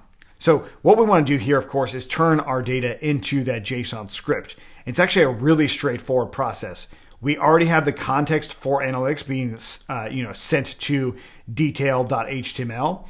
Now what I can do is inside of detail.html, underneath this section here, I can render out that analytics data. So we'll do analytics, and then we do the pipe of JSON script, and then I can actually give it an ID, and we'll go ahead and say something like analytics. So what I mean by ID here, of course, is if we do our div tag here, and we can say something like ID equals to my data, and then we wrap that around our analytics, we will see what I mean by that in just a moment. Now, the idea here also is inside of JavaScript itself, we can do another script tag in here, and we can write our own JavaScript. Now, for those of you who know JavaScript well, you might not take this method, but those of you who don't know it that well, this is a very easy way to get introduced to JavaScript. But the idea is we've got these different IDs that we'll render out. Let's just do my data first, and I'll do const, and I'll say my data element equals to document.get element by ID, and we'll go ahead and pass in my data. Okay, so there's a number of things going on here that if you've never written JavaScript before, you're going to be really confused. Const means that this will not change in the entire page itself. This variable is always going to be this value. In other words, I can't reset that value to something else later. This is unlike Python. Python, of course, doesn't have that for its variables. You don't have to put constant in front of it. If you want it to be able to change, you put let in front of it, and then that way you would be able to change. That's pretty much it. Okay, so the idea then is we've got document.getElement by ID. JavaScript has been around for a really long time, and so what we're rendering out with Django is an HTML what? An HTML document. So inside of that document, JavaScript, the web browser itself, has a bunch of supported functionality in there. In this case, that function is going to look on that document for the ID element, this right here, or the ID argument or attribute. Then you can actually see that it actually will grab that one right there. And in which case we can use something like console.log, which is just like the Python print statement, but it just goes into a different place. So if we were to save all of this and then go back into our view here, we can refresh and we'll see a bunch of different things in here. First off, we got object of type, timescale, query set is not JSON serializable, which of course means that we need to change something in our view. The something we need to change is just turn this into a list itself. Just like that. Okay. And so with that list in there, I can refresh in here now, and now it should actually work. It didn't give me that same error. Now, the reason for this is because our actual query, so if we go back into our service here, this query right here will not be executed until it's rendered. So on the template itself, this is actually what ends up rendering it. In other words, I'm now forcing that render to happen with this list here. I'm not sure why cursor is trying to put any there. That is a data type, but the idea here is I can now render this. This actually calls the database itself. A little bit different than what we had before, and that's where you might want to cache this data at some point as well. Great.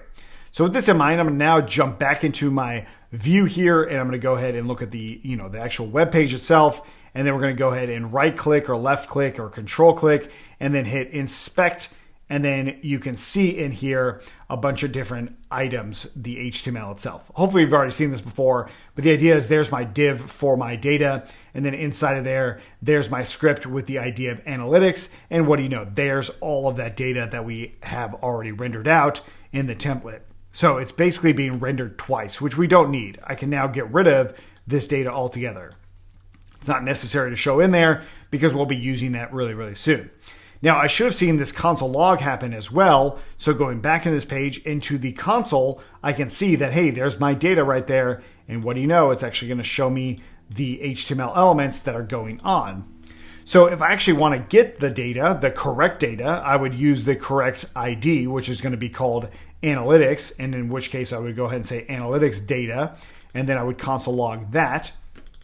And once again, what we end up seeing is an HTML tag. We want the content that's in there. And the way you do that is by doing .text content, which will get the content of the text that's inside of any given tag that you're grabbing.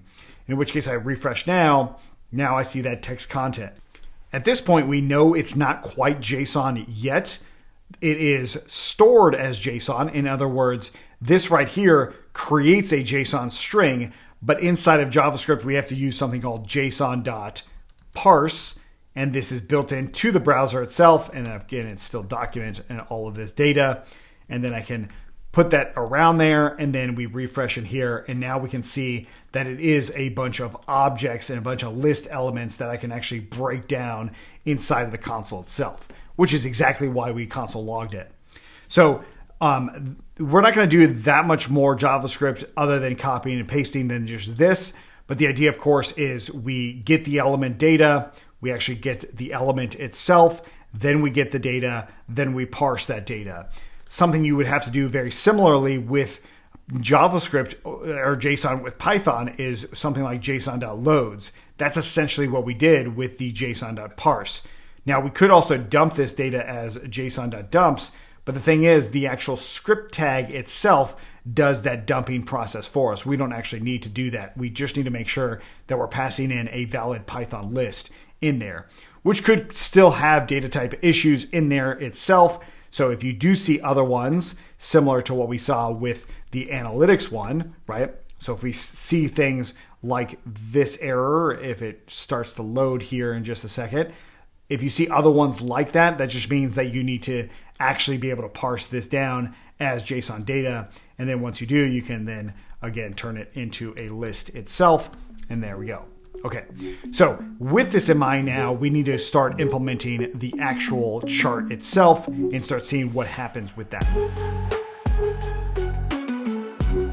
We're now going to implement Chart.js and do very minimal processing. So inside of Chart.js here, we're going to go ahead and go to chartjs.org, go ahead and select Get Started, and then Getting Started, and then Installation, and we're going to go through this process. So we're going to start off with just using a CDN. You can always enrich this later, but the idea here is I want to use JS Deliver. I'll go ahead and grab this one right here, and then I'm going to use this default one and copy the entire HTML, and we'll go ahead and bring it into our detail.html, and we want to put it above the script that we've been working on so that we have Chart.js available to us. Okay, great. So now that we've got that, let's go back into Chart.js, go to Getting Started, and we can see a few elements in here. Notice that the script is already in there. We will use the one that we just grabbed because it has a version on it. But now I'm going to go ahead and grab my chart data and I'm going to put it right above my analytics data. I'll just put it right there.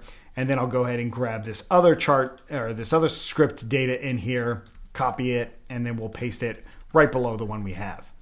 Now at this point, we actually don't need both of these, so I can get rid of the open and close tags here, and now we've got the actual data. Let's go ahead and save it and just make sure that Chart.js is rendering. So if I do a refresh on my page, I should see a chart come through here.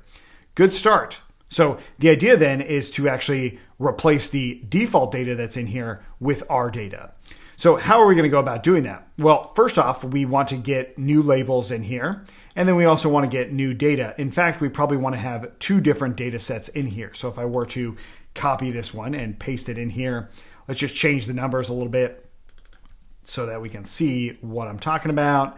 And there we go. And this will be, instead of number of votes, let's say number of views, and then number of saves, something like that.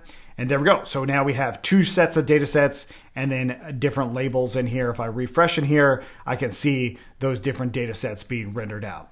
So the point here is, of course, to render out our actual data. Now, the way this is going to work is we need to change our labels, of course. So what are our labels going to be? Well, they're based off of the analytics data, which, of course, if we go back into our view, we're getting it there. And then if we go back into our services, we know that it's going to be bucket, viewed count, and saved count because of how we did the actual annotations.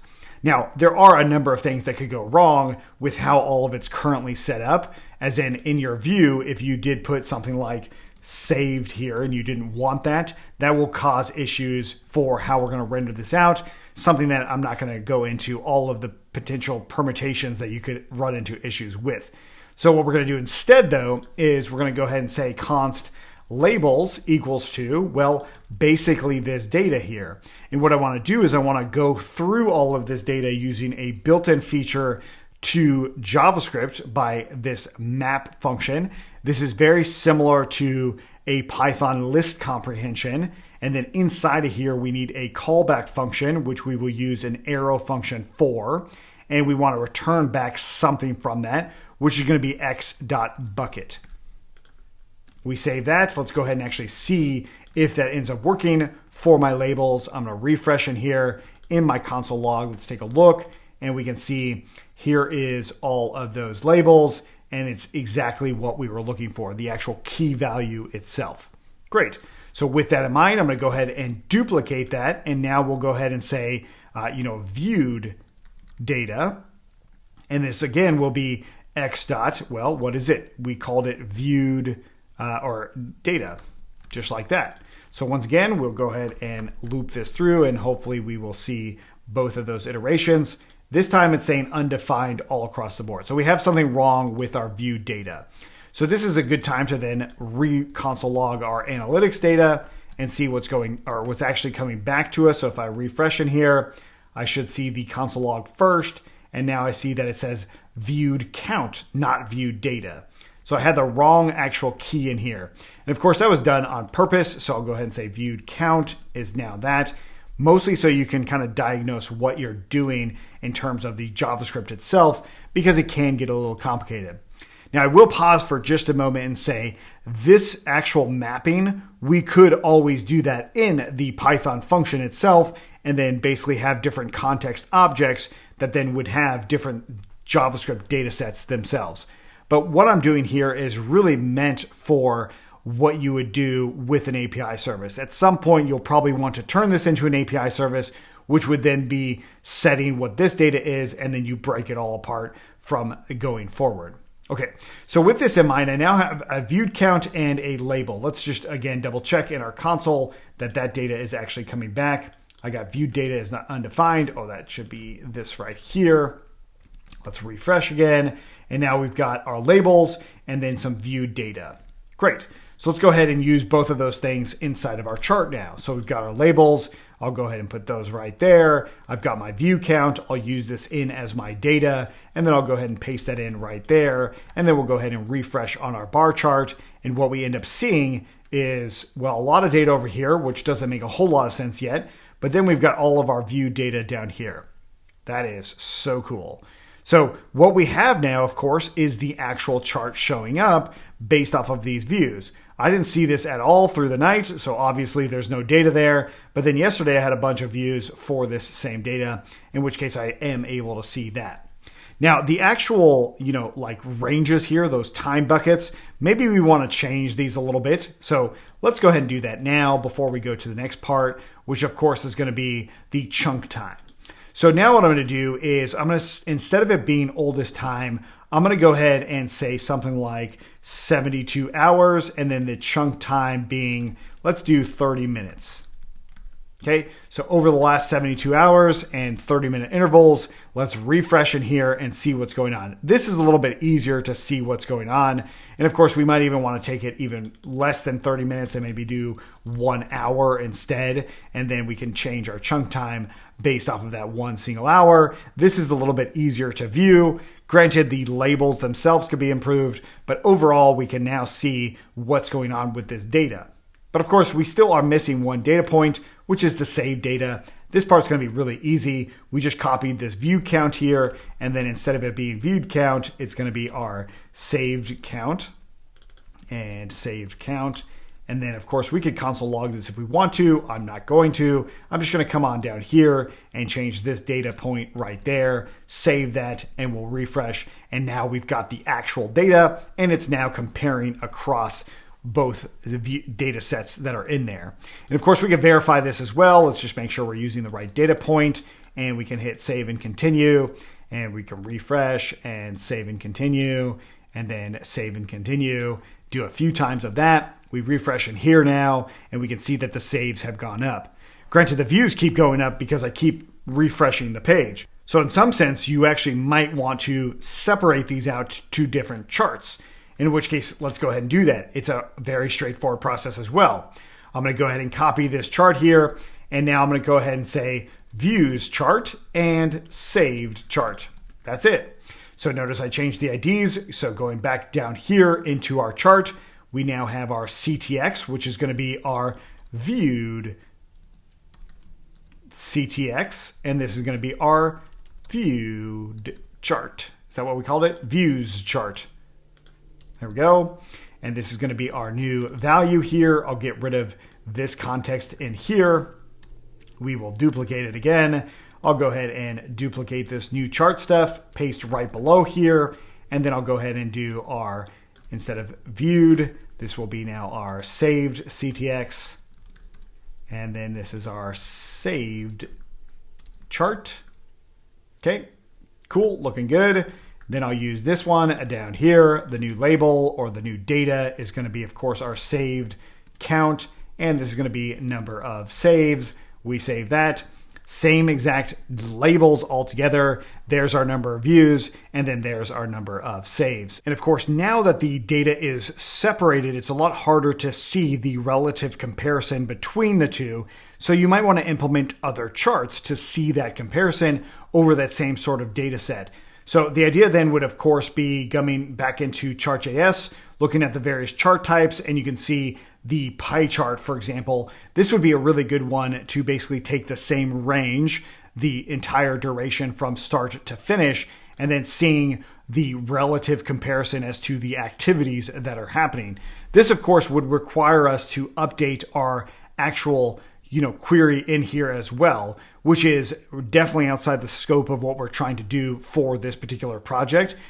But the idea then is if you were to add additional data into this data set, what you're going to want to start doing is caching this data. You'll probably want to start caching it anyway, because realistically, you're not going to need the most up-to-date analytics for something like this. You would just need something that's somewhat up-to-date, which would then mean that you would want to cache it, and you would want to cache it probably through a background worker that would then refresh this data on some sort of interval for you. This right here is grabbing the data whenever you are trying to look at it. So the refresh process would all come down to how active or how often are you using the system itself, whereas the caching process you could do right now. You could implement a cache inside of your lookups right now and have it expire after a certain amount of time. We're now going to start syncing our Google context to our Django project through the Google APIs. Now, this of course means that you have some sort of Google OAuth already installed like we did with django-googler, but the idea of course is you just need to have access keys, tokens, and the correct Google OAuth scope. Now, the correct scope for this one is going to be a read-only scope. We're not going to change anything on our Google contacts. To me, this is all about how I'm going to just manage this data myself. So if I was just doing this CRM for my own projects and my own purposes, this is what I would do, is the read only. Now, of course, if you were doing it for other people, you also might only want to do read only as well, but this is a restricted scope. This is something that you would need the app to be verified for, which we'll see in just a moment. Now, before we bring in the People API, I want to grab the Google Auth scopes that we have for django-googler, and I want to bring them into my Django settings here, and we'll go ahead and save these in. Now, as it stands, as we've seen, our Google OAuth client does not need any extra permissions to be able to use other scopes. as soon as we add in a new scope like the Google Contacts Other scope, let's go ahead and bring this one in. So notice that it's contacts.other read only. And then also the regular one, which is just simply contacts.read only. As soon as we add these things in and I go to log in again, I just want to make sure that I am actually logged out of my admin, and I go to log in again. I'll select my user and you should see something like this. This is because you haven't verified this Google project yet. So this is definitely a sensitive scope that Google is not just going to grant to anyone, especially if you're trying out your application. And this doesn't actually allow you to go forward without this next step. So the next step is going into the Google Cloud and then jumping into the Google OAuth platform. And then what you're going to want to do is you're going to want to navigate into audience for it. And then in the audience, you can add in test users, in which case you need to add in the user you're going to be testing with, which in my case is just simply hungrypie@gmail. So I can go ahead and save that now. Going back into my Django project to sign in, I'll just go back to the very root of it. So localhost 8000. And then of course it's going to prompt me to log in again. I'll select that user. Now it's saying that you've been given access to a app that's being tested. So we're in good shape at this point to continue on. And then I'll hit continue again. And now it will show you, hey, you can download your contact info and also your other contacts. So you may or may not want to do this. But again, this is our project. We have complete control over everything. So even just for learning purposes, this is actually pretty great. I would say when you're first signing up a brand new user, if your entire premise is around contacts, that's not necessarily a bad time to ask for this information. But realistically, you would probably want to ask for it later. You'd probably want them to sign up with the previous Google OAuth stuff and then ask for this later. That, of course, is outside the scope of this project, but I'm going to go ahead and allow for all of these to work. So I'll go ahead and say continue. And then now I've got my OAuth stuff ready to go. Now that we've granted access to our Google OAuth user to the People API, it's time to actually start testing this out. The way we're going to do that is by using the Google API Python client. And of course, the idea here is we want to get the read-only contacts as well as contacts other. Now, the actual API documentation, you can absolutely go through all of it to better understand what we're about to do. I'm going to go ahead and give it directly to you so you can just start working with it. So the idea here is inside of SRC, we're going to go ahead and create a new helpers module. And then I'll go ahead and do 2_init.py to turn it into a Python module, of course. And then I'm going to go ahead and call it my googler.py. Now, the idea here is we need to first off install the Google Python API client. The way we're going to do that is just by doing uv add Google API Python client.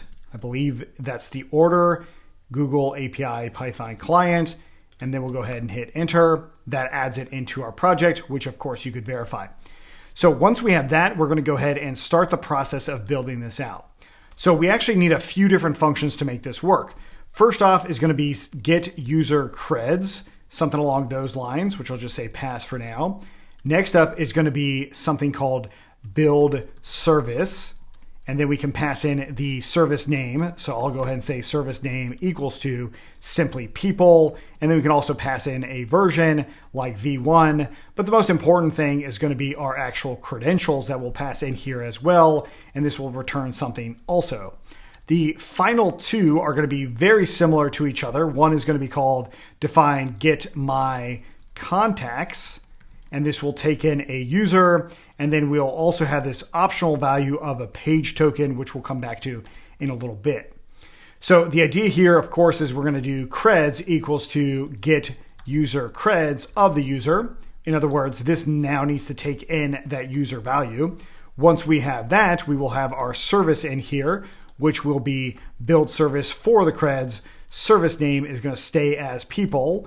And then the version itself will just be v1. Okay, so now let's go ahead and actually build this stuff out, start the process. Now, the user creds, what is it that we need to do? First off, we need to think about the default data that you'll need to connect into the Google platform. This default data is going to be our client ID. and I'll say an empty string for the moment, and then also our client secret. Now, what client is this? Well, this is the client that we used to create our Google OAuth user. Now, this isn't always true. There are other ways to create credentials, but in this case, that's what we're doing. We are granting access to a user's data through their OAuth credentials. And so we need to get the client or the application that we're using to actually try to use those credentials, which of course is the OAuth client and OAuth client secret. So let's go ahead and grab those values from django.conf. We're going to go ahead and import settings. And naturally, it's going to be settings.getThat, and then settings, the other one, which of course is secret. There we go. And so now we've got part of the way there, but of course it's user credentials. So we still need the user data, which we'll look at in a moment. And then there's this other one called token URI. This is a default that you'll need to bring in as well, which has a default value, which of course you can find in the documentation, which is why I'm just copying and pasting it. And it's oauth2.googleapis.com/token. I think this exists for proxying services for more like enterprise applications. But at this point, I now have the token URI. We are in a good spot. So the next thing is going to be our actual token and then our actual refresh token. Okay, so we'll get those two things in just a moment, but what it ends up returning back is a thing called credentials. And this one actually comes from google.oauth2.credentials. We import the credentials class.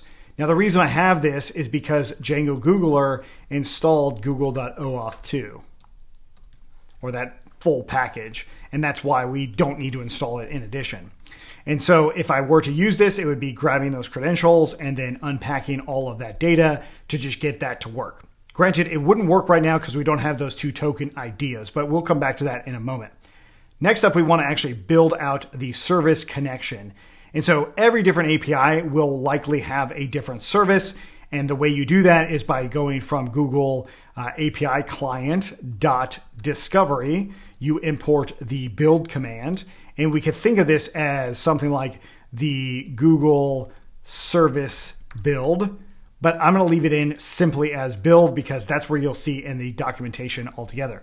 And so we have this build service here, which is going to take in a few different things here. First off is going to be the service name itself, then the version itself, and then finally the actual credentials, which we will pass in as credentials equaling to what those creds are. And so that will build that service for us. And then at the end of the day, once we actually go through the service process, we would do something like results equals to, and we'll put it into a parentheses here. And then we're going to return back the results. And the results themselves are going to be from the service.people. So we're building the service and then we're calling the service. And then we can do .connections. And then we can do .list, which then has a few different arguments. And then finally .execute. So we're basically generating the request and then we are running the request and returning back the results from that request. I think it's like not really Pythonic per se. It's from other programming languages, but overall we have the service, then we call the specific API on that service, and then we list things out. Now, this is actually basically the same thing for doing get my other contacts. But now, instead of it being the actual connections like this, it's going to be just slightly different in terms of the resource name. So it's going to be in other contacts.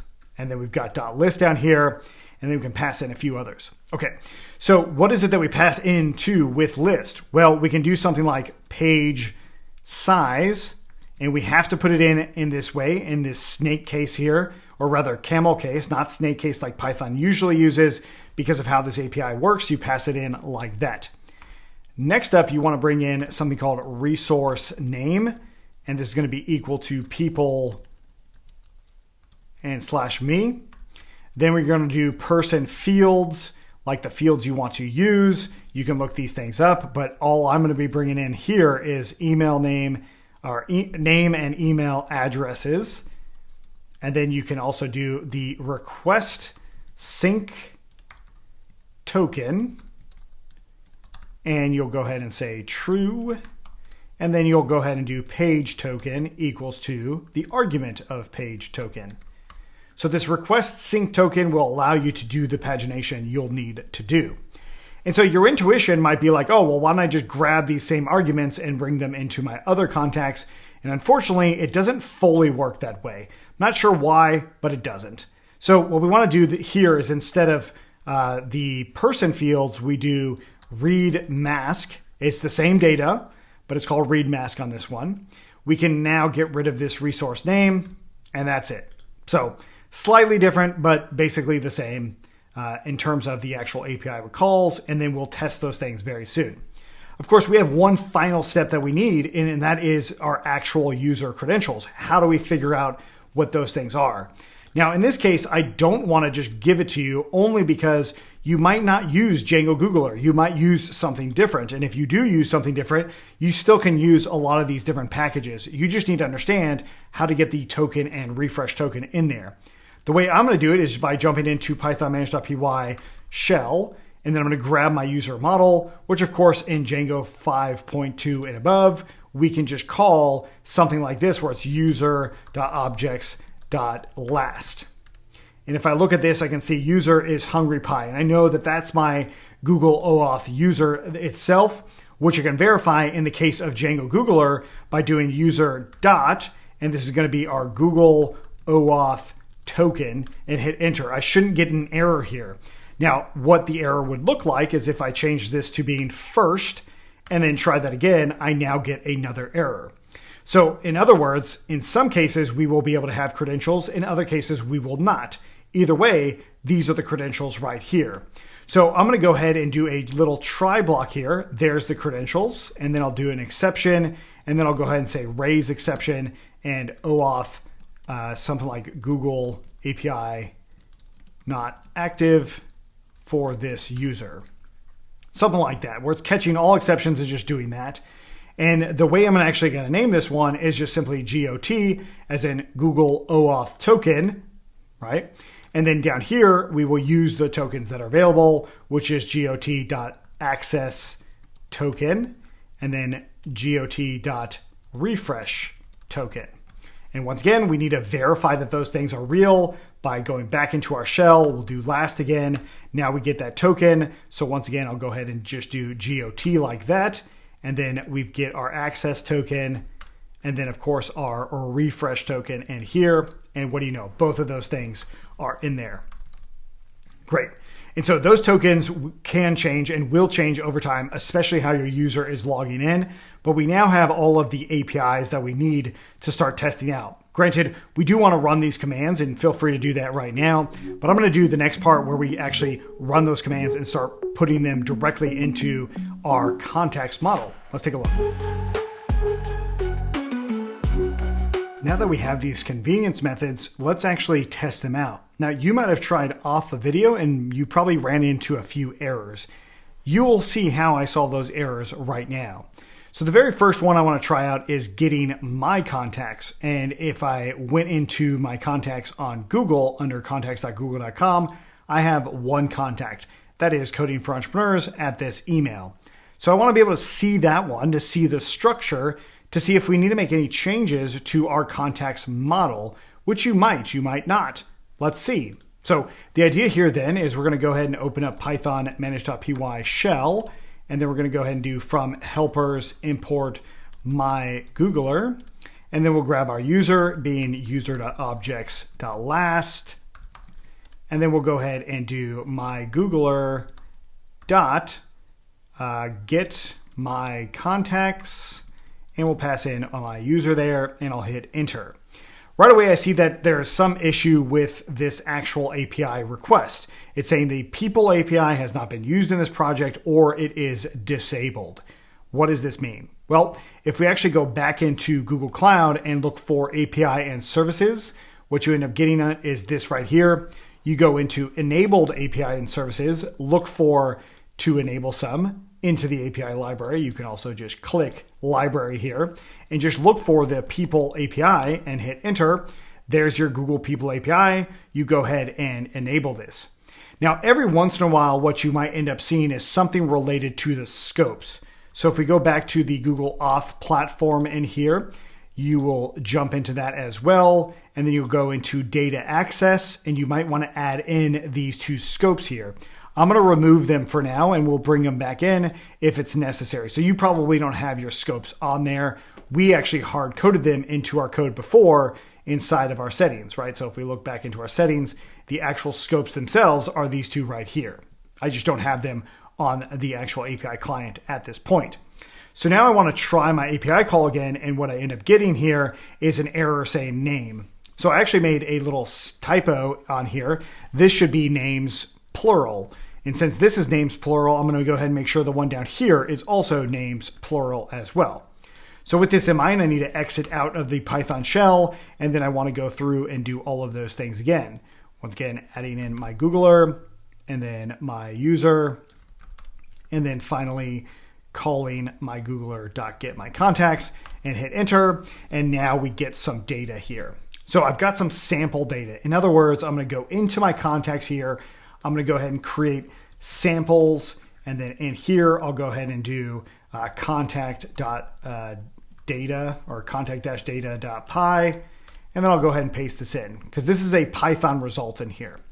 So the next one would be our actual call for getting my other contacts, right? So again, my Googler.getMyOtherContacts of user, we hit enter and we get resource object has no attribute other contacts. So the way you could solve this, I'm going to show you what the answer is you would actually look for the Google People API reference docs, something along those lines, and then searching in here and then maybe going into reference and then looking for the other contacts here. And we can see the overview here and then the list method that's available, which is the one we're trying to call. You can click on that. And I think it might give you some attributes in here. So here is the actual API endpoint. So what we've got here is basically the people API endpoint and then the other resource. Okay. So if we see people.connections, I can see that this just says other contacts and this one says people.connections, which kind of gives me an idea of what the API might look like. If I go into the list here and then I search for the API, I can see that there's this other thing of resource name people. So in other words, if I look back into my actual API calls, I'm calling service.people_connections. So people.connections and then resource name, people/me. What do you know? People/. And so there's a way to sort of reverse engineer it that way. In other words, if we scroll on down, we just don't need this extra .people call. We just need other contacts. That's it. So now I'm going to go ahead and exit out of here again and just show you that as an example. It's just a slight little typo that I made, but it's how I actually figured out what was going on is what I just showed you. Okay. And so now I can go in here and grab all of my different contacts in here. And in which case I'm going to go ahead and copy this as well. And we'll go ahead and do our other contacts and data.py. I'll paste that in there as well. These samples I actually don't want to keep, so I'm going to copy this relative path. I'm going to put them into gitignore here and save that because I'm never going to commit these because these are very specific to mine. But at this point, we now have better working contact information. So the point here, though, is the actual data access back into the Google OAuth platform. If you, for some reason, were having issue accessing these scopes, if it just wasn't working, you can add them manually right here. In which case you would then grab the scope definition, which is in settings.py. A lot of different places on where you can find this. But you can grab this item here and you can do a quick filter for it, or you can do manually add scopes and you hit add to table and that adds it just like that. And so you would do the next one as well, grab that one, add that in, add to table. Now you've got two in there and you can go ahead and say update, and in which case you would then go save.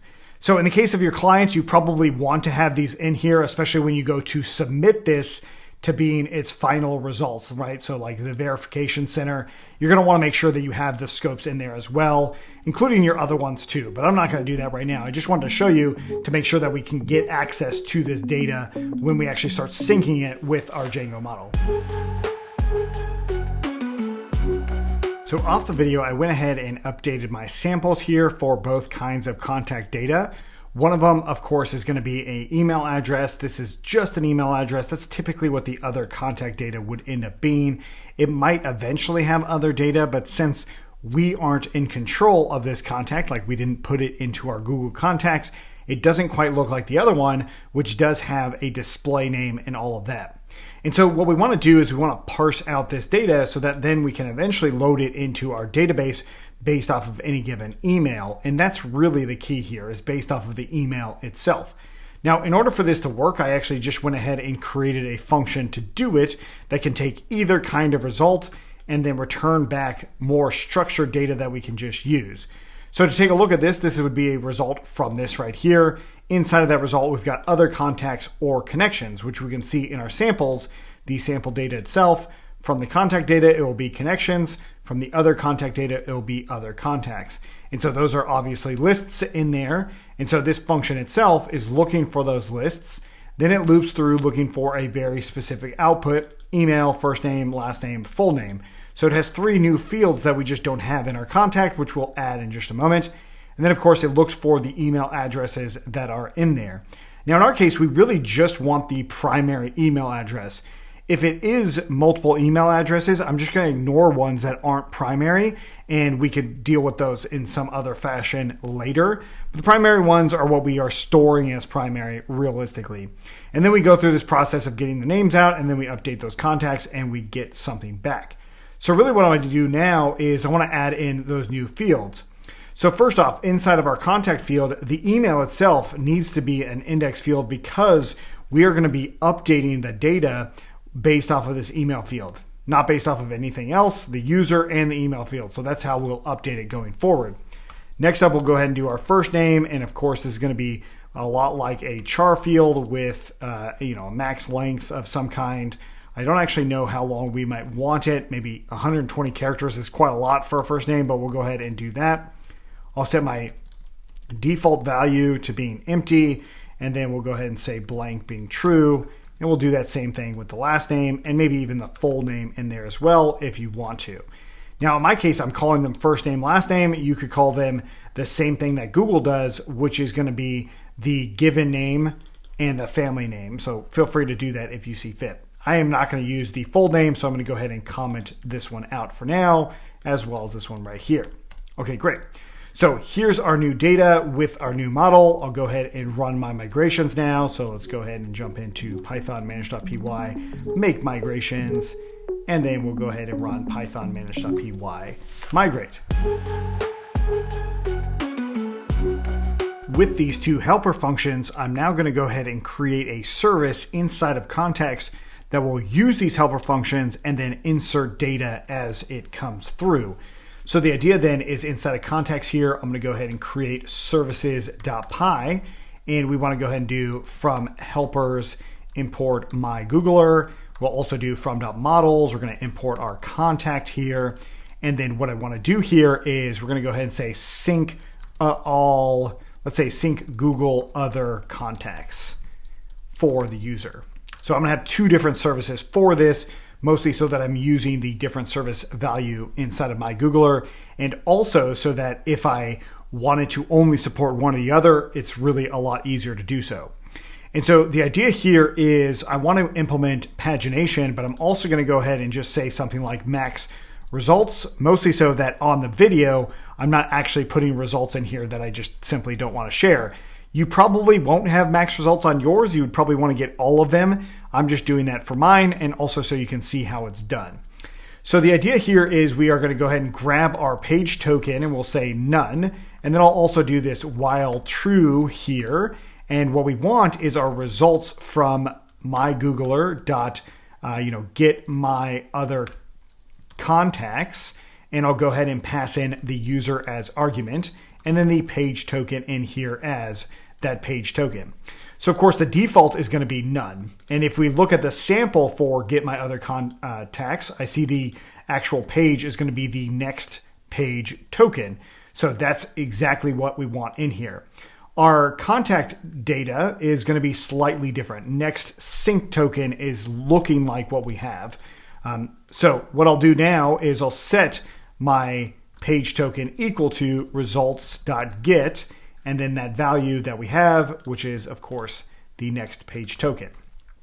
Okay, so that will allow me to go through the next step here. But what I want to do before I actually go through the next step is go ahead and say for the contact data in results, now I'm going to go ahead and do contact.objects.update or create, and we want to pass in the defaults that are in here. First off is going to be our user data. Next is going to be our email. So email is going to be equal to that contact data.get of email. And so we'll go ahead and do email equals to email. And then we pass in the data that might be updated, which is going to be what's in this default here, updated or created. But these are going to be the first name and last name, which of course is coming from my Googler as well. The actual parsed results in here is coming through there. So we didn't actually put the parsed results yet, but so we'll have to do that as well. But first name and last name are in there. So back into this service, we've got our results here, and this should actually be our parsed results. So we'll go ahead and do parsed results equals to my Googler.get, and then parse contact info of those results. And that's actually what we want to loop through, in which case I'll now do my default of first name equals to, or rather we'll put this in as a dictionary, and it's going to be first name, and that's going to be, of course, our contact data.get and first name. And I want to be very explicit about the things that I'm saving here, and then I will do last name. Like I don't want it to just be a catch-all that gets everything from whatever's coming back from these parsed results data. Okay, great. So if in theory, this thing will work, assuming that we've already done a certain number. And so what I want to do is I want to just check the current count. So total complete or so, and we'll start out at 0. And I'll go ahead and do enumerate on here. Enumerate those parse results, which would mean that I get I, and this is enumerate. I is the actual index value where contact data is in there. And then we'll go ahead and say total complete plus equals to 1, maybe after the contact actually goes through. So the enumeration is probably not necessary, but it is nice to see what the loop number would end up being. And then I'll go ahead and basically say, if total complete is greater than max results, then I want to go ahead and break that loop. And then I also want to go ahead and say break full sync being false. And then I'll go ahead and say that I want to break the full sync being true, so that then after I break this for loop that's in here, I would then say if break full sync, then we break that as well. So we would break the other loop also, just making sure that this part is inside of that while loop. There we go. Because when you do a break, it will break that for loop that it's in, which this is looping twice in here. Okay, great. So this should cover our other contacts. So let's go ahead and give this a quick shot, see what happens with Python manage.py shell. And then from contacts.services, we're going to import our function here. I'll grab my user, which is going to be user.objects.last. And then we'll go ahead and give this a shot with our user and see if it ends up working. We see that it says cannot resolve keyword default into field here. This I think is actually defaults. So let's try that again with defaults, and just a little spelling error there, little typo. Okay, so let's go ahead and grab that and we'll do it all over again. And of course, I'm going to automate this very soon. And final step here will be that one, and there we go. And so if I did it correctly, it would have synced everything. But we get this null value, first name violates a not null constraint. So that means in here, one of these is none. So I'll go ahead and just say or that. And then I'm also going to go ahead and make sure that this total complete is greater than or equals to max results. Okay, great. Now that we've got that, I'm going to jump into Python manage.py shell. Off the video, I went ahead and made it a lot easier for me to just copy and paste these things in. We will automate this very soon. But of course, the idea is now I want to go ahead and run this sync. in which case it will allow for me to come in here and create those objects. And naturally, if I were to call it a couple more times, it will still basically do the same thing. What we should not see though, because of this update or create, we won't see duplicates. So these two values here are what's being unique together. So in our models.py, we've got our user and email. We might want to put in an additional clause for unique together. That's outside the scope of this one, but there's a way to make sure that on a database level, it's making sure that these two are unique together. But since I ran it 3 times, I should actually see the data now in my contacts. And sure enough, I do. Here are those new values. If I go into either one of them, I can see that I have one view, which is the view we just did. And then I've got a couple of saves in here. So what it didn't actually register as a save is the create instance, right? So when it first was created, it didn't do that. So this very first line, it's not in there in the graph. It's in there in the events, but all of the other ones are going to be saves after that. And we can see that right there.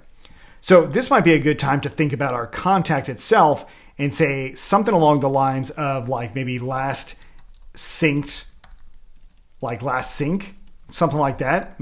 A date time field, auto now add being false, auto now being false, blank being true, and null being true. Let's go ahead and save that. I'll exit out of here, Python manage.py, make migrations, and then we'll go ahead and do Python manage.py migrate.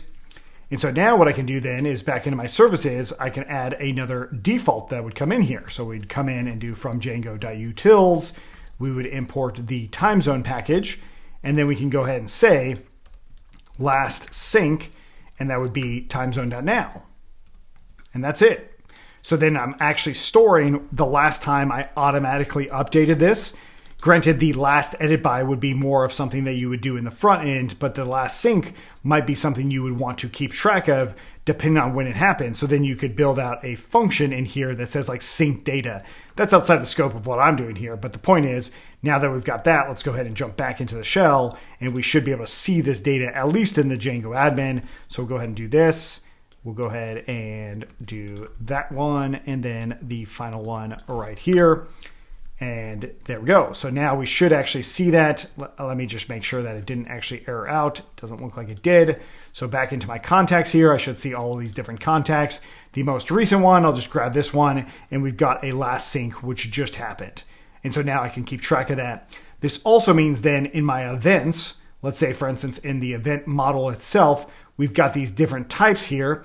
Maybe one of the event types should be sync, and this will be something like this, where it's sync, and then, sync event, something like that. In which case, once again, we would exit out of here and then do Python manage.py, make migrations, and then our migrate command. And then now that we've got that, let's go into where we would actually be creating these different events. So we've got the signal receiver and all of that. So in our signals, here we go. We've got a trigger event in here. The key for me would be, does the object type have a last sync event being roughly now? That's kind of the idea. So this is now going to be, let's say, if has attribute, the instance and last sync, then we'll go ahead and do last sync time equals to instance.last sync. And then basically we want to, once again, do from django.utils import time zone. And then I'll go ahead and say now equals to time zone and .now. And then we might want to have a delta in here. So from date time import time delta. And then I'll go ahead and say the delta is equal to, let's say, for instance, time delta, and I'll do seconds being 5. So we'll go ahead and say if the last sync time is greater than now plus delta, or rather probably less than now plus delta. So that one, it's less than the future version, and it is greater than, so the last sync time is greater than now minus delta, then it's kind of in this like 10-second phase or so. That might even be too much. But then we can go ahead and say something like the event time equals to sync. Let's go ahead and see if this ends up working.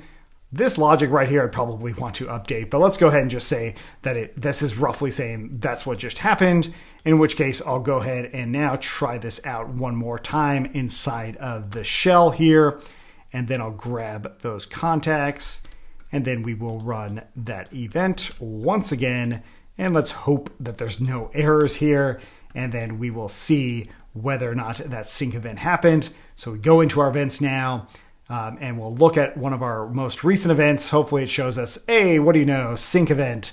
So now it's in there, yet another event that we can start tracking.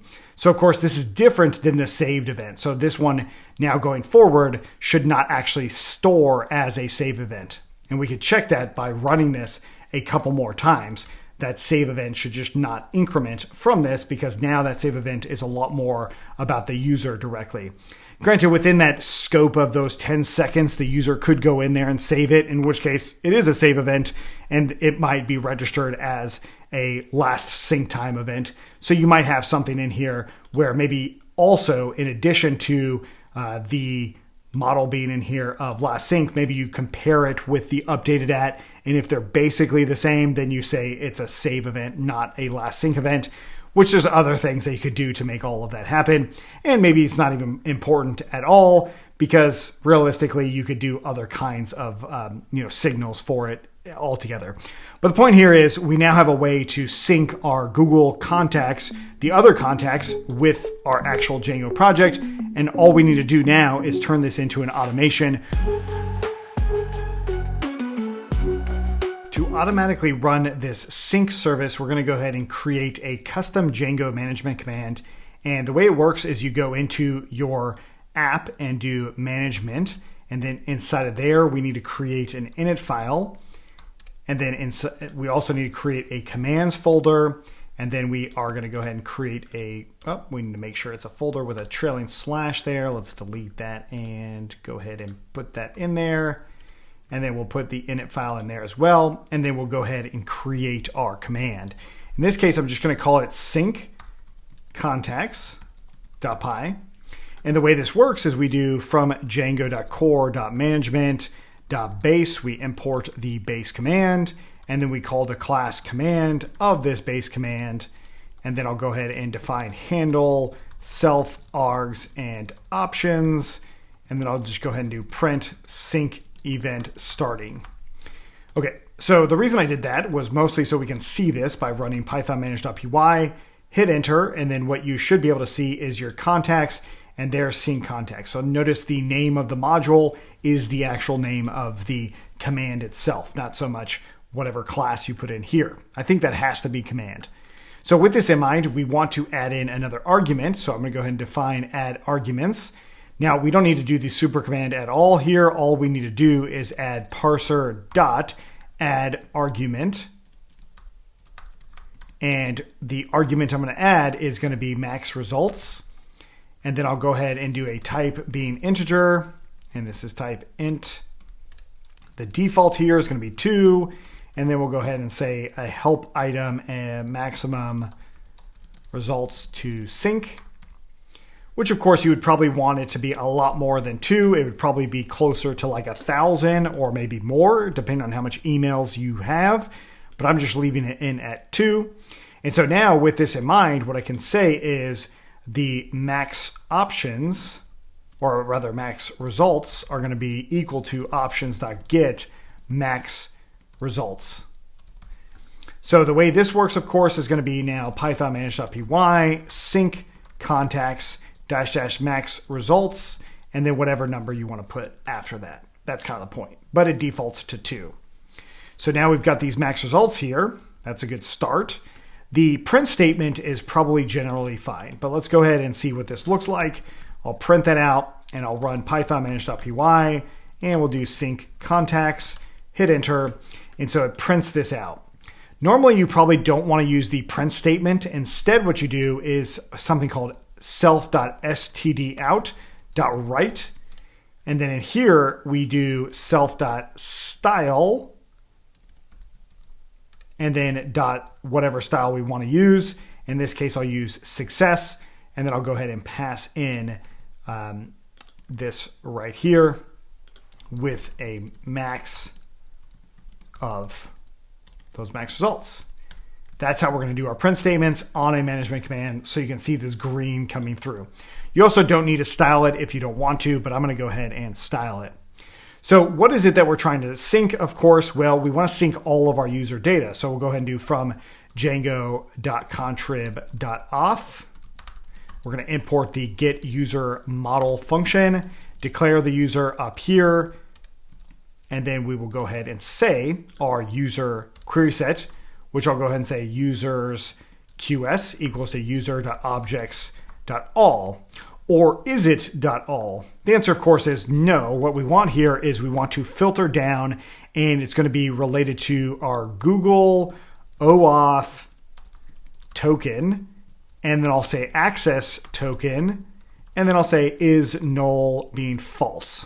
Okay, so there are 2 underscores in between all this. This is how we can get related data in a query set. And then once I have that query set, I can then go ahead and do this again, or better yet, I would put it down here with the max results of this with users QS.count users. So however many users that is, I run sync contacts, and now I can see with 1 user. Great. So this is really sync Google contacts with a max of something like that, contacts for each however many users, something like that. Okay, cool. So now how do we actually do it? Well, it's going to be looping through each user. So for user in the user QS, now we, of course, we want to bring in from contacts.services, we're going to go and import our service here. Now in this case, I only have the 1 service. Feel free to add your other one, but we'll bring in that service here, and then we'll go ahead and run this with that particular user, passing in the max results in here directly. Okay, great. And so this is users QS, oops. And so right off the bat, this might fail. And there's a really good chance that it could fail, depending on a lot of reasons. So all I want to do here then is put this into a try block. And we'll do try except. And then basically I'll go ahead and do self.stdout.write. And this will be an error, right? So we'll just go ahead and do self.style.error, fail to sync contacts for that user. Okay. And so once we have that, then we could just go ahead and run through the rest of them. We could obviously count these things as well. So let's go ahead and say success count being 0, and then fail count being 0. And then of course, if the try block ends up working, we can do a plus equals to 1. And if the fail block ends up happening, we do a plus equals to 1 there. And then we can just go through that process, and in which case I would then have another sort of std out in here showing the values that we have. So like successfully synced the number that we had in there of that many, otherwise it failed. Cool. So let's go ahead and give this a try now. I'll run that sync contacts here, and we see that it's going to sync it, and then it's successfully synced. Great. Now, a lot of times with the exceptions, you might want to actually put in an exception in here so you can do it and see what that value is. And I'll just go ahead and do that, especially as you start to automate more things. We save that. And again, it's still actually working, but now I can call this anytime. As long as my Django project is fully set up, I can now sync this data with my database directly using Django itself and all of the OAuth stuff. That's pretty great. This section's a bit longer because I'm going to show you step-by-step on how you can run Python manage.py sync contacts in a production-like environment. And it's going to run that command, and then it's going to turn off. So you use very little compute resources to make this happen. So all of this is free, but it will also show you how to prepare your system for production, or the things you'll have to think about when you go into production. Now, what we end up using is called GitHub Actions workflows. There's a lot of things you can do with these workflows.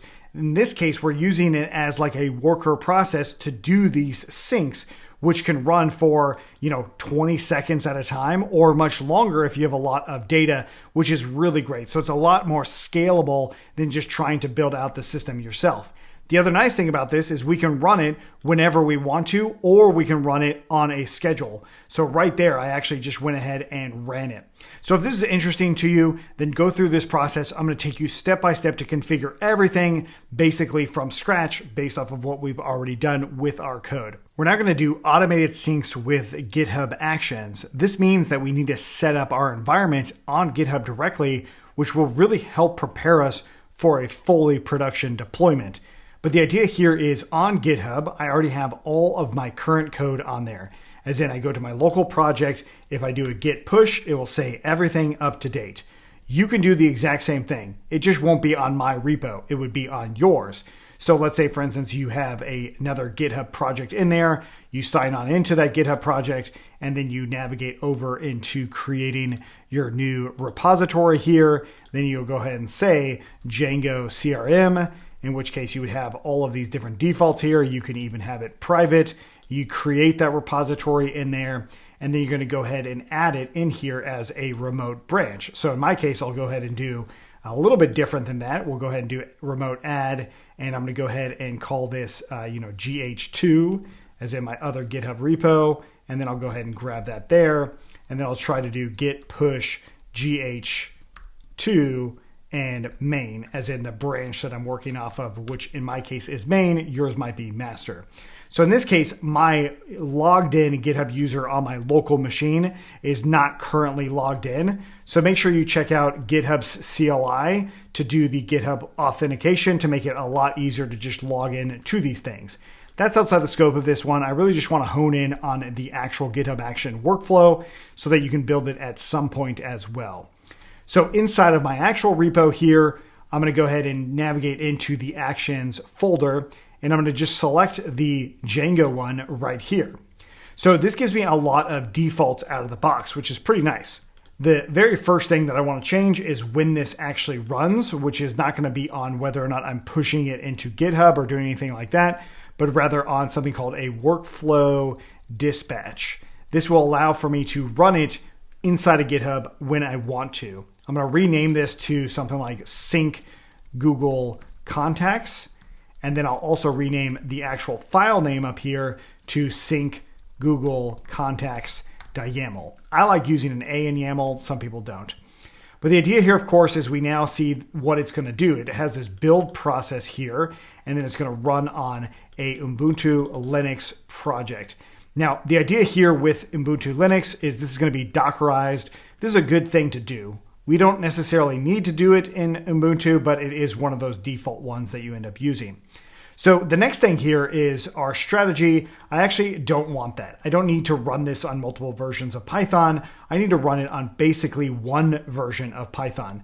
So the very first step where it checks out the code, which is what this is doing, I'm going to just go ahead and add in a name here, and I'll go ahead and say check out Django CRM code. That's what that very first step does. All of these other steps I no longer want, at least not this way. And the reason for that is because we are using UV. So back into our project, everything we've been doing up to this point has been building up our UV lock and also our Py project. So I actually want to use UV in here instead of the standard Python stuff. So I'm going to go ahead and get rid of all of that right now. And we can obviously commit these changes here. I'll go ahead and commit them just like that. As soon as I commit these changes, it's now on my repo. In which case I need to go locally and I can do something like git pull, and this should actually change the code locally and give me that workflow in there just like that.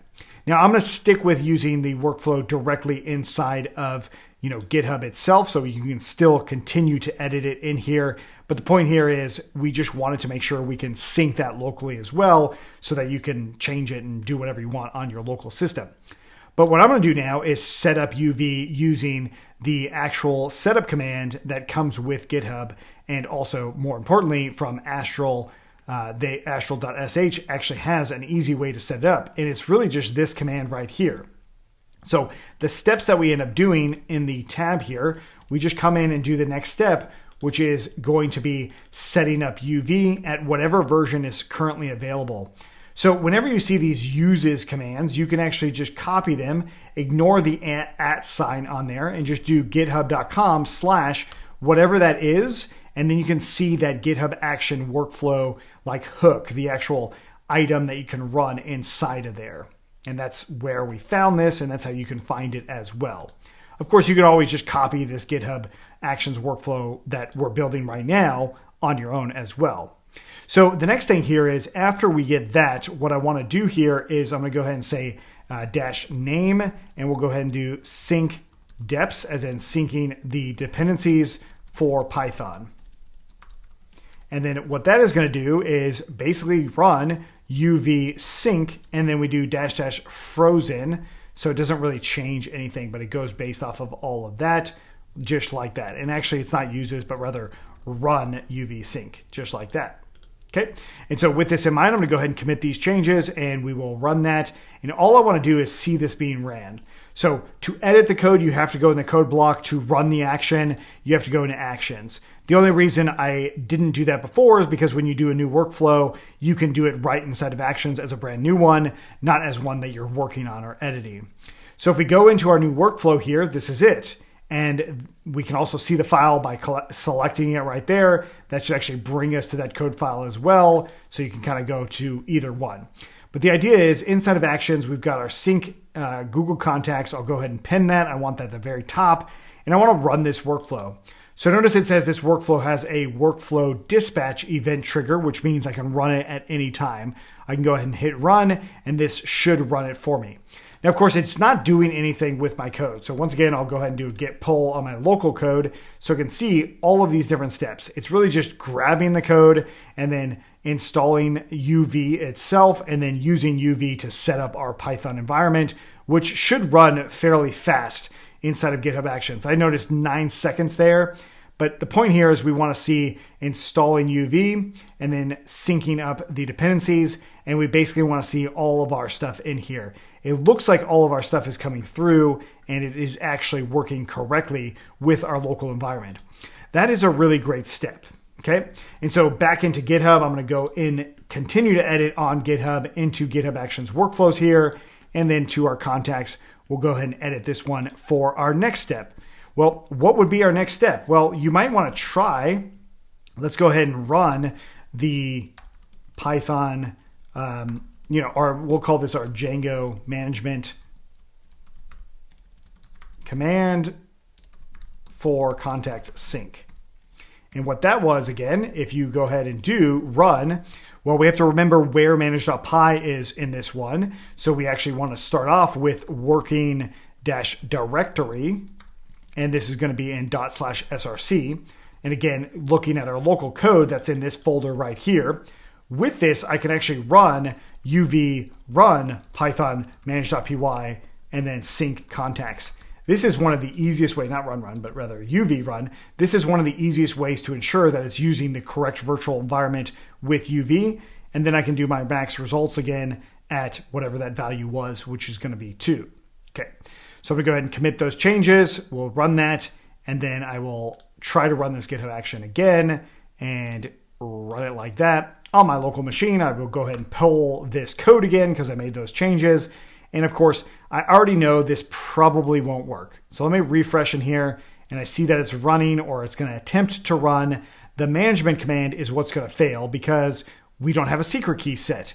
So let's go ahead and set one. On our local project, we used the Django secret key right here. In the actual environment inside of GitHub Actions, we can just create a one-off secret key, which is pretty nice. So let's go back into that workflow. We'll edit this. And so before I actually run these things, what I'm going to go ahead and do is put a name, and we'll go ahead and say, set up Django secret key, and I'll go ahead and do one off, something like that. And then we put in run command in here.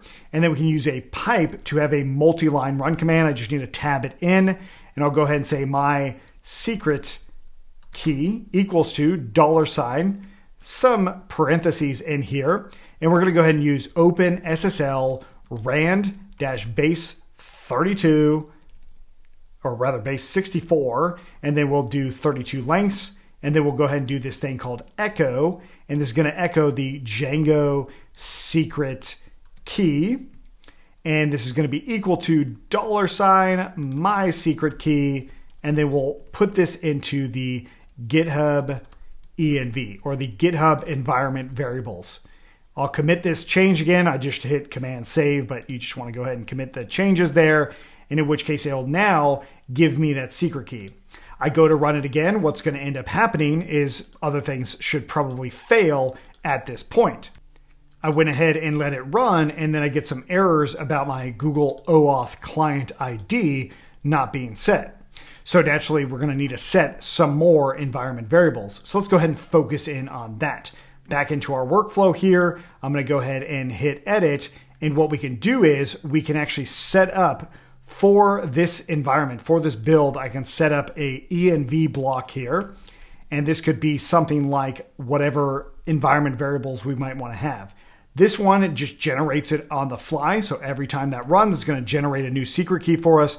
But all of our other stuff, we don't want to do that. So for example, the Google OAuth client ID, we want this to be some value. So like, how do we set this some value and it to be the actual correct one?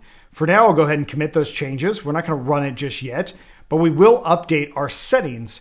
So inside of GitHub Actions, we can actually inject secrets. So in the settings here, we've got secrets and variables. We can go into Actions and we can create a environment secret. So let's go ahead and do that with Manage Environment Secrets, and we can do that not with environment secrets, but rather with repository secrets. We're going to go ahead and come in here, and then we'll do our Google OAuth client ID. So at this point, we want to create one. I'm going to create a brand new one inside of my project. So I'll go ahead and do my cloud.google.com. We'll go into our console, and then we'll go ahead and jump into our auth, our Google auth platform here. And there we go. And then I'll go ahead and jump into my clients here. I might actually want to change my project to production because we're getting that direction, but I'll leave it in as this. We're going to do our application type. This is going to be my GitHub Actions worker or workflow client.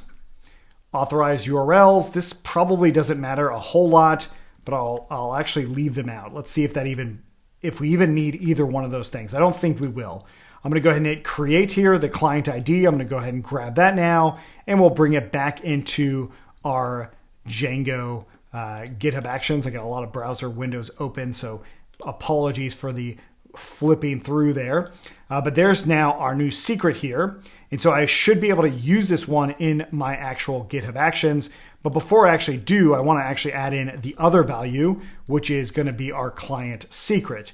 What we name these doesn't actually matter so much for Django. We'll see that in just a moment, or the GitHub Actions workflow. Either way, I'm going to go ahead and add in the secret again, and then we'll go back into the GitHub Actions there. I'll add those secrets in. So now I have those two values in there. That's great. So let's go ahead and inject these into our workflow. And so I'll go ahead and open up a new tab for this because I might have to switch back and forth a little bit. But let's go into our workflows here, into our contacts. We're going to go ahead and edit this. And so we've got our Google OAuth client ID and then our Google OAuth secret. So these two values are what matter for our Django project, not what's stored in our GitHub Actions secrets. I can name these whatever I want, but the point is we need to know what they are. So I tend to name them exactly the same in most cases. Sometimes you might change them, but we would then use this kind of string substitution here.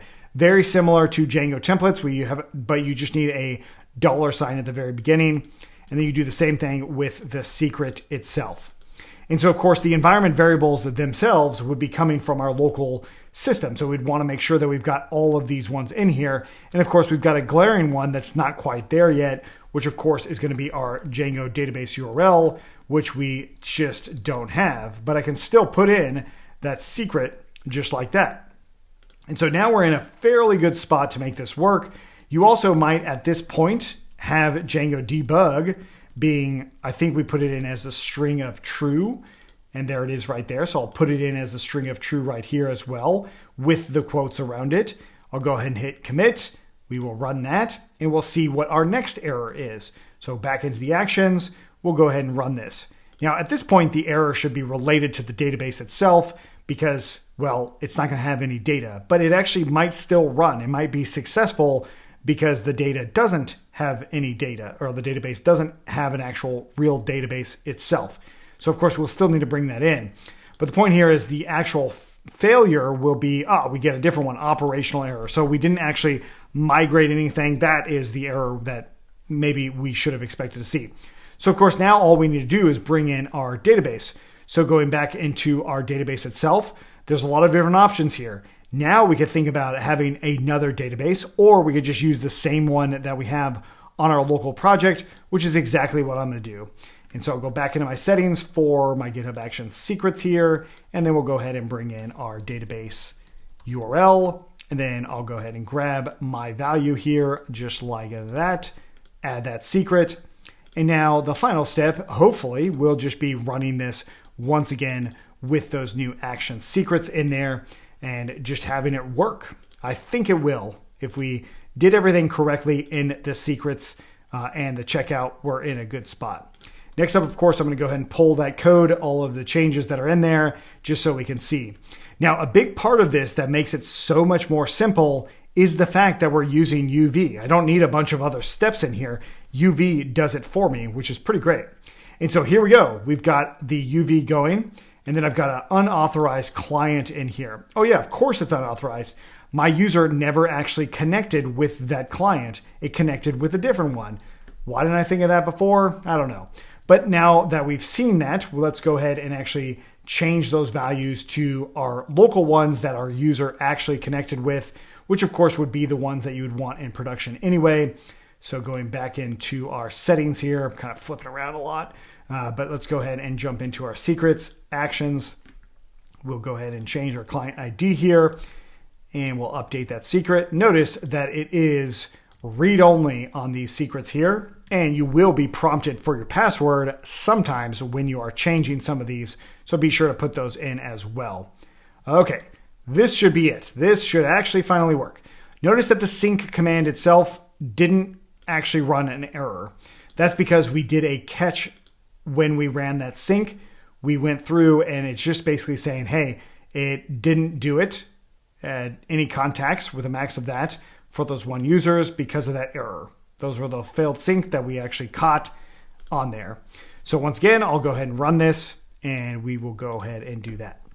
So at this time, of course, assuming that that error is not what we want to have, and maybe we want our workflow to stop, then we would come back into our management command right here, and we would let that exception run, or we would just call another one right here with this failed to sync contacts error, right? That's definitely an option that you could end up doing. All I really want to see though is this actually working correctly. And so there we go. We've got our management sync. It looks like it worked, and it successfully synced 1 of 1. The final verification that we would need is to go back into our local project, go into our contacts here, and we can get rid of all of the contacts, or we can get rid of basically the recent ones in here that we've created. And of course, that actual sync event, all of those other events are gone or will be gone after we run this again. Let's go ahead and do that one last time just to verify this stuff is working. And then that way we can call this a day. And one other aspect of the actual workflow you might want to add is something called a cron job, where you can schedule this to run on a regular basis. So if you wanted it to run at that cron schedule right there, you can verify this with the going into cron. It's crontab.guru, which is a great website to understand the different cron scheduling. But you can absolutely do that where then this GitHub Action workflow would run on a schedule so that it just automatically does this for you. And in which case you would then have all of this data synced up. Looks like it worked. I can go back into the Django admin. Let's go ahead and log in locally here. And then I will go ahead and see what happened with my contacts. And there we go. We've got a couple new contacts in here. And we should also see the last sync event, which just happened. And then of course, in my events themselves, I've got a lot of them, but the very last one is most likely a synced event. We got saved and updated for the user. Oh, because I just logged in with that user. So let's go back a little bit further. And we now see a synced event for that contact. And yes, it is now working and it is fully automated. we are really ready to start building out more of the Django project and make it that much more ready for production. But having this automated sync, I think, is a really critical piece to make sure that, well, we get the data we need, and we can do so on somewhat of an interval just by using the GitHub Actions workflow. This is basically our worker process that we can run every day just to make sure all of this data is in sync so that our users can have it right before they start their workday. Hey, thanks so much for watching. Hopefully you got a lot out of this one. I wanted to leave you with a couple of challenges. Now, once you solve these challenges, if you do, go to the GitHub repo for this course, select discussions, add a new discussion, and share your results. You can share this code snippet or you can share the entire repo. I would love to have a discussion with you about how you solved these things. Now, the first challenge would be, how do you rank your contacts so you can see which one has the most activity, which one has the least? And of course, by activity, I mean events. And we've already seen this on an individual level. So each individual contact, we can actually see the event activity in there.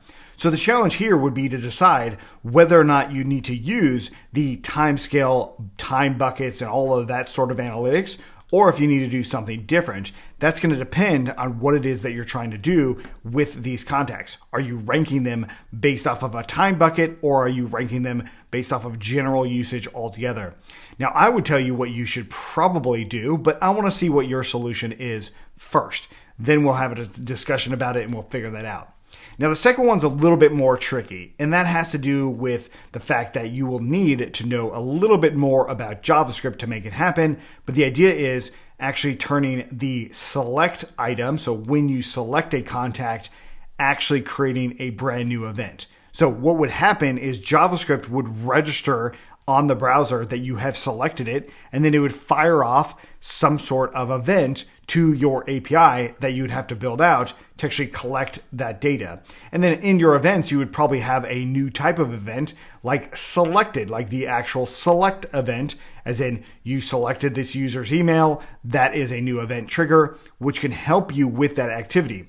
Because as we see right here, this actual list view doesn't actually collect any individual information. So like if I were to select this, that would be a good thing to collect to really have a much more powerful Django CRM, because in your contacts list in general, well, you probably want to know when these things are being used as well. And you could think of this as a copy button as well. The same sort of idea. If you had a copy button that could both copy the actual email, but also send that event as well.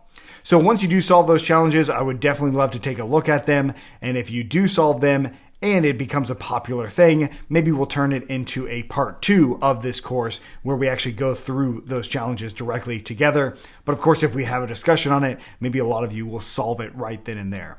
Thanks again for watching. My name is Justin Mitchell. I realize we went through a lot in this one, and there's still a lot left that you might want in your Django CRM. Whatever that might be, please let me know in the comments. I want to see what it is that you guys are trying to build with something like this. To me, being able to sync your Google contacts with Django was a huge part of making this happen. And then of course, having those events, tracking those events using TimescaleDB is a big part of that as well. So thanks again for watching, and I look forward to seeing you next time.